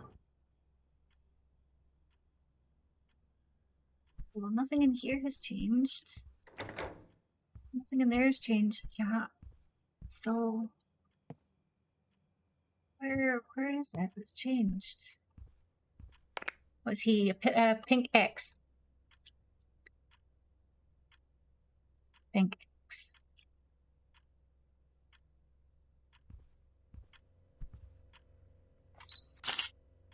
Oh.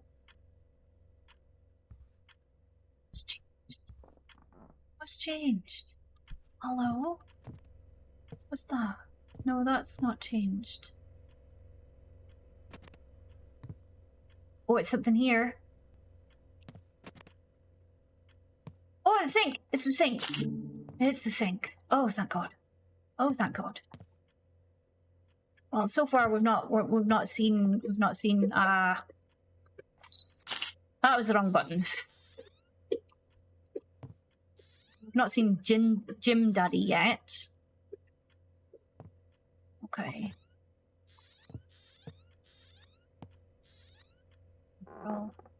Okay. There's nothing in there. Shit. Nothing there. Oh, I'm just checking to see if we can find more pills, because we've only got one set of pills left. And that's... Oh. Oh! Oh! Chest key. Chest key. Heard nothing. Oh, hello! That can't be a yellow slash. Looks like to be a yellow slash. Something's just happened. I don't know if you guys hear it, but it's like a doom doom. Only for normal. I believe you have to do them every time on hard. Yeah, yeah. It's a little bit like observation duty for sure, Pirate. It's something I definitely recommend you play because it's spooky as fuck. Especially when you get deep. Okay, game. Thanks for that lag out. I appreciate. Close the fridge.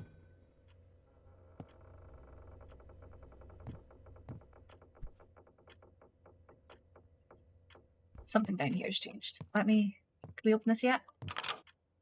We can't open that yet. Shit. Okay. Wait. Thank you. Uh-oh. Uh-oh. Uh-oh. Uh-oh, uh-oh, uh-oh. I don't see anything specific in here. I don't hear anything either. I really hate how all the lights get turned off. I really hate how these demons are fucking conscientious bastards that keep turning off the lights. It's like, mate, please... Like, mate, please stop fucking with my lights. Please just leave them on so that I can, you know, be terrorized in the light. Thanks very much. What the hell down here's changed? I don't see. It's not you. Is it you? It's not you. Something's changed. Something somewhere. Oh, fuck off.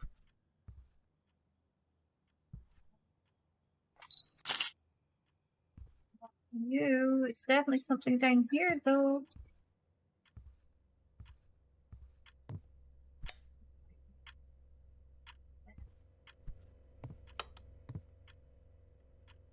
Oh, I see you. It's you. It's you. Fuck you.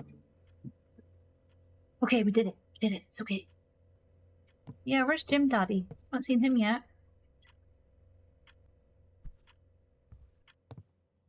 What is this for? It's still locked. What key did we get? We've got a chest key. Wait, we got the attic key already? No. Really? Ready? Oh, that's unusual. That's unusual. Okay, let me just... Okay, there's no... Put this picture back. Or see where this picture lives. You? Not you? Is it you? Oh, it's you. Okay. Okay. Oh, there you are. You look like a Y. Blue Y. Ah, fuck's sake. Something's just changed. Oh, Jesus. Hi, Hugapug. How are you? Welcome in. Something somewhere has just changed. And I don't think it's up here. I think it's back downstairs.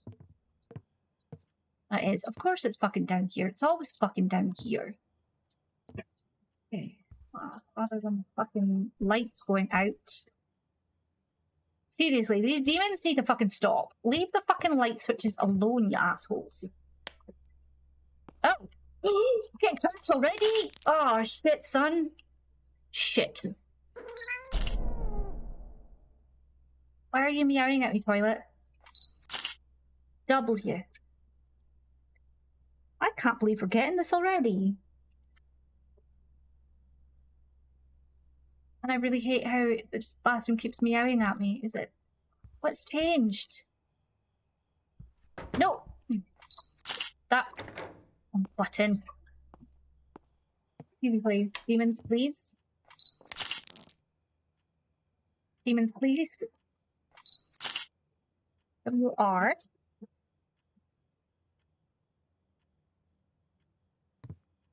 Ah, something here has changed. Wait, was there always 2 cushions on the sofa? Yeah, there was. Shit.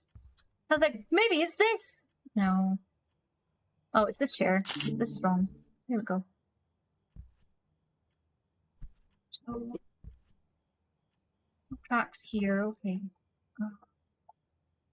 We need to go... Fuck off. You go into the attic, right? Because we need to open that door. God, I can't believe it's the attic already. Hi, Exile. How are you? Welcome in. Welcome. Oh, God. Oh, God. Why is there no light downstairs? That's just wrong. It really... maybe it's just me. Maybe it's just me, but I would have the light switched down the stairs.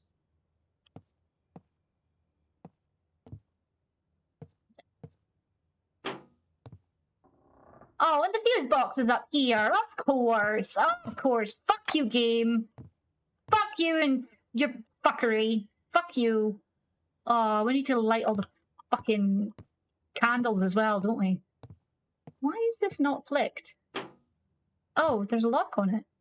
I wasn't locking it last time. Hello? Okay. 2, 3, 4, 5, 6. Where's that fall? Where did that key fall? That is it down here? I think it's down here. Oh yeah, it's here.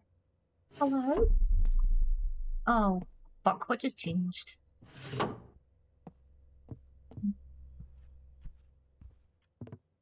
need to put the okay, that's upstairs. Something upstairs has changed. Something up here. Oh, this is vanished. That was quick. Oh, there's a gap. It's cracked. This is this book game. Thinking, predicting either wreck or wrath.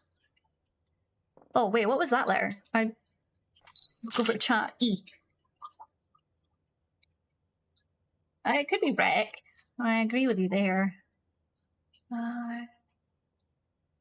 Nothing else has changed yet, has it? Oh, you might as well put the I don't like how we can't run. I don't like how we can't run. It's that one. For sure. Anything in here? No? Desric, thank you so much for the follow. Welcome in, welcome, welcome. If you are comfortable saying where you're from, what's your favourite ice cream? What?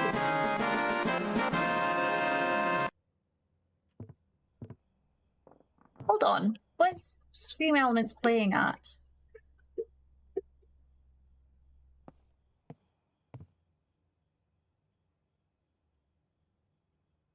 You're absolutely right. Creepy attics deserve light switches, bottom up and yeah, up and down. Absolutely.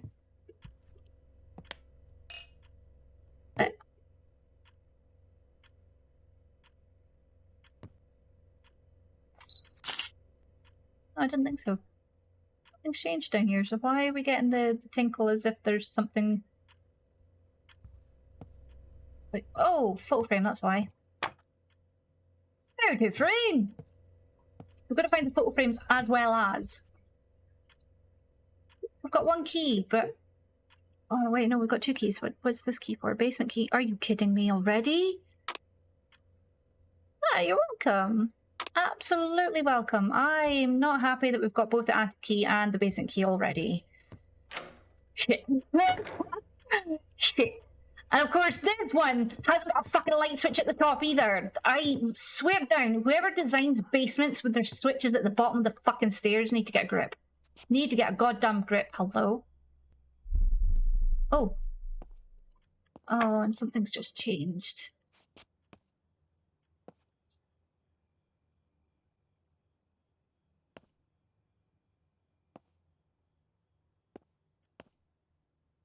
Walls remember. Sure they do. No, you can fuck off with knocking at the window. Nothing. No, no, no, no, no, no, no. Of course it's here again. Of course it's here. Oh. I'm not happy that none of these fucking spooky bastards have jumped out at me yet. I'm not happy about that. I am not happy about that.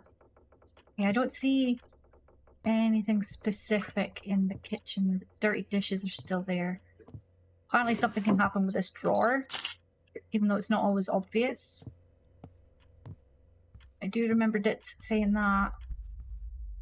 It's not you. Oh god. I don't know what's going on with my sanity. I don't know what that means. I do not know what that means. Please be something obvious. It's not anything obvious to me. Oh, shit. What do you think, chat? What do you think? Yeah, but Desric, like I said, what's, if you're comfortable saying, of course, only, alright, it's tiny. If you're comfortable saying where you're from and what's your favourite ice cream? Personally, mint choc chip for me. Because I think we found all the colours for the lights when we do eventually get the... Fuck off! When we do eventually get the, key for the kids' bedroom. We still haven't got the key for our cupboard there. I've found one burb, which is the blue one. I don't actually know where the other burbs are. I don't know. Take a picture of these ones. Ah! Aha! 2.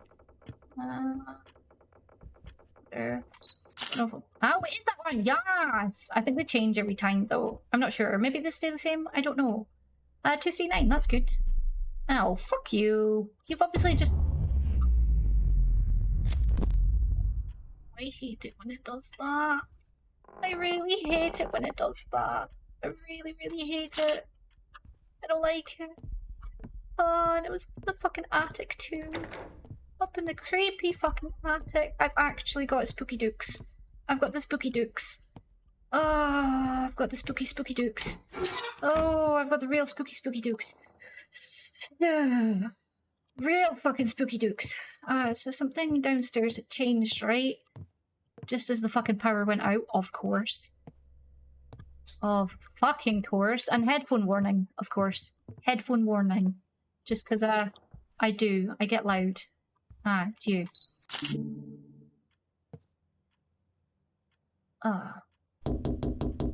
Nope. Not paying attention. Nope. I don't care. Don't care. You're not real. I don't know what else I can do. I don't know where the other... What the fuck?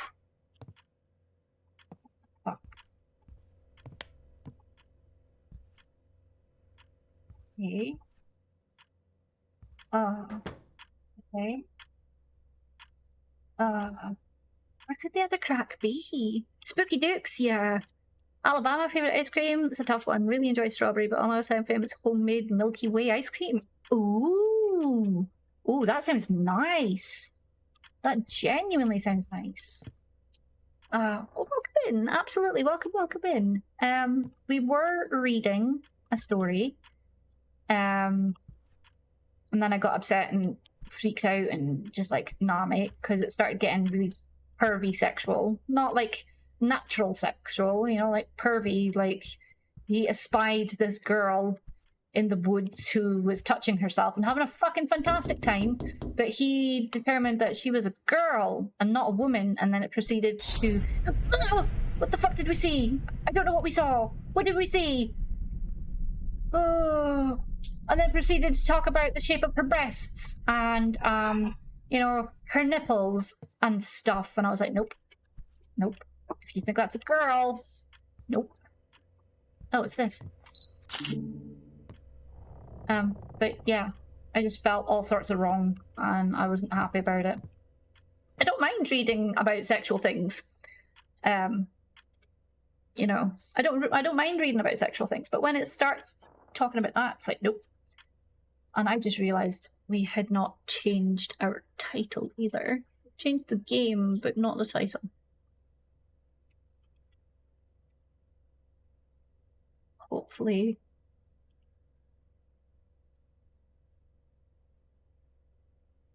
And I also was getting pissed off at the way he was talking about female characters in general.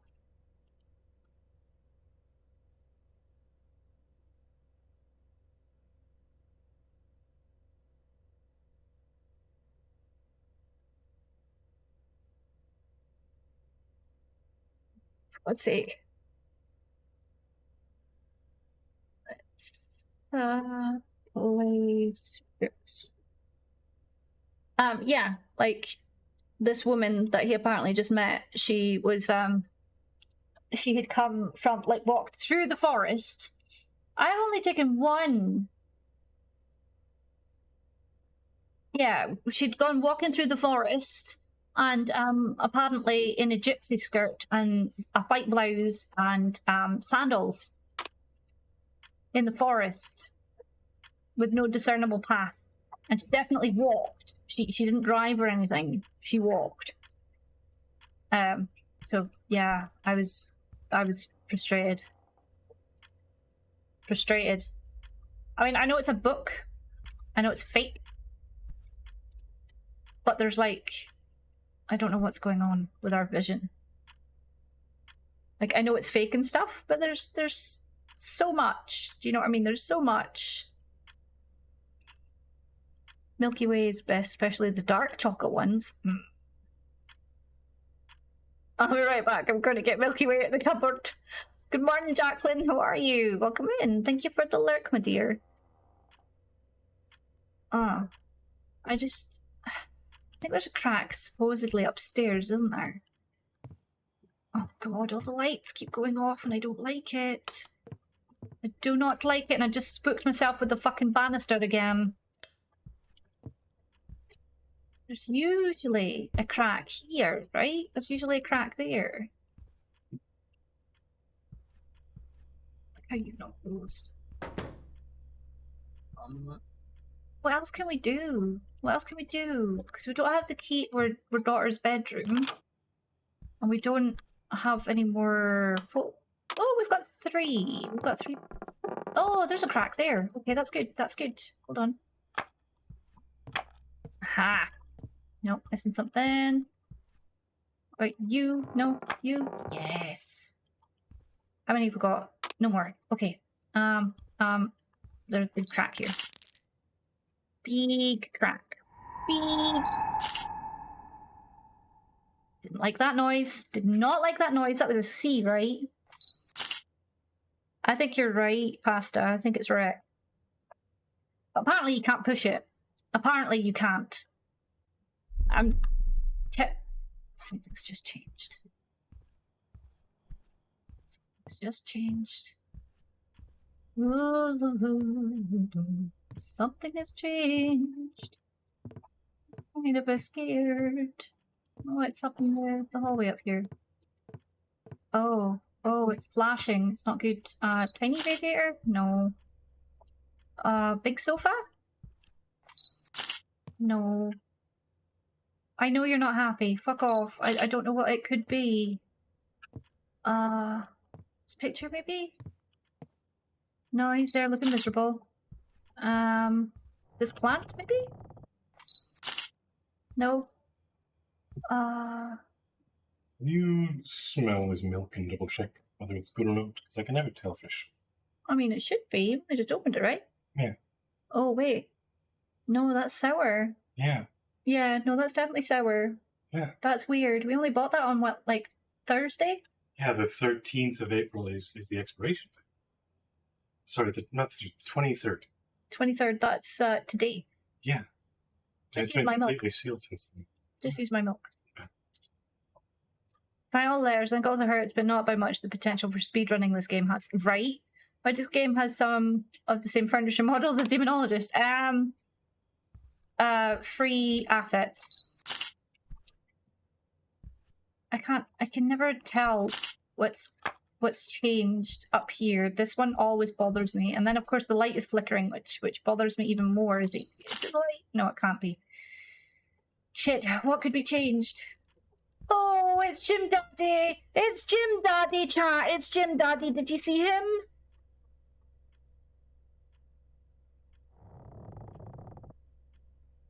It's Jim Daddy.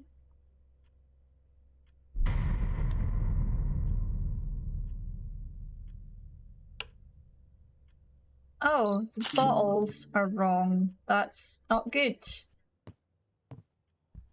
And it does frustrate me as well that you've got to do certain things in certain orders before you can get, before you can get certain things happening and stuff. And it's just like, what?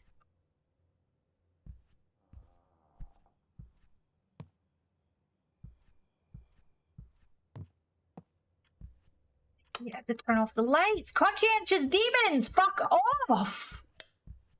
Leave all the lights on, please. Let me go crazy in my fucking brightly lit up house. I don't care about the bill. We don't care. Leave everything on, please. I've never heard of a conscientious demon that likes to turn everything off. Like, never ever. And here we are. We've got ones that are always fucking in and out and switching everything off. Arseholes. I don't know where to get this key either. Gym, as in, goes to the gym. That kind of gym daddy. Sometimes he sits on top of the fridge as well. Going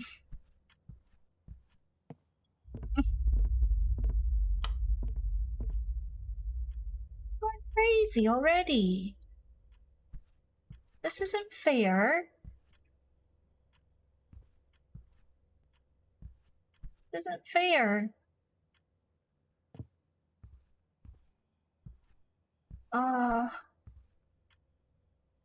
It's changed. I don't know.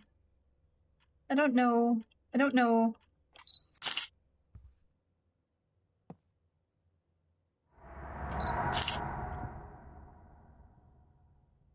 I don't like that noise either. Hi, Zap! It'll be washing the dishes and taking out the garbage. I fucking wish it would, like. Something's different. It's not the rug. It's not this rug. And things. Oh wait, it's blood. This blood is wrong. Luckily, it doesn't like do things in the rooms that are locked. Thank Christ for that. Nope. Nope. Nope. Nope. Nope. Nope. Nope. Nope. Nope. Nope. Nope. Nope. Nope. Nope. I really do hate how it turns off all the lights. It really does upset me. It truly upsets me when it turns off all the lights. And there's not enough pills in this game either for the amount of things that make you crazy. Do you know what I mean? There's just not enough. Not enough pills. We just seem to be really unlucky. I wonder if there's a crack. Does a crack ever appear downstairs? Does a crack ever appear down in the... I hope you love them. Hi, Moro. This is Moro. He's my good boy. He's a clever boy. Thank you, baby. He's a good boy, is Moro. He loves his mama. Huh? I love your mama. Yeah. Yes. He's a good boy. He's got edges. Moro got the edges. Yes, he does. Yes, he does. Oh, that itch face. That itch face right there. Yes, baby. So good. It is. What? Way down, Paul. Yes. So good.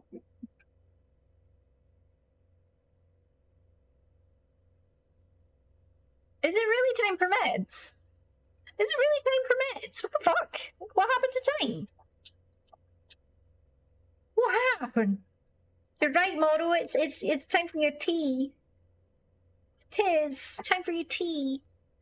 So of course, med check. That's for anybody who takes medications that needs to take their meds. Or even if it's just you haven't got up in a little while, you need to have a stretch. Or you need to go to the bathroom. Just whatever you need to do for a little bit of self-care. Get yourself a drink. Get on up. Get yourself done. Get yourself sorted out. Whilst I take my meds.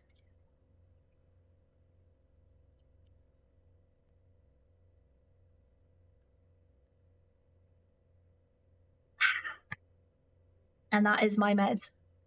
Taken. I wish it would do my bloody taxes. Oh dear. Oh dear. Now you just wait. You're a good boy. You can't wait, can you? Hopefully I'm not still going crazy on the pause screen. I don't think I'd go crazy on the pause screen, right? That would be a bit unfair. Right, 2 seconds whilst I feed the Muru.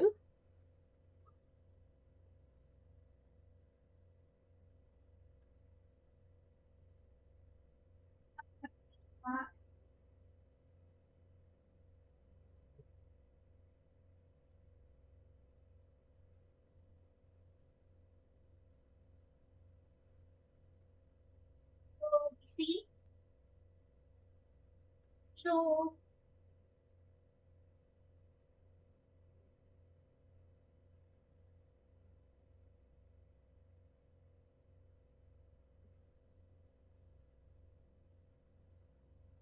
Okay, moral fed.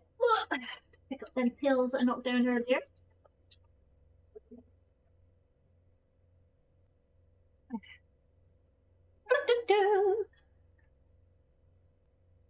Okay, so that's moral fed and hopefully happy. Yes, go check on your dad. Yes. Yes. Like I said, if anybody else needs to do any quick be right back. Recommendo go do it. Just very quickly gonna do a quick thing on my game here.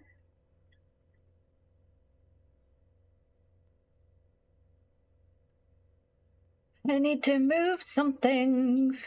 Because everything's getting a little bit full. Choo. Done.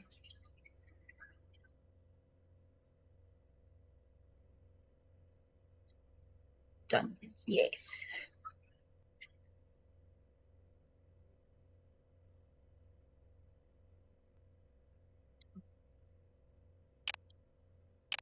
Just realized I forgot my. Ooh, right there.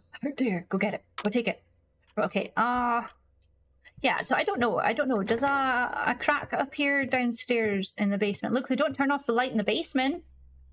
Bastards.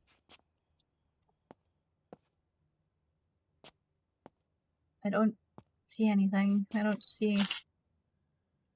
Walls, remember. Find me. Apparently there's nothing to find. Uh-oh. Something just changed. Something just changed. Where did it change? In the basement? Here, maybe? No. Here again. Fuck's sake. Nope. See anything different here? I don't.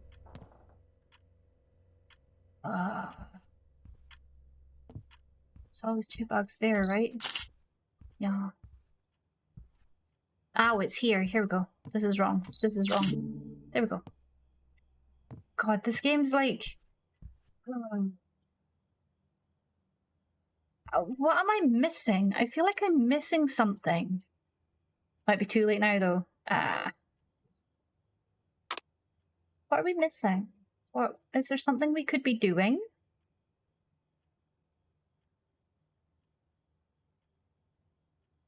Don't be flashing at me. I feel like there's something I could be doing and I don't know what it is. Chat, do you know what I could be doing?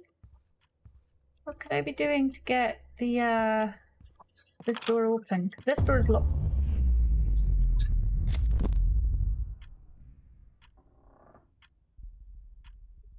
Why?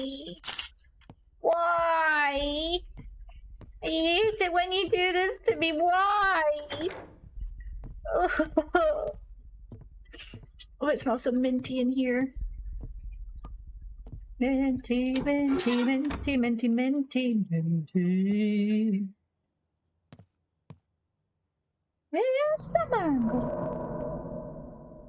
Yes, a mango. Whoa.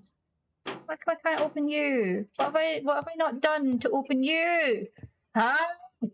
I feel like I'm missing something and I don't know what it is I'm missing. What am I missing?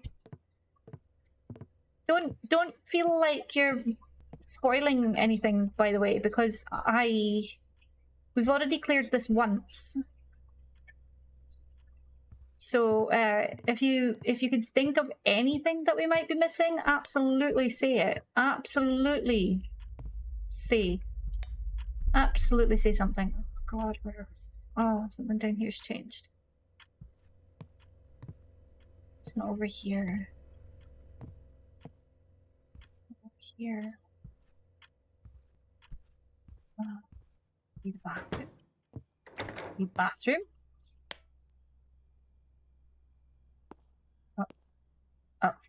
Oh, I've got a feeling we're going to fail this one. Even though we started getting everything, we started getting things like the cracks and everything really quickly. I feel like we're gonna die. Like that noise either, game. I don't see what's changed. Wait. There we go. That's fine, snuggled up and asleep. Good. Good, good, good, good, good.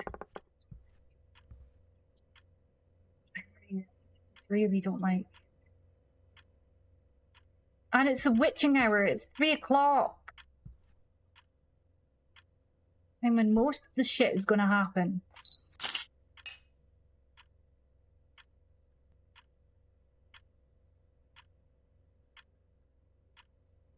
I mean, something's just happened. Did we miss a photo frame or something?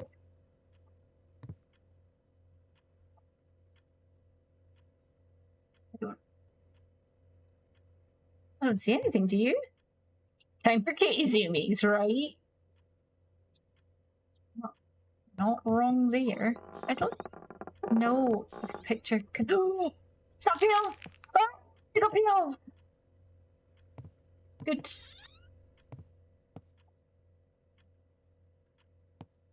Can't open these ones. No. Can't open them.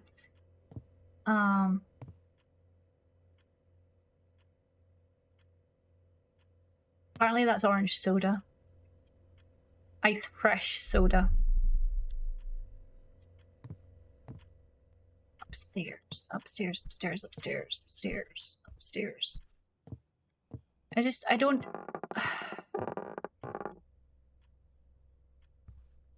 I don't like some of the things are really subtle. Oh wait, it's the sofa. I think they need to fix that. I think they need to fix that because it's really obvious. I don't like that sound either, game. I don't like it. I don't like it. I don't see any photo frames either. I have been told that sometimes photo frames don't appear, which causes it's a soft bug or soft bug out or soft lockout or whatever you want to call it.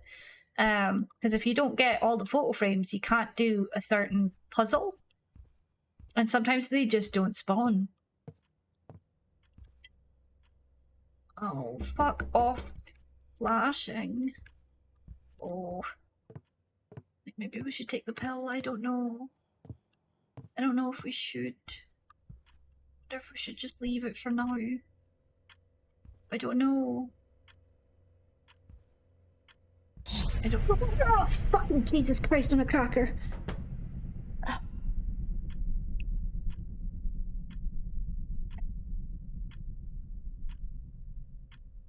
Fine. It's fine. It's okay. It was just Jim Daddy smiling at us from the corner. It's okay. My heart rate isn't going 100 miles an hour. I don't have a weird, sharp, stabby pain under my boob. Nope.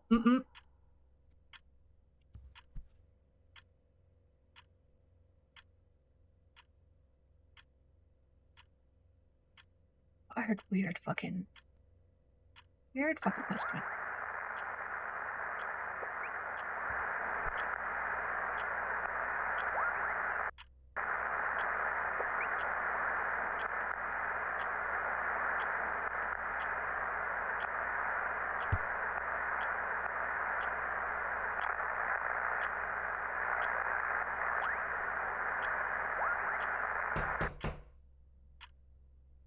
No.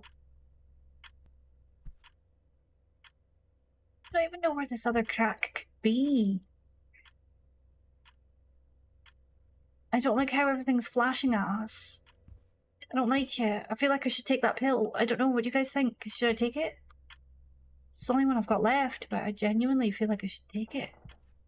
I don't know where that other crack's gonna appear either. Oh, in the basement? The basement? Really? The basement?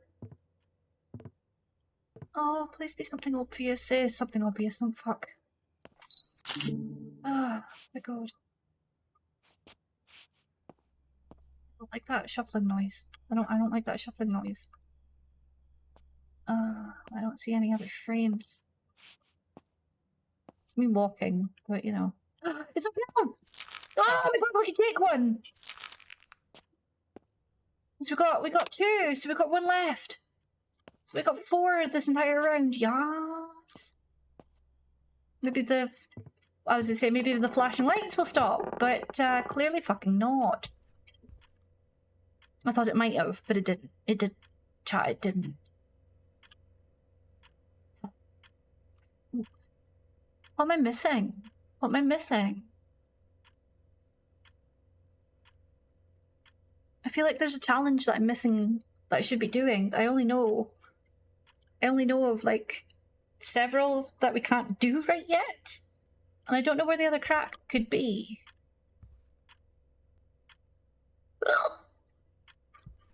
So we got the crack in this wall, that's the R.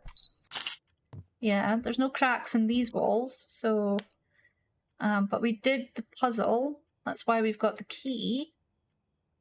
Penis! Penis! Thank you for the penis. Hi Ace, how are you? Welcome in. I think that's the W. So we got the... Oh, there's another crack here. Hello. I've never had 2 in the bathroom before. I've never had 2 in the bathroom before. Hey, you were right. Wreck. Absolutely. Fuck off, game, with your stupid noises. Oh, fucking...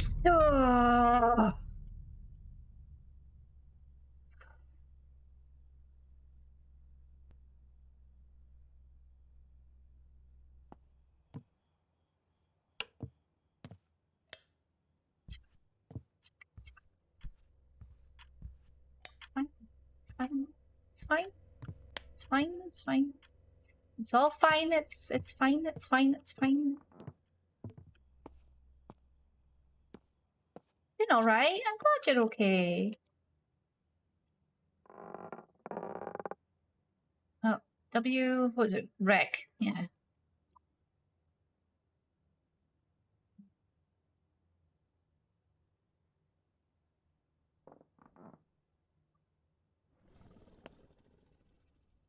Oh, every time.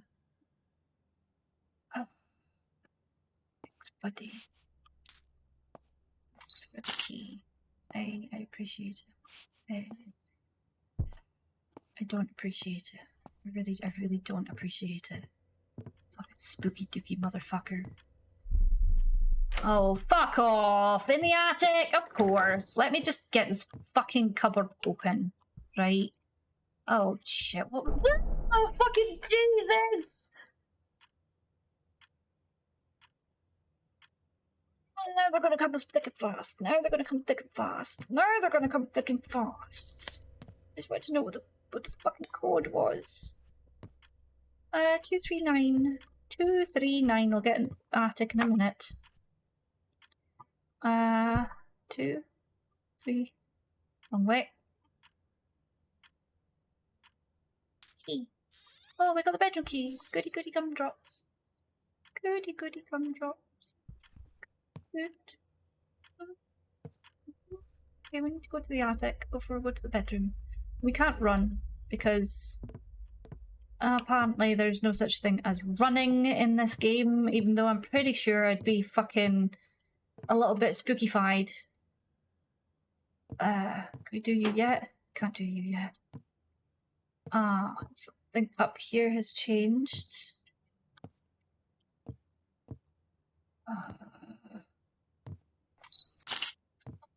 Oh!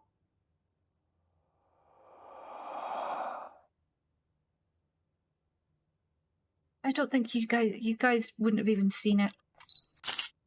I don't even know what the fuck has changed up here. I don't even know what the fuck has changed up here, but something has changed up here. I can't tell. I can't open the cupboard there, so I don't know.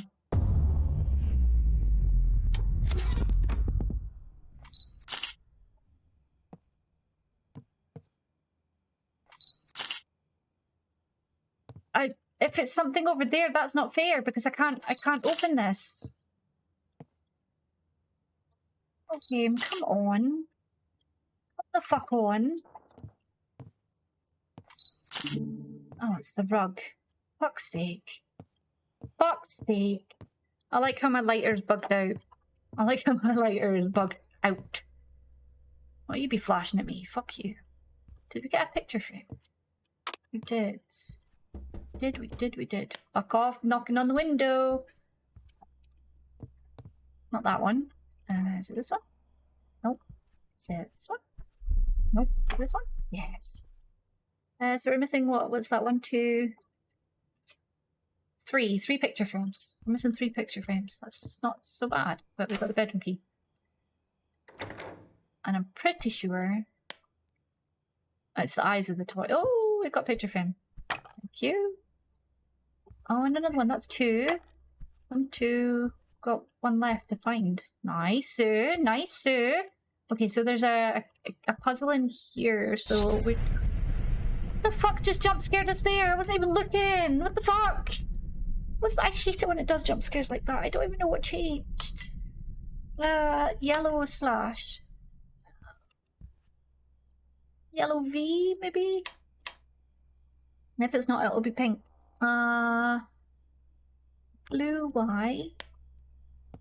And pink X.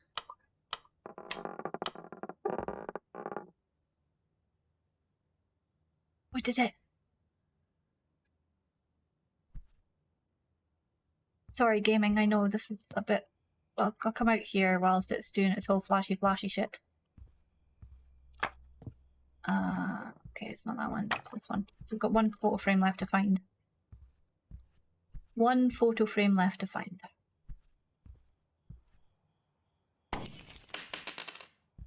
Oh, thank you very much. Okay. Okay, what key was that? I just picked up a key. Drawer key. No, we did the drawer. Attic key, basement key, bedroom key, unknown key. What have we yet to unlock? What have we got to unlock? What have I missed? What did,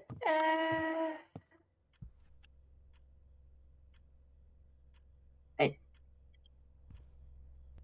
Oh, fuck you. Oh, can we finally? We can't.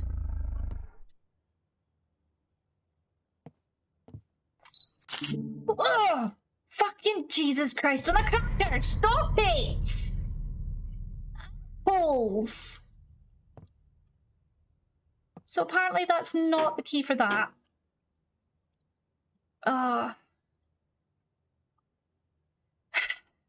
What else have we got to open that we couldn't open? So we did the drawer key, that's in the kitchen. We didn't do the fancy key, that's the bedroom. That's my bedroom.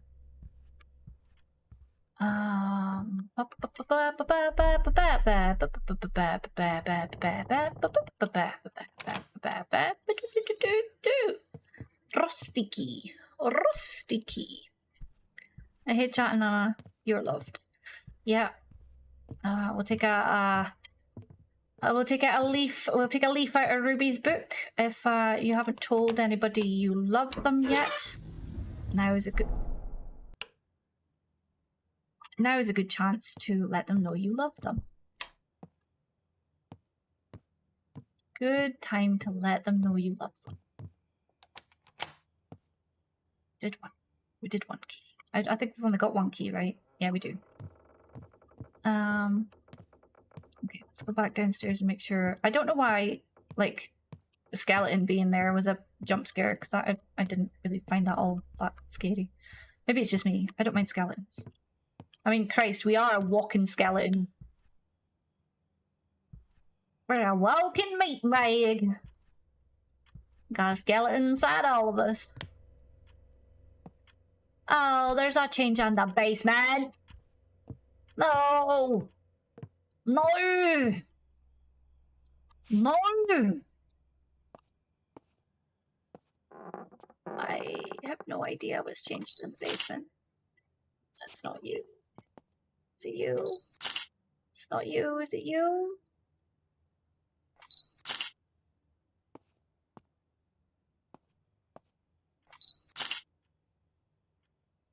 I don't see what's changed.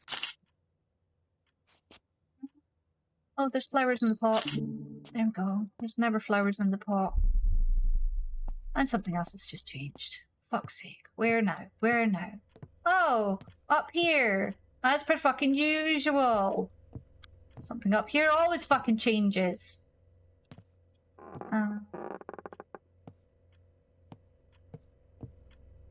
Whoa! Leslie! Leslie, who are you, queen? How do? Oh, shit. How do? Can I get a shout for Leslie, please? 15 months, lady. I told you today that you're a beautiful person inside and out. If not, you are. No, you.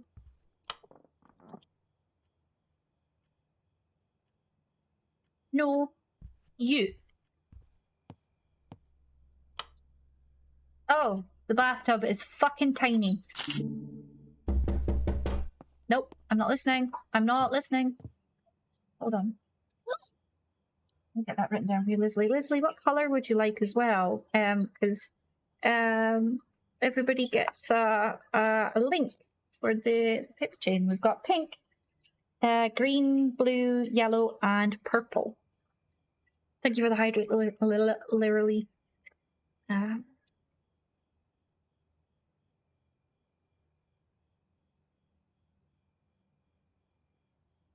15 months, though.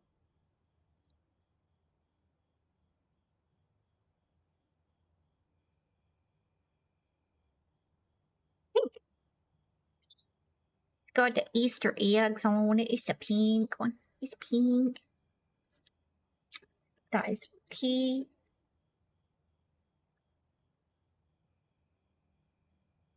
Did that not go through? Huck. I appreciate you. I appreciate you.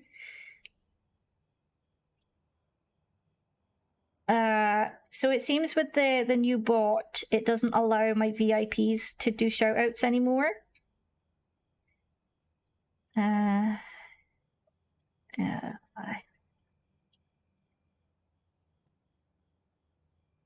think you're just constantly on you're constantly on mod mode, aren't you, Hug?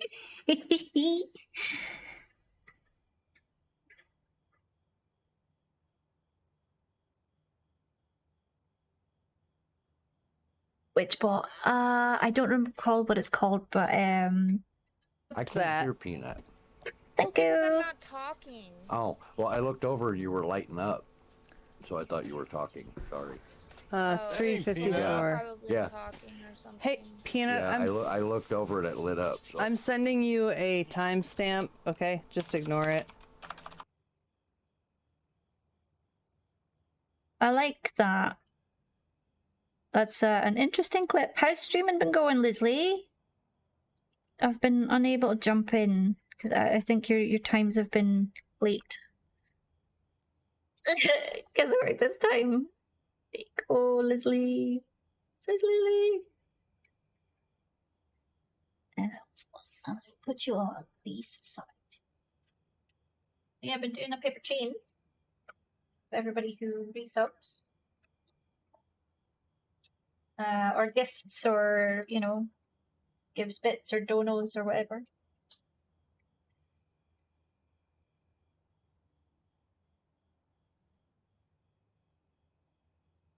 There we go. Beautiful. How's it going? I've only streamed like twice since Christmas. I've been too much in a funk to want to subject people to me. Leslie.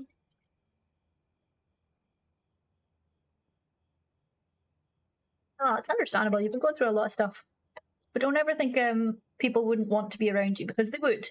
The poor computer is really hot. I'd want to be around you. I fucking love you, lady.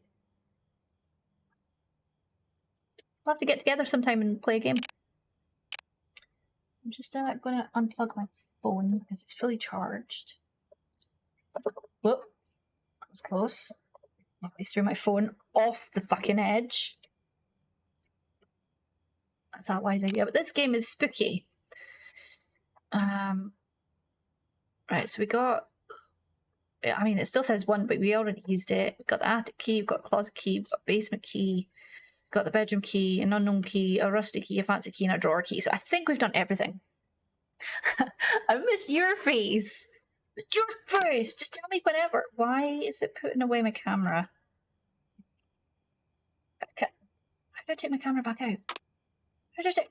Oh shit, how do I take out my camera? I don't feel safe without my camera. Chat, I don't feel safe without my camera. Why? Why is my camera not coming back out? Hello? Hello? Take a camera, 1. Ooh. 1. Oh, we're fine, it's okay, we're fine. This is a little bit like observation duty, but my lighter isn't supposed to be out. But my lighter's out. Giving up on the story? What do you mean, giving up on the story? Oh, yeah, the book. Yeah, no, ages ago. Ages ago.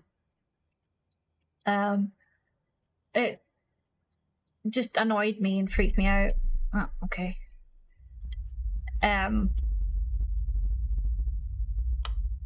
When he started getting aroused by a teenage girl, or supposedly a teenage girl, but they weren't sure of the age. It was like, nope. Nope. It's not there. It's in the bathroom. It's not in the bathroom. Oh, it is in the bathroom. Shit, that's huge.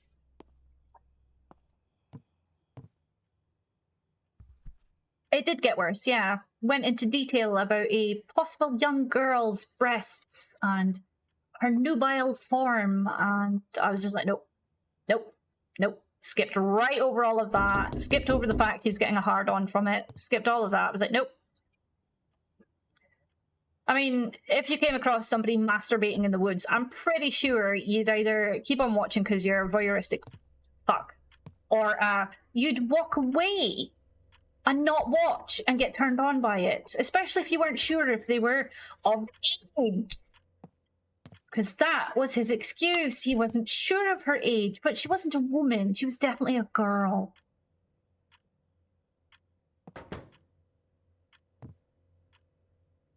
Yeah. Ugh!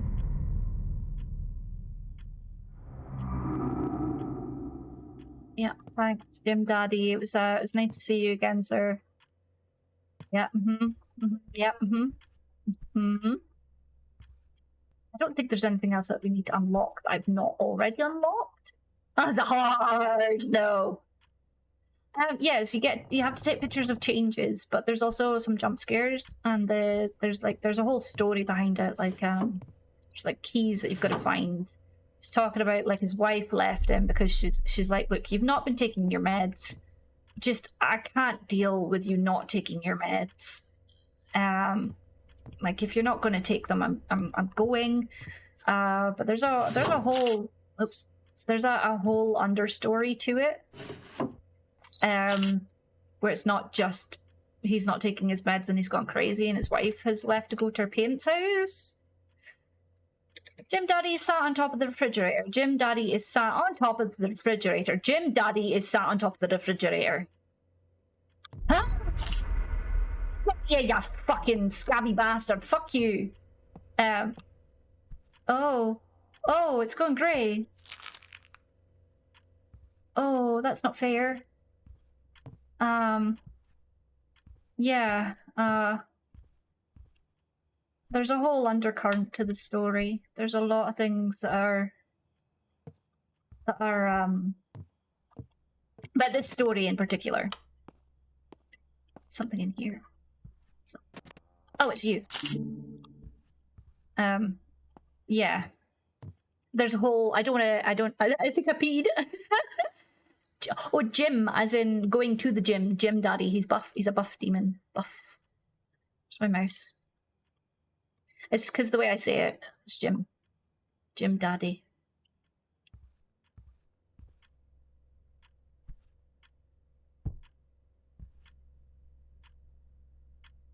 The game's kind of like stalled. There's a photo frame.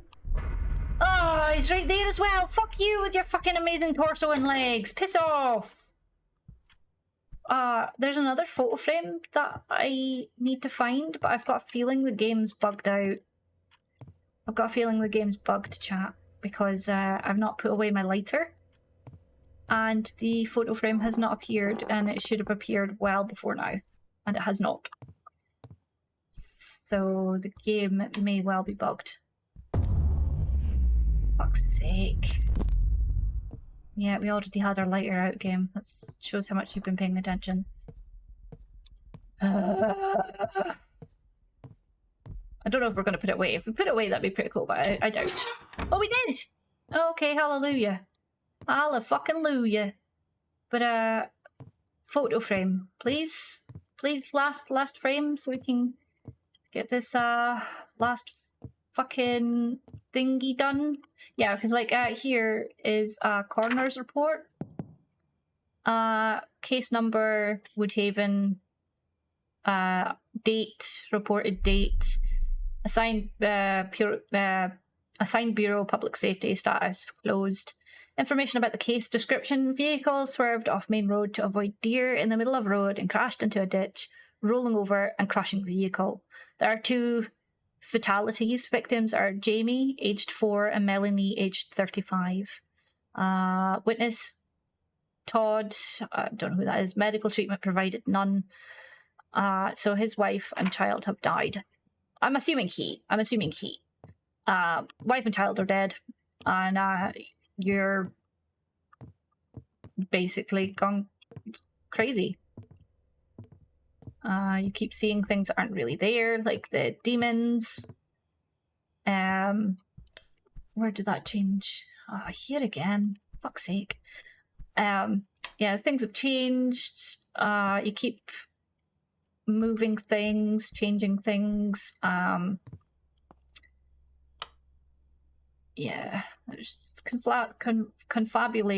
I don't know how to say the word properly. It's apparently something to do with the brain. Fuck off! Yeah, it's apparently something to do with the brain, which would make sense because, you know, you keep thinking you see demons everywhere, and things keep changing, and. Oh, you're huge. So yeah, and that's his daughter Jamie when she was a baby and when she was 2. Kind of sad. And all of this has been happening. It feels like it's taken forever, but it's only been a little while. Fuck off, spooky batch. I'm not home. Maybe they're really there. Maybe. I don't know. But yeah, I think the game's bugged because I can't see where the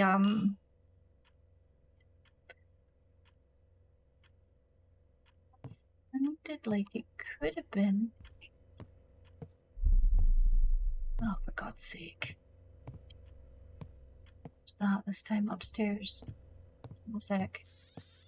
Keep hearing a noise like glass or something, or like something's been jiggered because it's got a photo frame, but I don't see where. Shit. We don't find the frame, we're not going to be able to finish the game.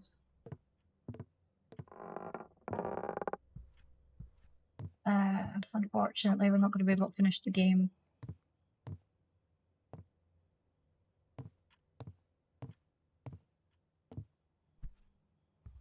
It's not in her room either. Shit. Is it in her room? No, it's not in the kids' room. Oh, wait a minute. Oh, I'm a tube!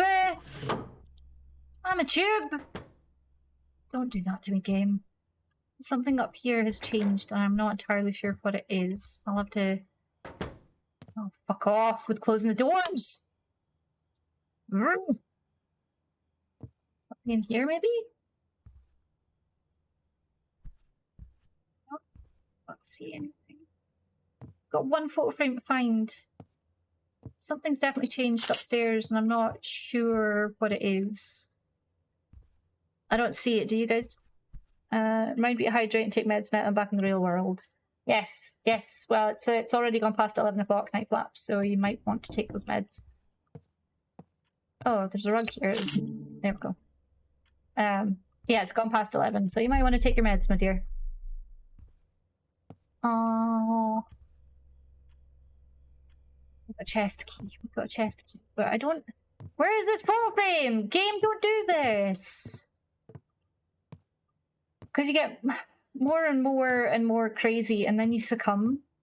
Which means it's basically a failure. The game's cheating. The game is cheating. No, no frame. No, no photo frame. No photo frame.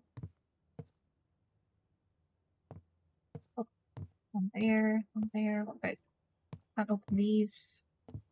It's not frame here, is there? It's not stuck in anything, no. It's like a soft lock. Unfortunately, if we don't get this other photo frame, we're not going to be able to finish. Not going to be able to finish the game because we need it. Fuck off, demon fuck. Ah, I fucking knew you were there, you prick. I heard you. Yeah, there's a soft lock. The ending, yeah. Hi, Copy, how are you? How do? Literally the ending. I mean, we found 2 in here, which was a big deal in and of itself. Never normally find that many in such a small room. It's definitely not in our bedroom.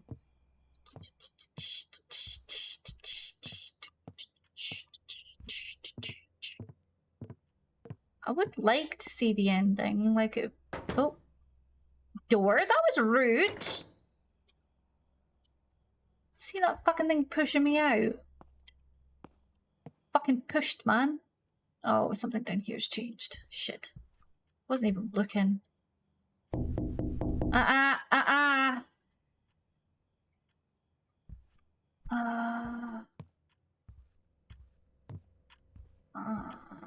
That's still there.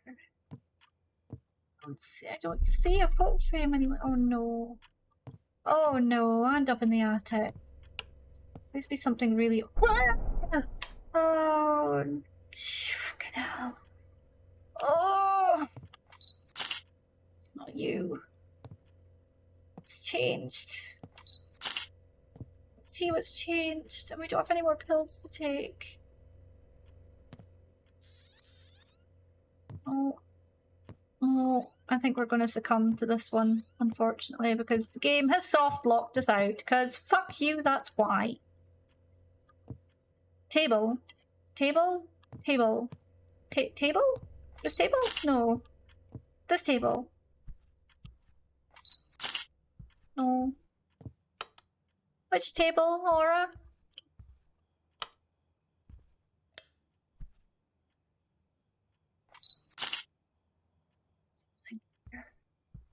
Let me go get the change upstairs. It's really frustrating because when you take the pills, it's supposed to make things make a noise at you.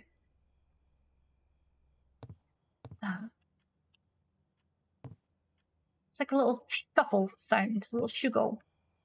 But we're not going to be able to get it anyway because, like I said, the final frame, photo frame isn't appearing, and our sanity is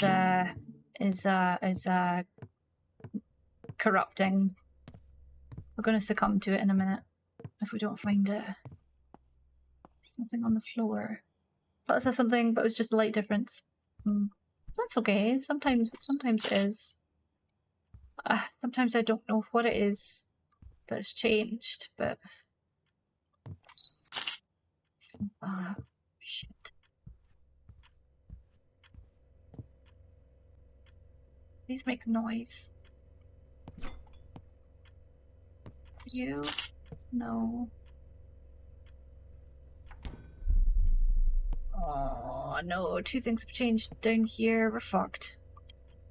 We're fucked. Unless it's something really fucking obvious, we're fucked. Like, we're succumbing. It's going grey. See how all the colours are draining out? There's one change.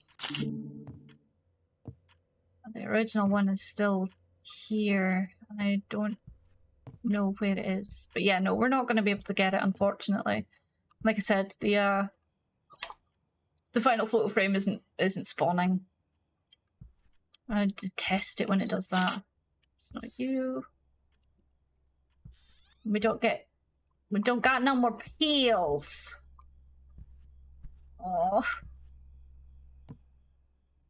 Oh, fuck off.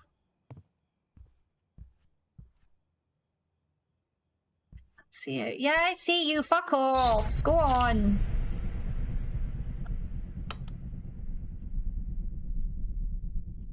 Yep. We're gonna succumb. We're gonna succumb. I can't hear it. I can't see it. Something here? It's toilet paper! There's too much toilet paper. What the fuck? Really? It could be as subtle as that. Yeah, for that one it was the toilet paper. I hadn't even noticed it was the fucking toilet paper. Nope. You're gonna be there. Oh, you're not there today. Oh, where are you? Are you on the stairs? Where are you? I heard you. I heard you make a noise at me. I heard that. Check. But yeah, there's a soft lock that happens when the final frame won't spawn.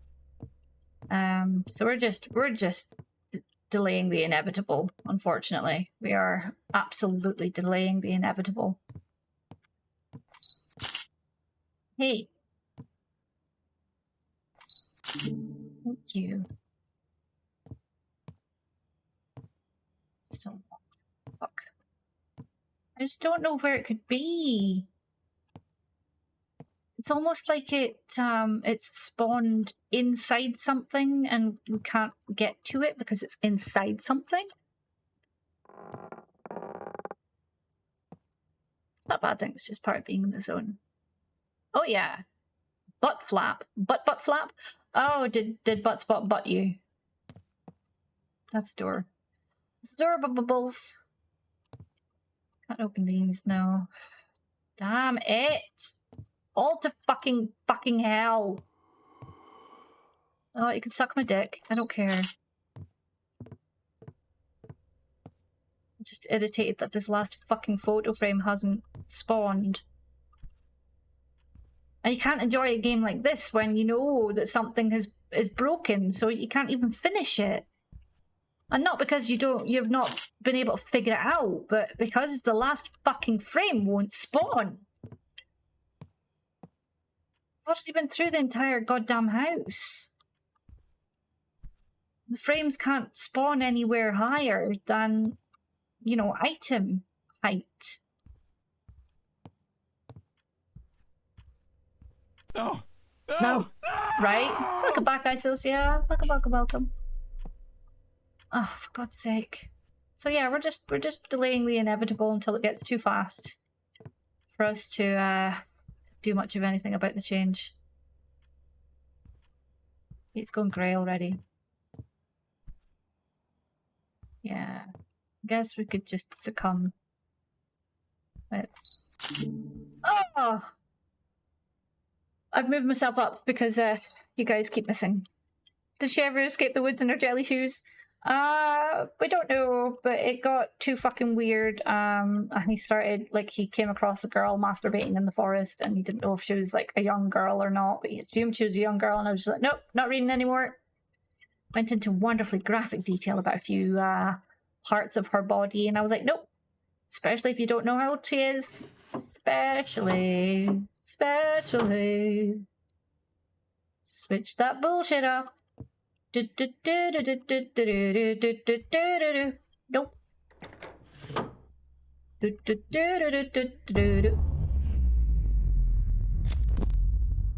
Cheers. Cheers, buddy. Cheers. Cheers. Very much power. Thanks. Really enjoy going through the house in the dark. Really super enjoy it. Especially because you're not fucking giving me the thing I need. And the thing is, I heard, like, in the kitchen, like, if we go back to the kitchen, if there's nothing that's happened, you'll hear it. Like, if I go over here, every now and again, there's a soft tinkle of glasses and stuff. Sick. All the way at the top of the fucking house again. Yeah, there's like a soft tinkle of glasses as if something is there that shouldn't be there. Oh, the tiles are shrunk. Oh, for God's sake! He's like, hey yo! Hey yo! Yeah. We might as well just quit this run because we're not going to get it. I definitely don't have on me.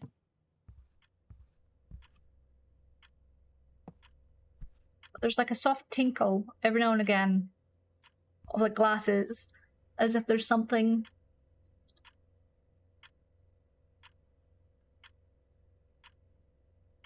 Yeah, there was a smell. Oh no, that was of the lady that came round to his house to help him cook, I associate.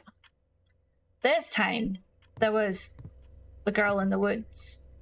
And it went into great detail about what she was doing to herself and how he was affected by it, and, you know, describing her breasts in great detail. But, you know, and you could tell she was young because her body wasn't marred by time, or, you know, her perfect porcelain skin was just perfect. It's like, ugh. She's not just boobly in the fucking clearing, you know. And he's leading, because he was. He absolutely was. Oh, I didn't want to open you. Close fridge. Thank you. Let's have another quick scan down basement. I don't think it's down here. But, we can put hope. But I don't think it is. I think I'll just... The next... Oh. Hello? Gamer Kawaii, thank you so much for the follow. Welcome in, welcome, welcome. I think what we're going to do, because this last frame is not framing, I think we should just succumb this time. Which is frustrating as all holy fuck, because, you know, we're doing... Nope. Because we were doing really well. And it's like a... It's a really integral part of the game that's not spawning. I'll just let everything go grey. Something in here's changed.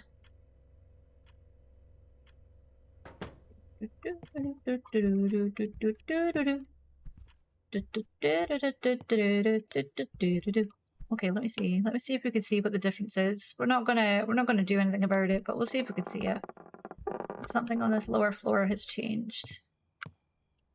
No, must be in the bathroom. Oh. No. No. Interesting. And I don't know what this is. It's not... There's a cat that usually appears there, but for whatever reason we've not figured it out. And it's not, So I wonder what the fuck changes. Nope. Not that it matters, but I just want to see... I want to see if we notice what the change is. It's them shiny.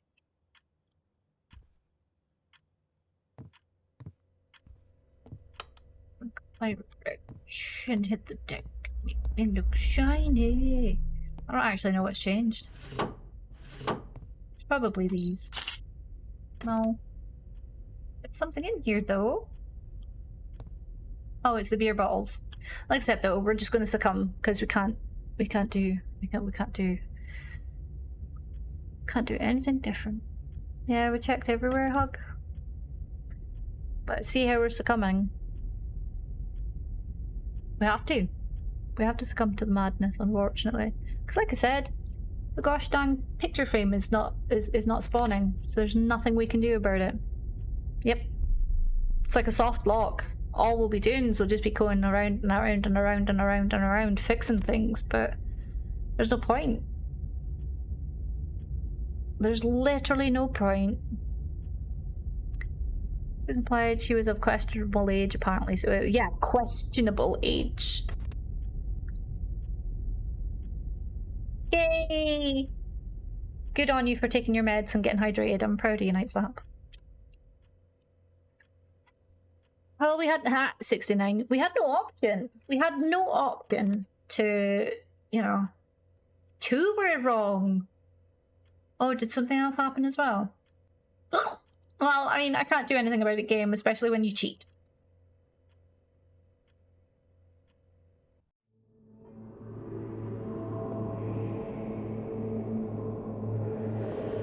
But yeah, I think let's fix this. It doesn't even say. It doesn't even say. Oh, I think that's for Endless and Helpless. Okay, we'll do it. We'll do it once more. We'll see this time. This does mean that it is bedtime. Oh, not a problem, Night Flap. Thank you so much for being here. I appreciate you coming in. I hope you get a good sleep. And I hope it is restful. You wake up feeling refreshed, and you know that you are much loved and appreciated. Oh, hold on.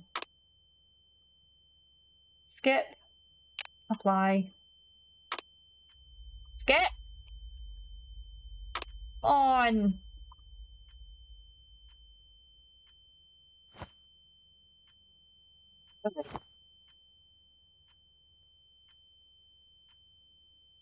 High-pitched is really annoying, and I really wish it would go away because I really don't like it.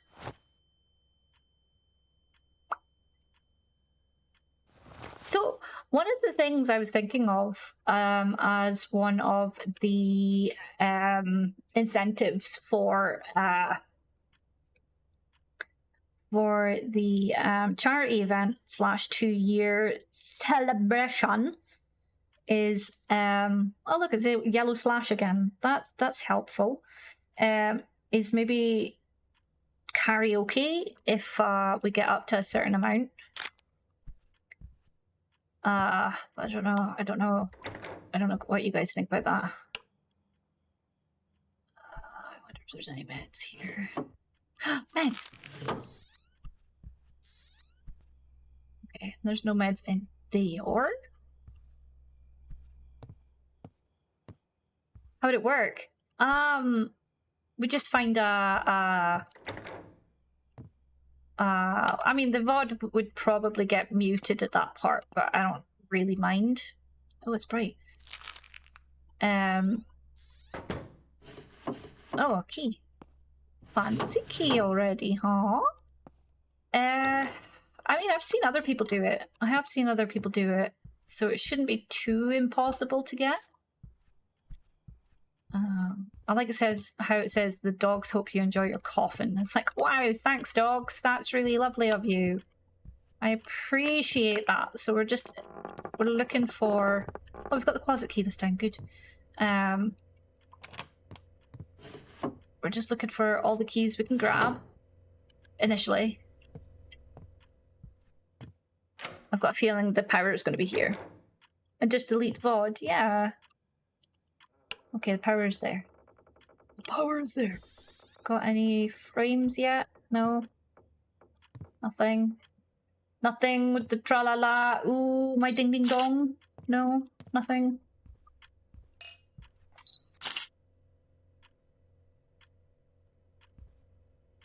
Something just went clatter.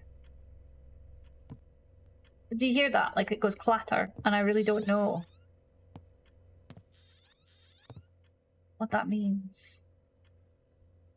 We check for pills in here as well. We'll go upstairs and check for pills as well. But yeah, I mean, it'll be a charity VOD as well, so I don't know. We could maybe either do the karaoke for that on that stream if we reach it, or we could do a specific stream or a specific start to this stream. Fuck off. Fuck off already. No, suck my dick. Or we could do like a you know, like a specific stream so that the charity VOD doesn't get deleted. So I'm not sure how I would feel about the charity VOD being deleted. You know? Oh, something's changed already. Fantastic. Fantastic bubbles. I don't think it was in the kitchen that it changed. No. So it's either going to be the bathroom or the... Either of those.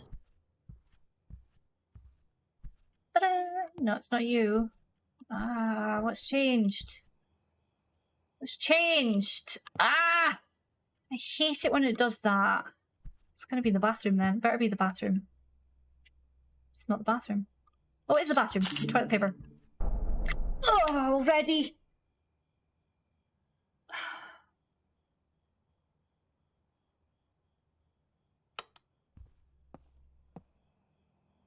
I didn't jump, you jumped. I shut up.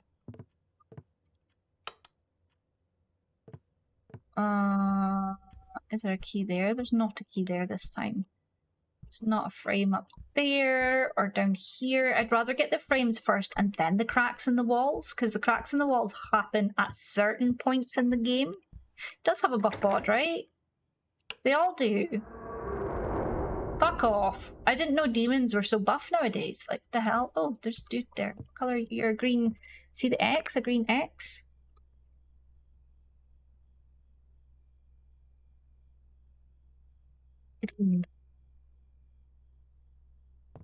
Okay. Okay. But yeah, like, if you've got any other incentives that you think would be good for the charity event, please don't hold back. Let me know. I know that it's, like I said, it's going to be my 2-year as well as, but I would rather have ideas from you guys as well about what kind of thing you would like to see do. Oh, it's this one. Rusty key. Okay, what's the rusty key for? Attic? But we haven't got the attic key, have we? We've got a chest key, the closet key, the rusty key, a fancy key, a drawer key. Okay. Okay, so we've only got 2 sets of pills. Oh, that's bullshit. Something's changed. And if you're wondering how I could tell something's changed because there's a noise, it's like a dun-dun that happens when something changes in this game. Oh, it's a yellow V again.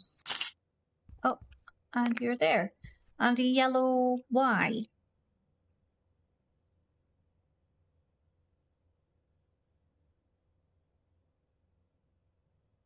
Yellow. Yellow, yellow, yellow, yellow, yellow, yellow, yellow, yellow, yellow, yellow, yellow. I don't see any there. Rusty key must go in a rusty lock. Oh ho ho! Yeah, it'll be up in the attic. It'll be up in the attic, unfortunately. Left this door open. Thank you. Light on. Thank you very much.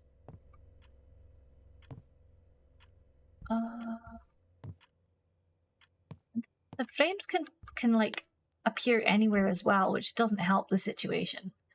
And I don't know all of their places, but they can literally appear anywhere. Oh yeah, and the bluebird is over here somewhere with the bluebirds. Okay, so the birds are all in the same place. 9-2. Oh, there's a photo frame. 921. 921. 921. Yes. Yes. Gib key. Bedroom key. Oh, we got the bedroom key already. Nice. Oh, a frame. Hello. Okay, that's good. That's good. That's good. That's 2 frames. I don't know if... do you think I should maybe wait and get all the frames? Or do you think that's going to cause us a problem? What are you thinking? What do you think, chat? What do you think? By the fireplace. Was there a frame over here? No. No.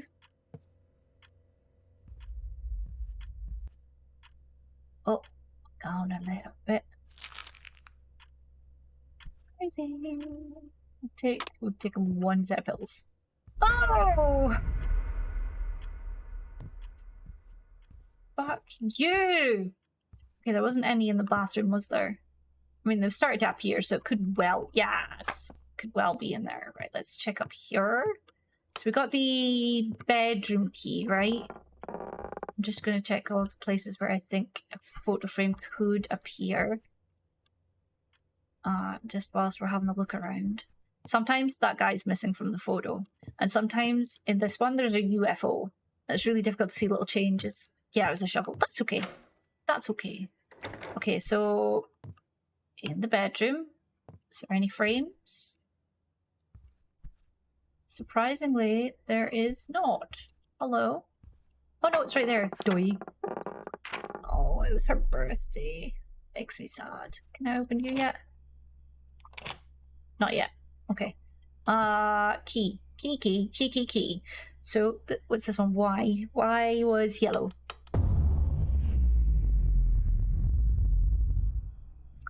Where was the power again? And I don't have the lighter, do I? Oh, that's freaky. And I don't... Oh, shit. I don't have the lighter. Oh, shit. I don't have the lighter. Chat, we don't have the lighter.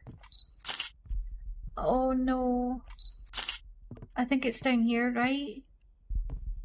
Oh no, there's change that's happened upstairs. Ah! Ah! Fuck's sake. There it is. Fuck off. Still there? Oh, you're not there, but something upstairs has changed. Oh, really hate that sometimes. Really hate that jump scare sometimes. So upstairs, something upstairs has changed. So,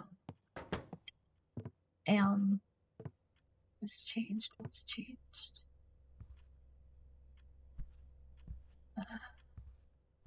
Could be the bedroom, I suppose. It's not her bedroom. Shit. Shit. Something upstairs has changed. I'm not sure what it is. I'm not sure. I don't want to do the light thing until I've figured out what it is that's changed. Oh, blood. Okay, yeah. No, that's not right. Good. Good. I don't know. Should I put the frames up? Right? It's not that one. It's gonna be this one. It's not that one. It's not that one. Okay. Okay, they were all big. It's weird that there's like... That's in the game. You hear that siren? That's in the game.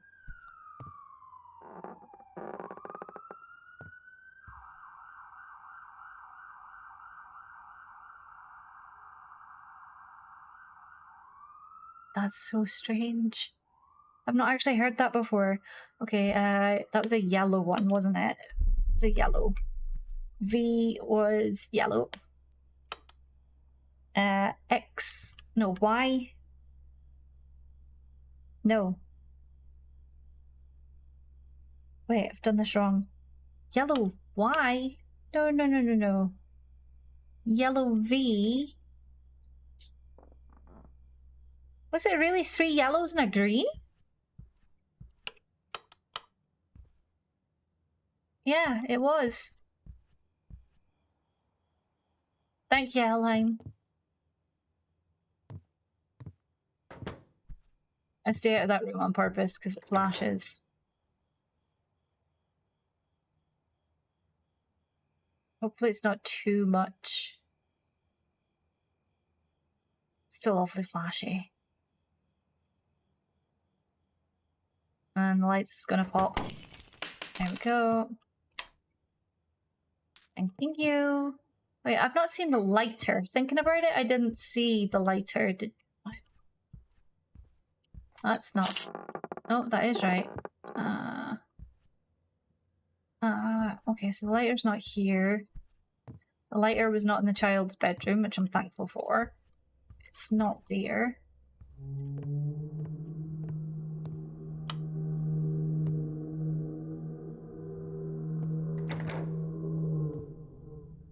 I don't appreciate that sound, game. I don't see a lighter anywhere. What the fuck?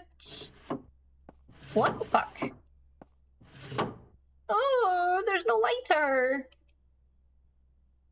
It's usually a lighter. Oh, we've still got one frame. Look, see, I don't understand what the cat means. Something in here's changed. Oh, something upstairs has changed. Lighter is not there. We need the lighter for if the light goes off again. If the power goes off, I hear you. Oh shit, something down here has changed too. Something down here has changed too.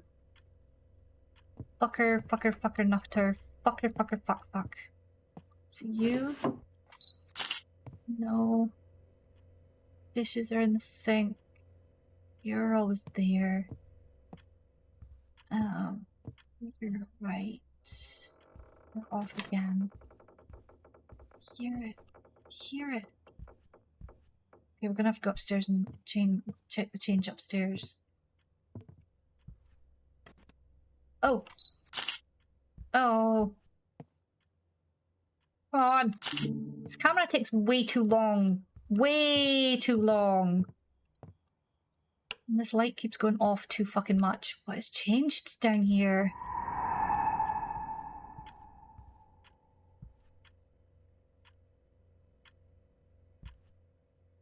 Anything obvious?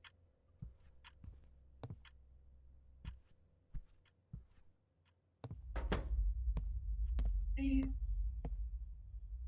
no, we're already going crazy. Fantastic. I love this. I love it when such a missing picture.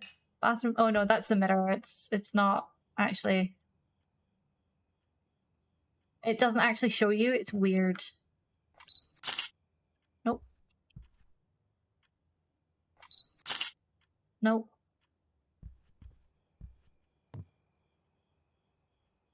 The dogs enjoy you in a coffin. Come on, game. It's there.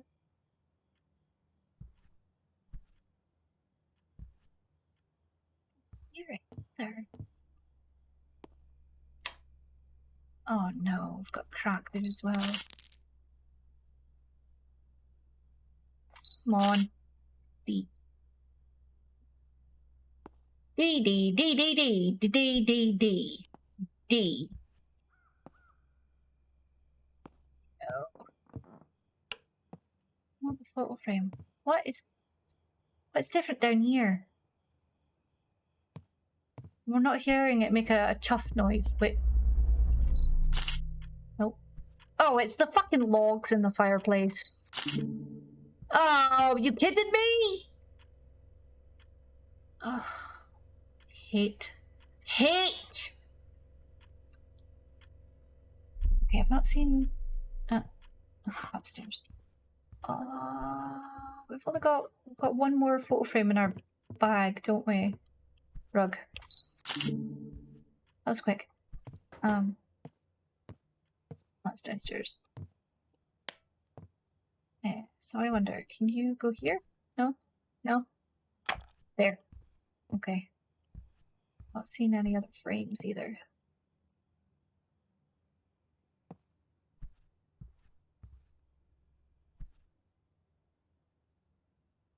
I smell brownies! When am I getting a brownie?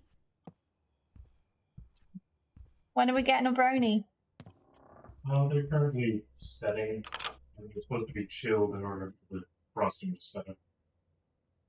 Oh no! So, we can probably have one right now. Is he hanging upside down in the fireplace? Yep. Reach out. Yeah, to grab it. okay. Yay! Yay! I'ma get a brownie! I'ma get a brownie!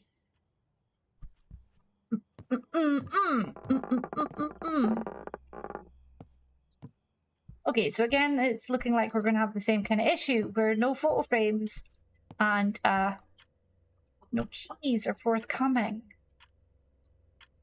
Did we get this door key? Yeah, we did. No. No. No. No. We've only seen one crack as well, haven't we? Hi, Mr. Blobbyville. Thank you. Welcome in. How are you? Good evening to you. Hello. Oh, thank you for the follow. Thank you so much. So this game is called Confabulation. Things keep changing around your home.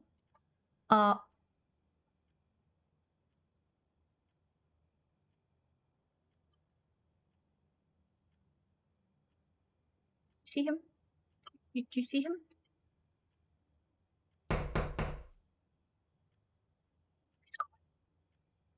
He's gone. Yes, Mr. Blob, how are you? Mr. Blob Evil. How do? It's going around the same places until something harsh changes. Because we can't do much of anything until we get at the key. Has to be something down here every freaking time. Nothing there. Nope.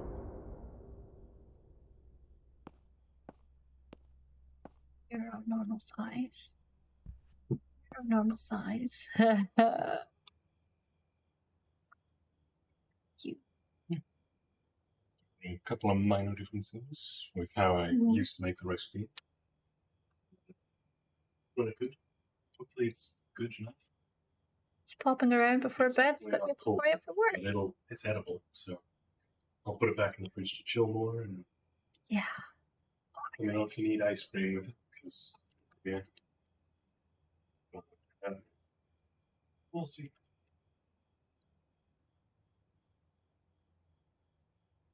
I appreciate you coming in here, Mr. Bob. How did you find us?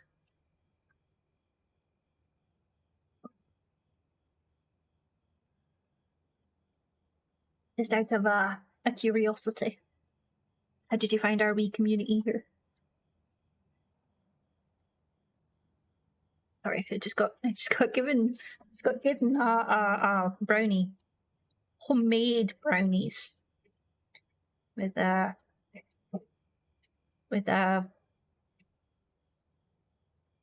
mint frosting. Yeah. I wish I could have had a slightly smaller pan so I could get a higher brownie to frosting ratio. We can always get you a smaller brownie pan, that's no problem.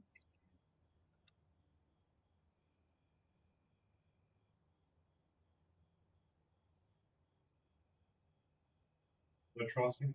I was in the recommended for me section. I appreciate you coming in. No, it's fine. It's great. I'm selfish when it comes to my food though, Pug. It's when am I never annoyed, to be honest, Aura? Oh, it's so sweet. Whoops. Ice cream. No, it's fine. I'm just gonna take a few bites and then leave it a moment and take a few more. Oh, don't be knocking at me.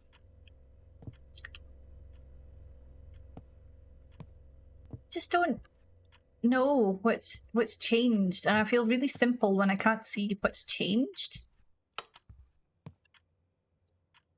It's my last look about before turning in for my 4 hours of sleep. Well, Mr. Blob, I appreciate you coming in with a follow. I appreciate you joining our community. I hope that when you are able to sleep, that it is a restful sleep and you wake up feeling refreshed and you know that you're much loved and appreciated. For when you go to sleep. Because I might miss it. And I think this round's going to get us as well. Oh, frame. Doink. What's different though? Game, what's different? Give me a sign. Oh, I don't see it. Ugh.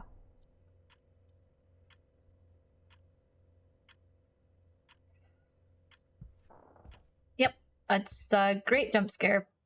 That good ass jump scare. I really like. And these are subtle jump scares as well. They're not like, you know, they're not loud, they're not in your face. They're not arse. Fuck you, door. They're not asshole jump scares, you know what I mean? They are very well done. I don't know what could be missing. I don't know what's changed about downstairs. But something downstairs has changed, apart from the frickin' lights always going out. Is that a lighter by the candle wall? Candle wall? Hold on. It's this extra bottle here. Hang on. Candle wall. Ah. That's stupid. What do you mean candle wall?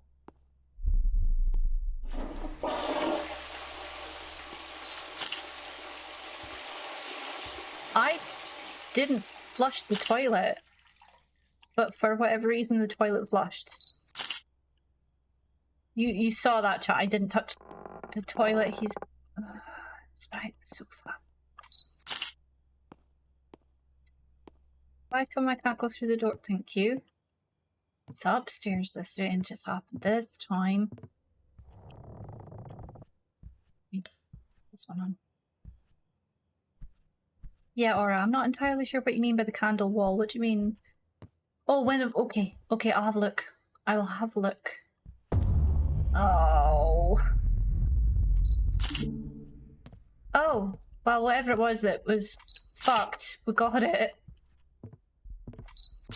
I don't think I'll ever figure out what it was because... Oh, I'm stuck on something. Is the door closed? Are we in? Oh, it's there. That's a good point. It is a lighter. Oh, alright, you beautiful bean. Thank you. Now, frames. I wonder if there's any frames that have appeared since we last did another sweep. Alright, you have got the eyesight of a fucking owl. A gosh dang fucking owl, because I had no idea. I feel like I'm moving too fast as well, which doesn't help the situation.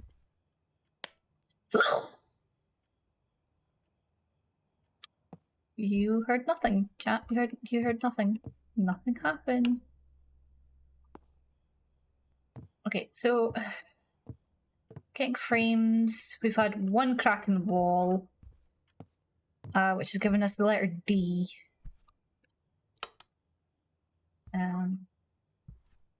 Let's see any other. Oh god, it's not going to be that big one there. It's not going to be that big one there.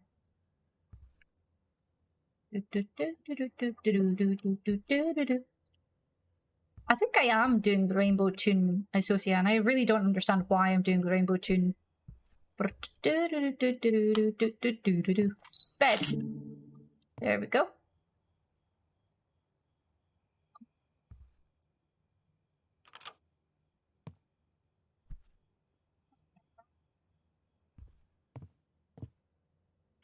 Oh.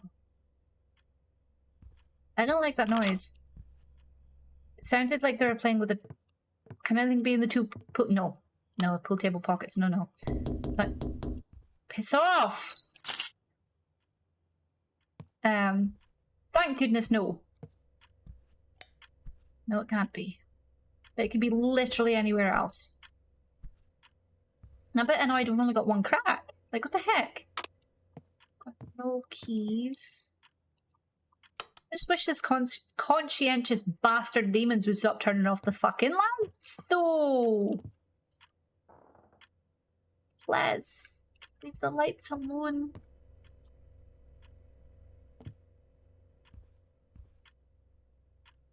Leave my lights alone.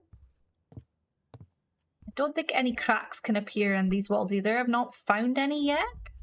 It's not to say that they can't. I mean, they could. I've not found any yet.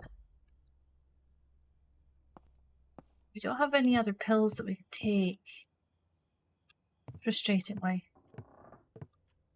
We open this door yet? No. What have I not done? What have I not done?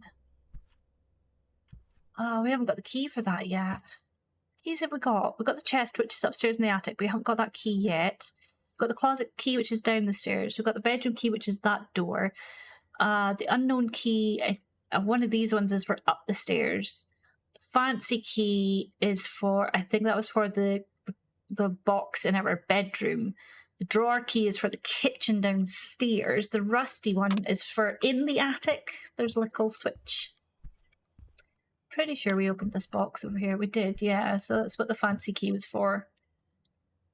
But I'm not seeing anything.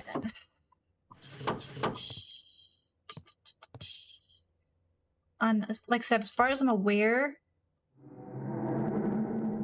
nope. Frames can't. Not frames. I mean, how many do we need? 1, 2, 3, 4. So they could potentially be in the attic and the basement. That's the problem. Unknown key. Oh, there we go. The unknown keys for that one. Okay. Okay, attic key. Oh, what's just changed? Oppo. Nothing here. Of course, it's something on this fucking floor. Of course it is. It's always something on this floor. There's nothing there. It's not an extra bottle there. It might be in the kitchen. Check the bathroom first. Not you. It's gonna be the kitchen then.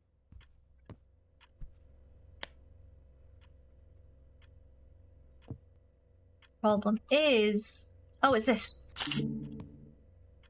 Good. Good. Let's go up the stairs into the attic. Let's go. Let's run. Run.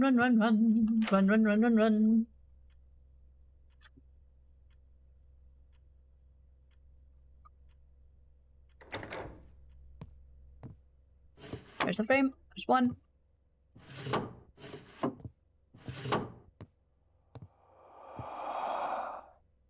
Don't start with me.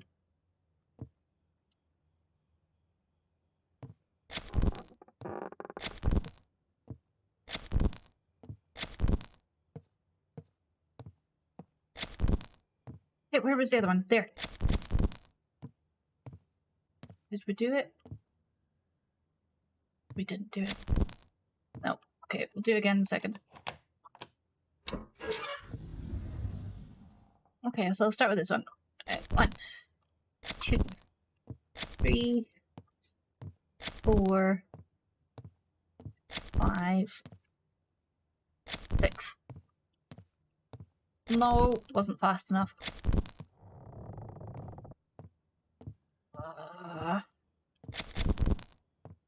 We're gonna have to wait until all the candles go out again. Wasn't fast enough. Gotta be a bit faster. Okay, let me do it this way then. That one, that one.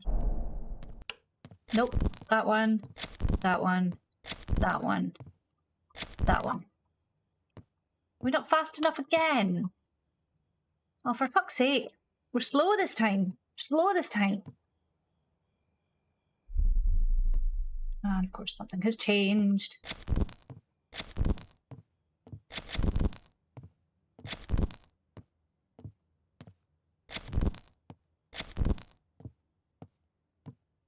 Nope. Nope. There we go. I wanted to get that key. I'm sorry. Totally fucked it up. Basement key. Hold on. We need to... Very quickly. Very quickly. There's nothing up here that's changed anyway. Could be most likely downstairs because it's always fucking downstairs. Yeah, nothing up here has changed. Nope. Yep. It's down here. Of course it's down here. There it is. That was the basement key, and I only saw one photo frame. Oh no, don't do this to me again, game. Then again, I wasn't really looking. Did any of you guys see any other photo frames in the attic? I've only got one. I just hope. Don't know if you can get a photo frame upstairs in the attic. A donut hole. I don't think you can. Let's check the basement. Maybe there's 3 in the basement. I don't know. If it's another game where it's not spawning the last fucking photo frame, we're just gonna have to give it up. And just call it quits for the night. Because, like I said, we can't carry on with the game. There's 1 frame. There's 1. Just have 3. 2. 3! Yes! And some pills! Even better! Even better! Wait, there isn't any others here, was there? No. No. It's that one, utility room, small one attached to the kitchen. No, I think we got that one. Oh, fuck off. Of course it's down here. Of course it's down here. It's not you. Oh, it's the plant. There we go.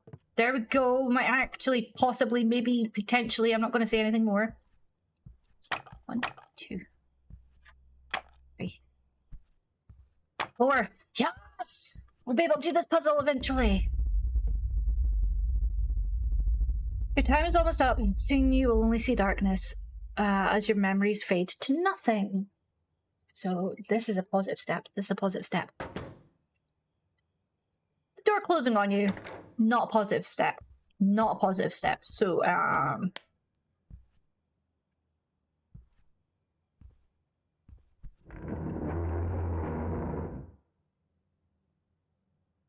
didn't like that.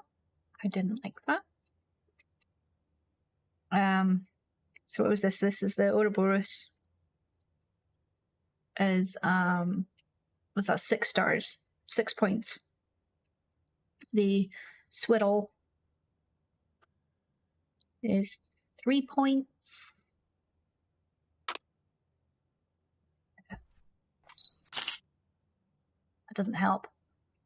The what is that? The upside down cross is 4 points. And the circle, what's that? 5 points? I'm pretty sure it's only 4 symbols, right? Pretty sure it's only 4 symbols. Did we? Well, okay, yeah, apparently it's only 4 symbols. Okay then. Okay then, game. Oh! I was like, the fuck are we looking at? What are we looking at? It's been Jim Daddy again. He's back. I don't like him.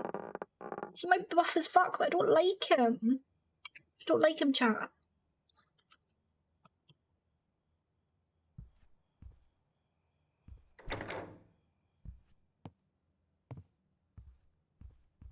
No cracks. Nope. No cracks. No cracks. Not seeing any cracks either. That's no help. Oh, of course it changes in the basement. Of course it's changed in the basement. We've got this door to figure out, but we can't figure it out yet.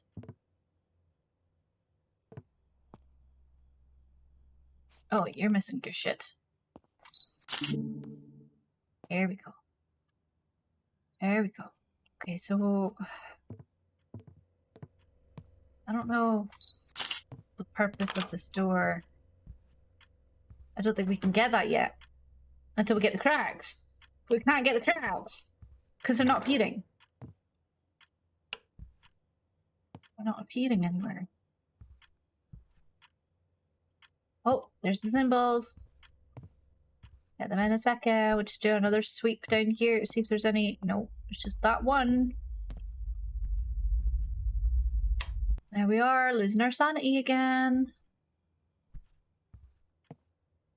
Okay, well, I'm not seeing any cracks in the walls. Maybe. What do you believe? I don't fucking know.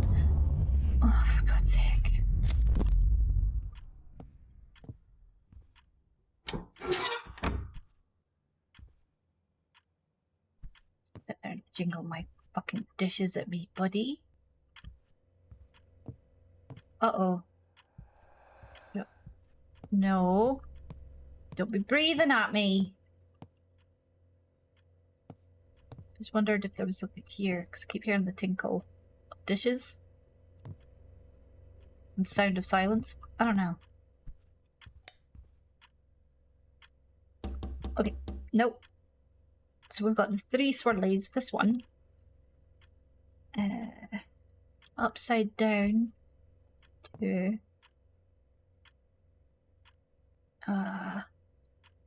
The 4 circles. Fuck off. 3. The Ouroboros. 4.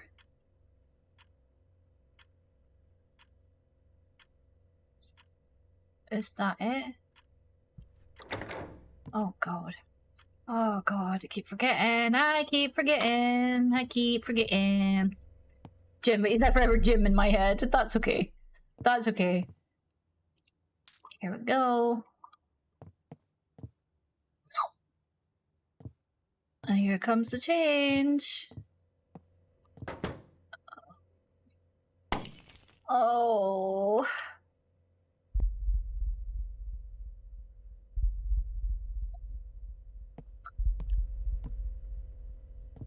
I hate this bit. Oh fuck. Oh fuck. Yeah, we keep thingying. Don't worry about it. We know what we're doing. We know what we're doing. It's a very what? Why is everything red this time? This is a bit unusual. It's a bit unusual. So this is 1. So you're gonna be yellow. Pink. Yellow. Number 2. Where's number 2? You're number 6. You're number 2. 2 is white. Green, pink, yellow, white. Number 3. Number 5. You're number 4. You're number 3. You're gonna be pink. Pink. What's that? 3. 4 is red. Number 5. You're number 6. So you're number 5. You're gonna be green. Green and blue. Oh no! Balls. Too late. Too late. Forever too late. Forever too late.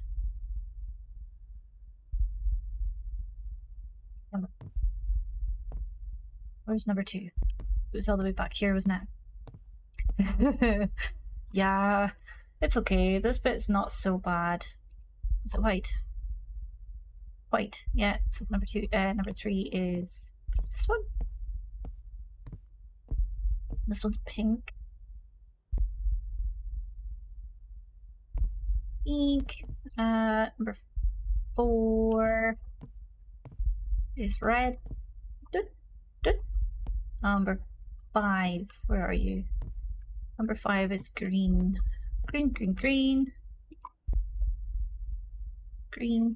And number 6 is blue. White, red, blue. Not her. Oh. Oh no. Oh no. Oh no. Oh no.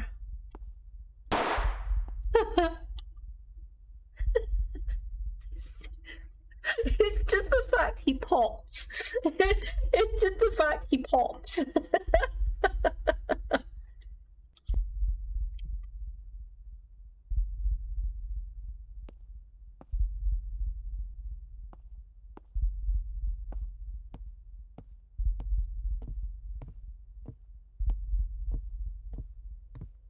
It's not sinister at all. Not sinister at all. Fuck you. Oh, he's Mr. Red Man. Oh, something in the attic has changed. Of course. since we were gone. Oh, shit balls. Oh, shit balls. On, please. Stop turning off the light. Nope. Nobody's home, so don't bother me. Teeny tiny towels. Tiny teeny towels. Let's see. I don't know if cracks can appear in these walls. So, did we get another? We did get another chest key. Go. Oh, I hope you're still here, Hugapug, because I've got a feeling. I don't want to jinx it, but I have a feeling. Maybe, possibly, maybe. And you'll see. Cracks on these walls. No cracks on these walls. This is frustrating though. Now the cracks might not appear, so even though we've got the puzzles, we might not get the cracks yet. I need like 4 more of those, and they just look like an X.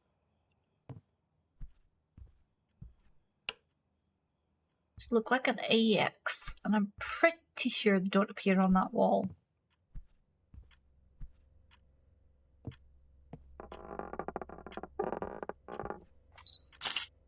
It's a bit dodgy. It's a bit pure dodge. Pure dodge. A fucking rude! Rude! Of course. Of course. Something down here has changed.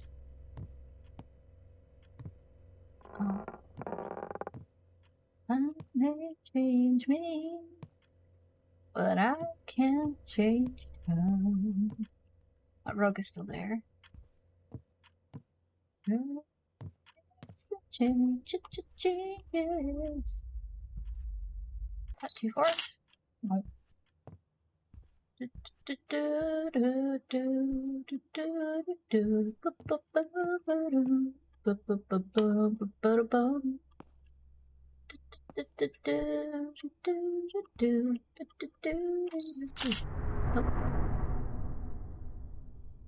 don't know what that means. Game, I don't know what that meant. I don't know what that meant. I just took a picture. A picture. Okay, I cannot fathom what the change is down here. It's all the same. That's the same. It's different. Don't hear it making a noise either. It's not like a it's like a little sound it makes. Some pills. Take some pills and see if we can identify the change.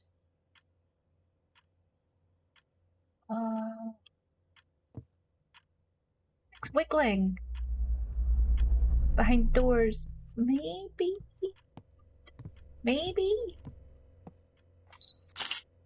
Oh.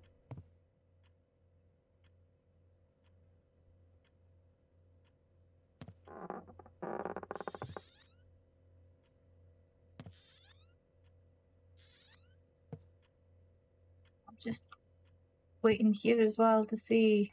It's not them. It's the change then. Can't be in here because I'm not hearing it. This picture? I don't think it's this picture. No, I didn't think it was. Something here on this floor. So this is the basement, this is this floor, this is upstairs, and that's the attic. If you're wondering how I know which room's which. I'm only half observant. That's okay. Me too.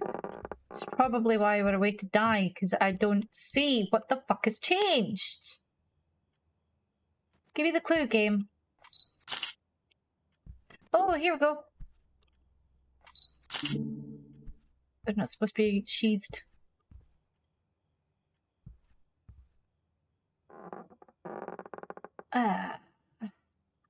So I think we've got all the keys we can get just now until we get the cracks in the walls. But we're not going to get the cracks in the walls because they should have appeared by now. Damn it. Damn it. No cracks here. Let's check in the basement. Let's check in the basement. Oh, for God's sake, of course something changed. Go back up and check in a sec. No cracks here either. What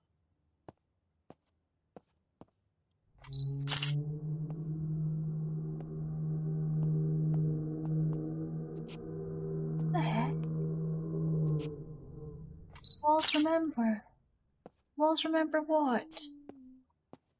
Like, we can clearly see there's a gap there. And I don't remember what the walls remember because I don't understand. Find me? Is it like a door we're looking for? Oh, I've never seen that. I've never seen that before. Like, heck? Let's see what it could be. No? Look at that. I've never seen that before. Is maybe a way through?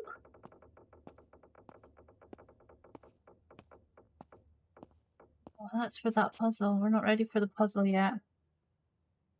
Not ready for that puzzle because we haven't got the puzzle. So we haven't got the cracks. Oh, pissed off because I don't know where it is. Another clue. Somebody double check that I'm not wasting my time with that clue. I don't know if it's a clue. Like in the basement on confabulation, behind the wall is there's the find me puzzle. I mean, is it a puzzle? I don't know.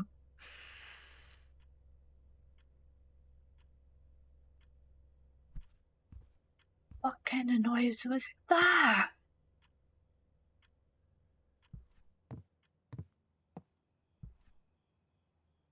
That's changed. That's one. Oh. Is that in oh, it's the wall. It's the wall. Poster was missing from the wall. Yeah, could somebody check that the find me is not a wall puzzle in confabulation and it's just like, I don't know, like a... Do you know what? I'll do it myself. I'll do it myself. It's fine. Confabulation.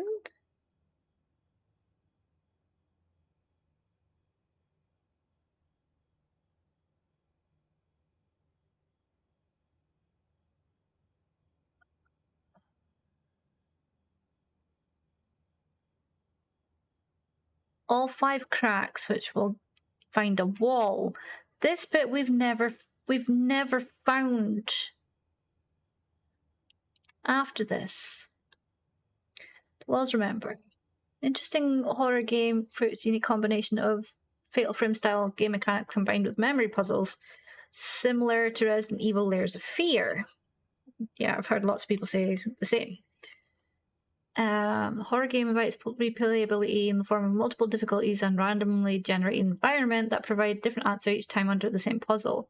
Those who feel a little confused or overwhelmed going into this twisted, dark, and unforgiving set full of jump scares, this guide will show you how to solve each. And okay, they call it conspiracy. It's not collusion. It's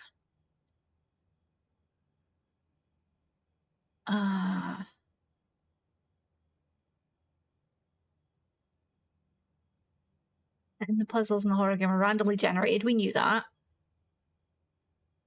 How many times you play the game if you solve the puzzle total of 2 times? Permanently unlock a key for a specific door or chest/drawer. However, the key will always be different, as also randomly generated. Fair, we know that. We've got that one. Light puzzle, we got that one. Bedroom puzzle, we got that one. Basement puzzle. Find the cracked, which we're not getting.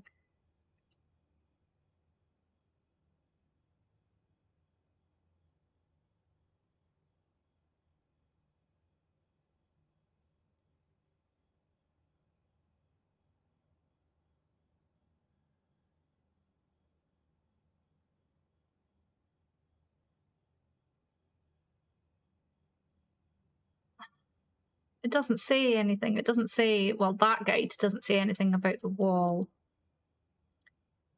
I don't know if anybody else has had a look to see as well.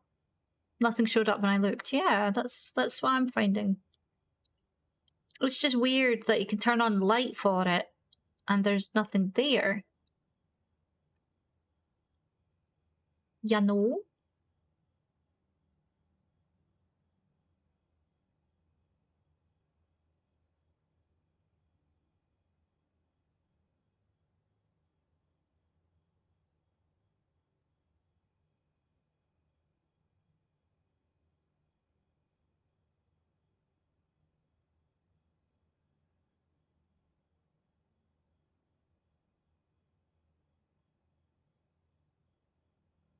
Does it mean to be confabulated? Apparently it's a real thing. A lack of awareness that a memory is false or distorted, no motivation for deceit or to lie. Misremembered information is based from real memories. Stories can range from plausible to completely unrealistic. Interesting. Confabulation is a type of memory error in which gaps in a person's memory are unconsciously filled with fabricated, misinterpreted, or distorted information.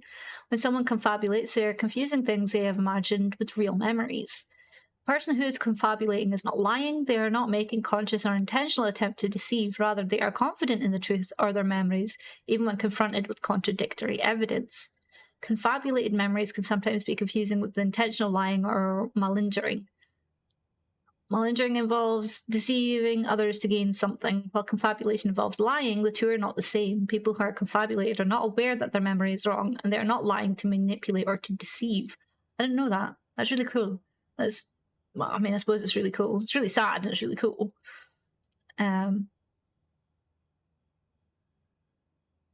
But, you know...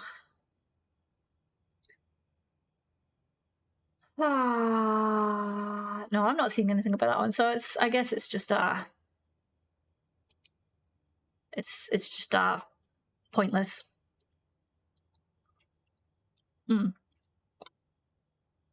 Right, Leslie? Okay, so we're just not getting our cracks. So first off, it was the fucking... the photo frame, and now it's the cracks. But it's annoying because we got one. Then again, I suppose that would make sense, wouldn't it? I feel like I've got your hopes up for nothing, Hugapug. Because it seems that there isn't anything I can do. Can't force the actions to happen either. I mean, what 5-letter word begins or ends with D? That it could be. That's I really don't think you can force the mechanism, unfortunately. Oh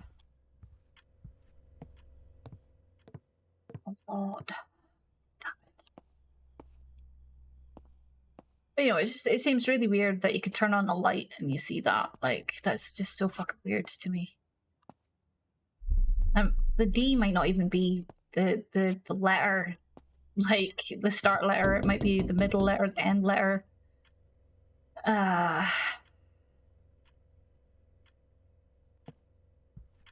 Cracks to show up to give me letters. Yep. And apparently, that's up to the game if they happen or not. That's entirely up to the game, like you see. Entirely up to the game. Got one, which is pissing me off. Oh, it's you. Bye-bye, little fishy.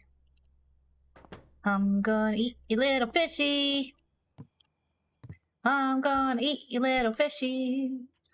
I don't think there is a way to change it either so that you can get the cracks to appear. They're quite obvious, Aura, but as far as I'm aware, no.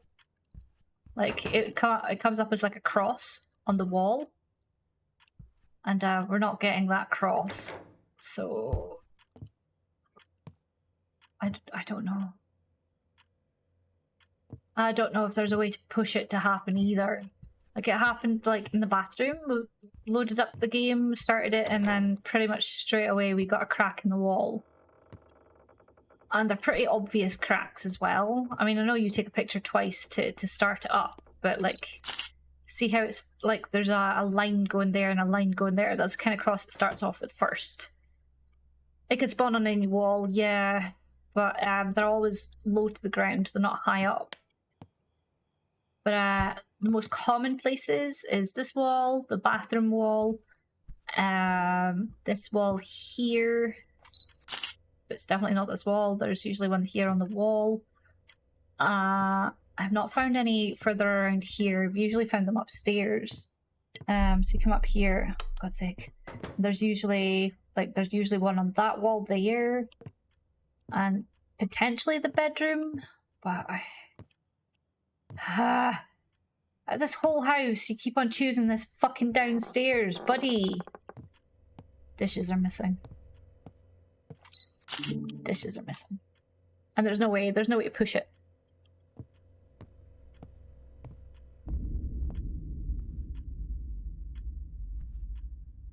Can't see in the pool room.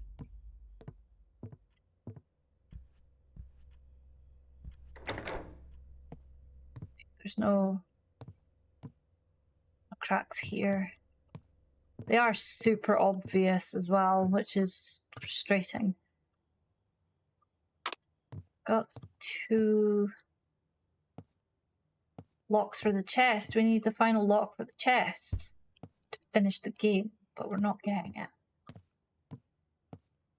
Because the game ain't giving me cracks. Oh yeah, the pool, yeah, the wallpaper in the pool room. I mean, I could take pictures of the walls, but nothing will change. I don't know if there's any cracks that can appear in the child's bedroom. I've never seen it, but that's not to say it doesn't. But I don't see any.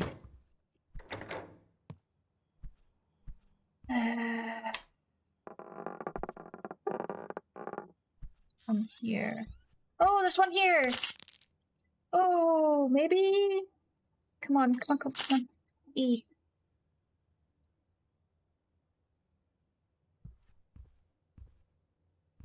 That's weird. I've never seen it be in there. There's no... Am I going to get the other cracks this time, game? Are you actually going to give me them, or... Oh, there's one here! And then we've just had something else change as well. Oh, fuck off. Oh, fuck off. Where was the power thing again? Down the stairs? In the cupboard, right? There's something changed in the... Oh, fuck, what's that? The upstairs. The upstairs has changed. There we go. Is there any other cracks anywhere? Oh, there's a crack here! Come on. Come on. DECA. DECA? There.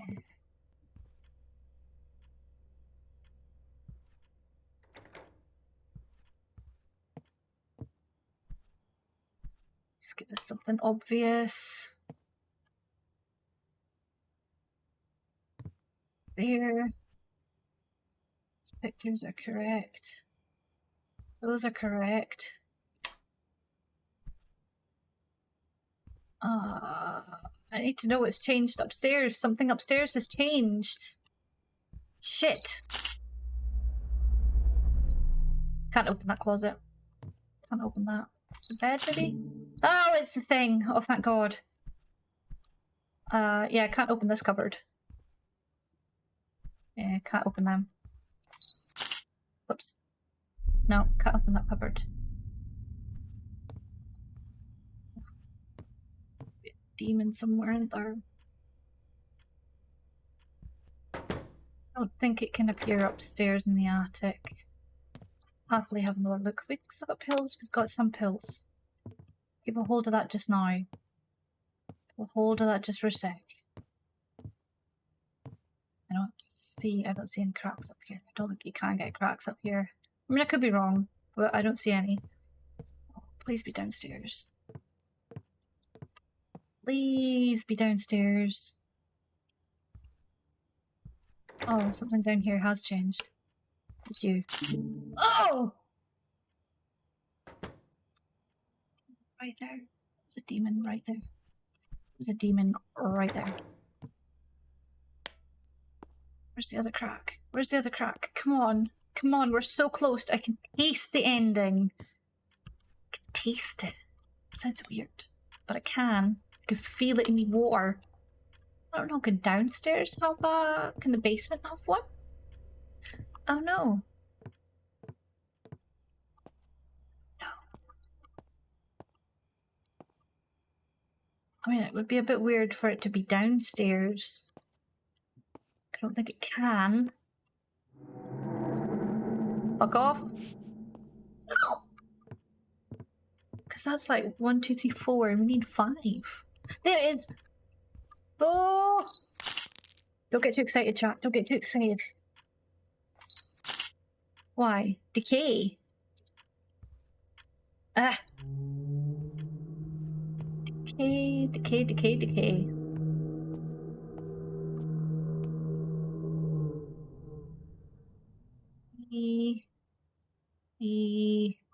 C, oops.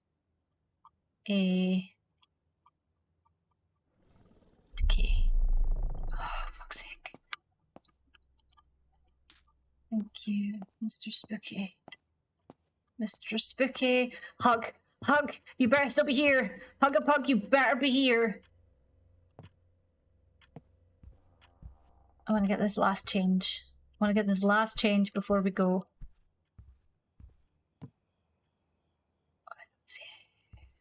Yeah, could be the bathroom. Rude!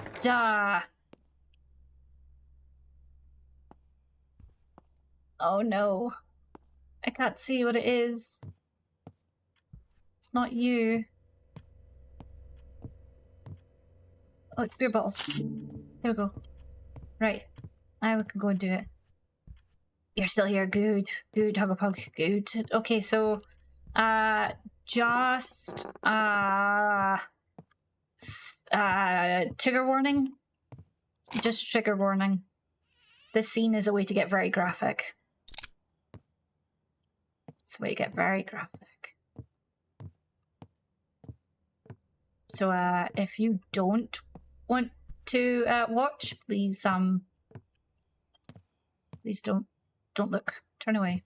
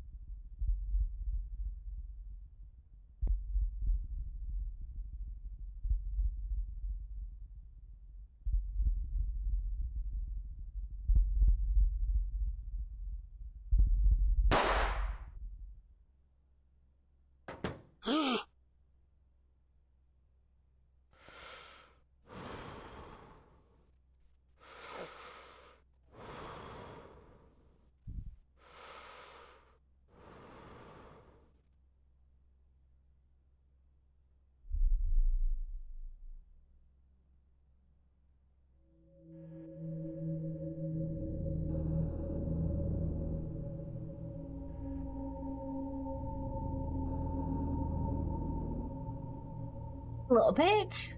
Hi, Starlet. So yeah, just a loop. Yeah, and I wonder if those demons aren't actually demons, but him trying to give himself clues. And we got everything. We got everything. High five, chat. High five. We did it. Oh, what a way to end a stream. What a way to end a stream. Whoop whoop. Boof. Why are we not? There we go. What a way. Oh my gosh. So there you go. I'm never going to do the hard mode. All too hard. Maybe one day. Maybe one day we will. But yeah, I think it's a good idea to have a look at who we could rate. Everybody is playing Demonologist.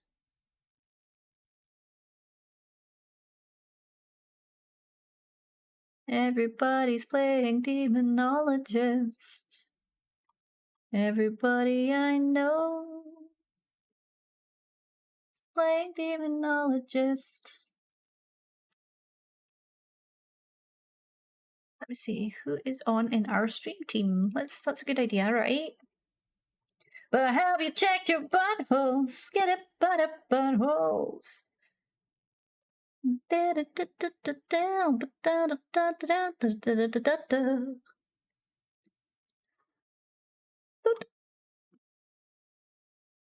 Okay, let's see. Oh, it's just us. I don't recognize those guys. I don't know if we've seen One Speed.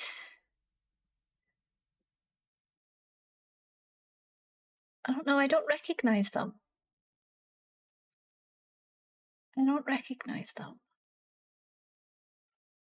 Thank you. Thank you, Pug. I forgot VIPs can still do that. Oh, I don't know. I do not know.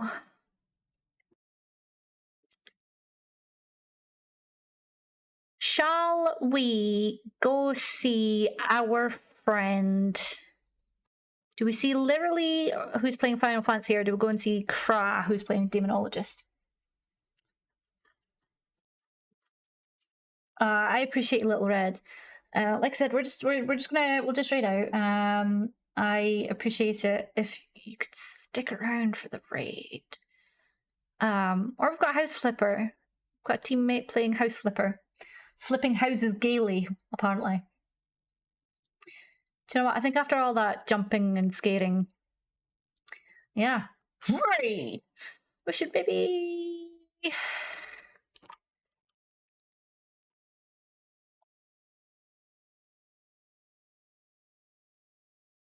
Or should we go and meet a new friend? Let's see if anybody else is playing Confabulation. Confabulation. Just us. Just us playing Confabulation. Just us? That's surprising. That's really surprising. Okay, well, let us... Dealer's choice. Yeah, that's what I'm thinking. Do you know what? We've not said hi to Literally in a long time, so let us go and say hi to Literally. Boo boo boo. She's a lovely bean. Very, very chill, very lovely. She's playing Final Fantasy right now. Final Fantasy IX, is that 9 or something? Don't forget your raid calls, my friends. We'll go say hi to Literally. She's a lovely, lovely bean. Like I said, hopefully you'll enjoy her vibes. She's quite a chill person too. But thank you for sticking around, guys. I truly love and appreciate each and every one of you. I hope our new friends will stick around. I hope to see you again on Tuesday, 7 o'clock UK time. We'll probably be back to like doing a bit of Demonologist, doing a bit of maybe Forsake, maybe Forewarned. I don't know, one of those. We'll have a look. I'll obviously let you know on the day what we're feeling. If you've got those games, you're more than welcome to join in. It's always I'm always happy to have people join in. But until then, I hope you all have a wonderful, wonderful sleep when it comes. I hope it is restful. You wake up feeling refreshed, and you all know that you are very, very much loved and appreciated. To everybody who lurked, to everybody who resubbed, to everybody who stuck around in chat, thank you again. We'll go say hi. We'll go say hi. I love you guys. I'll certainly try. Good night, guys.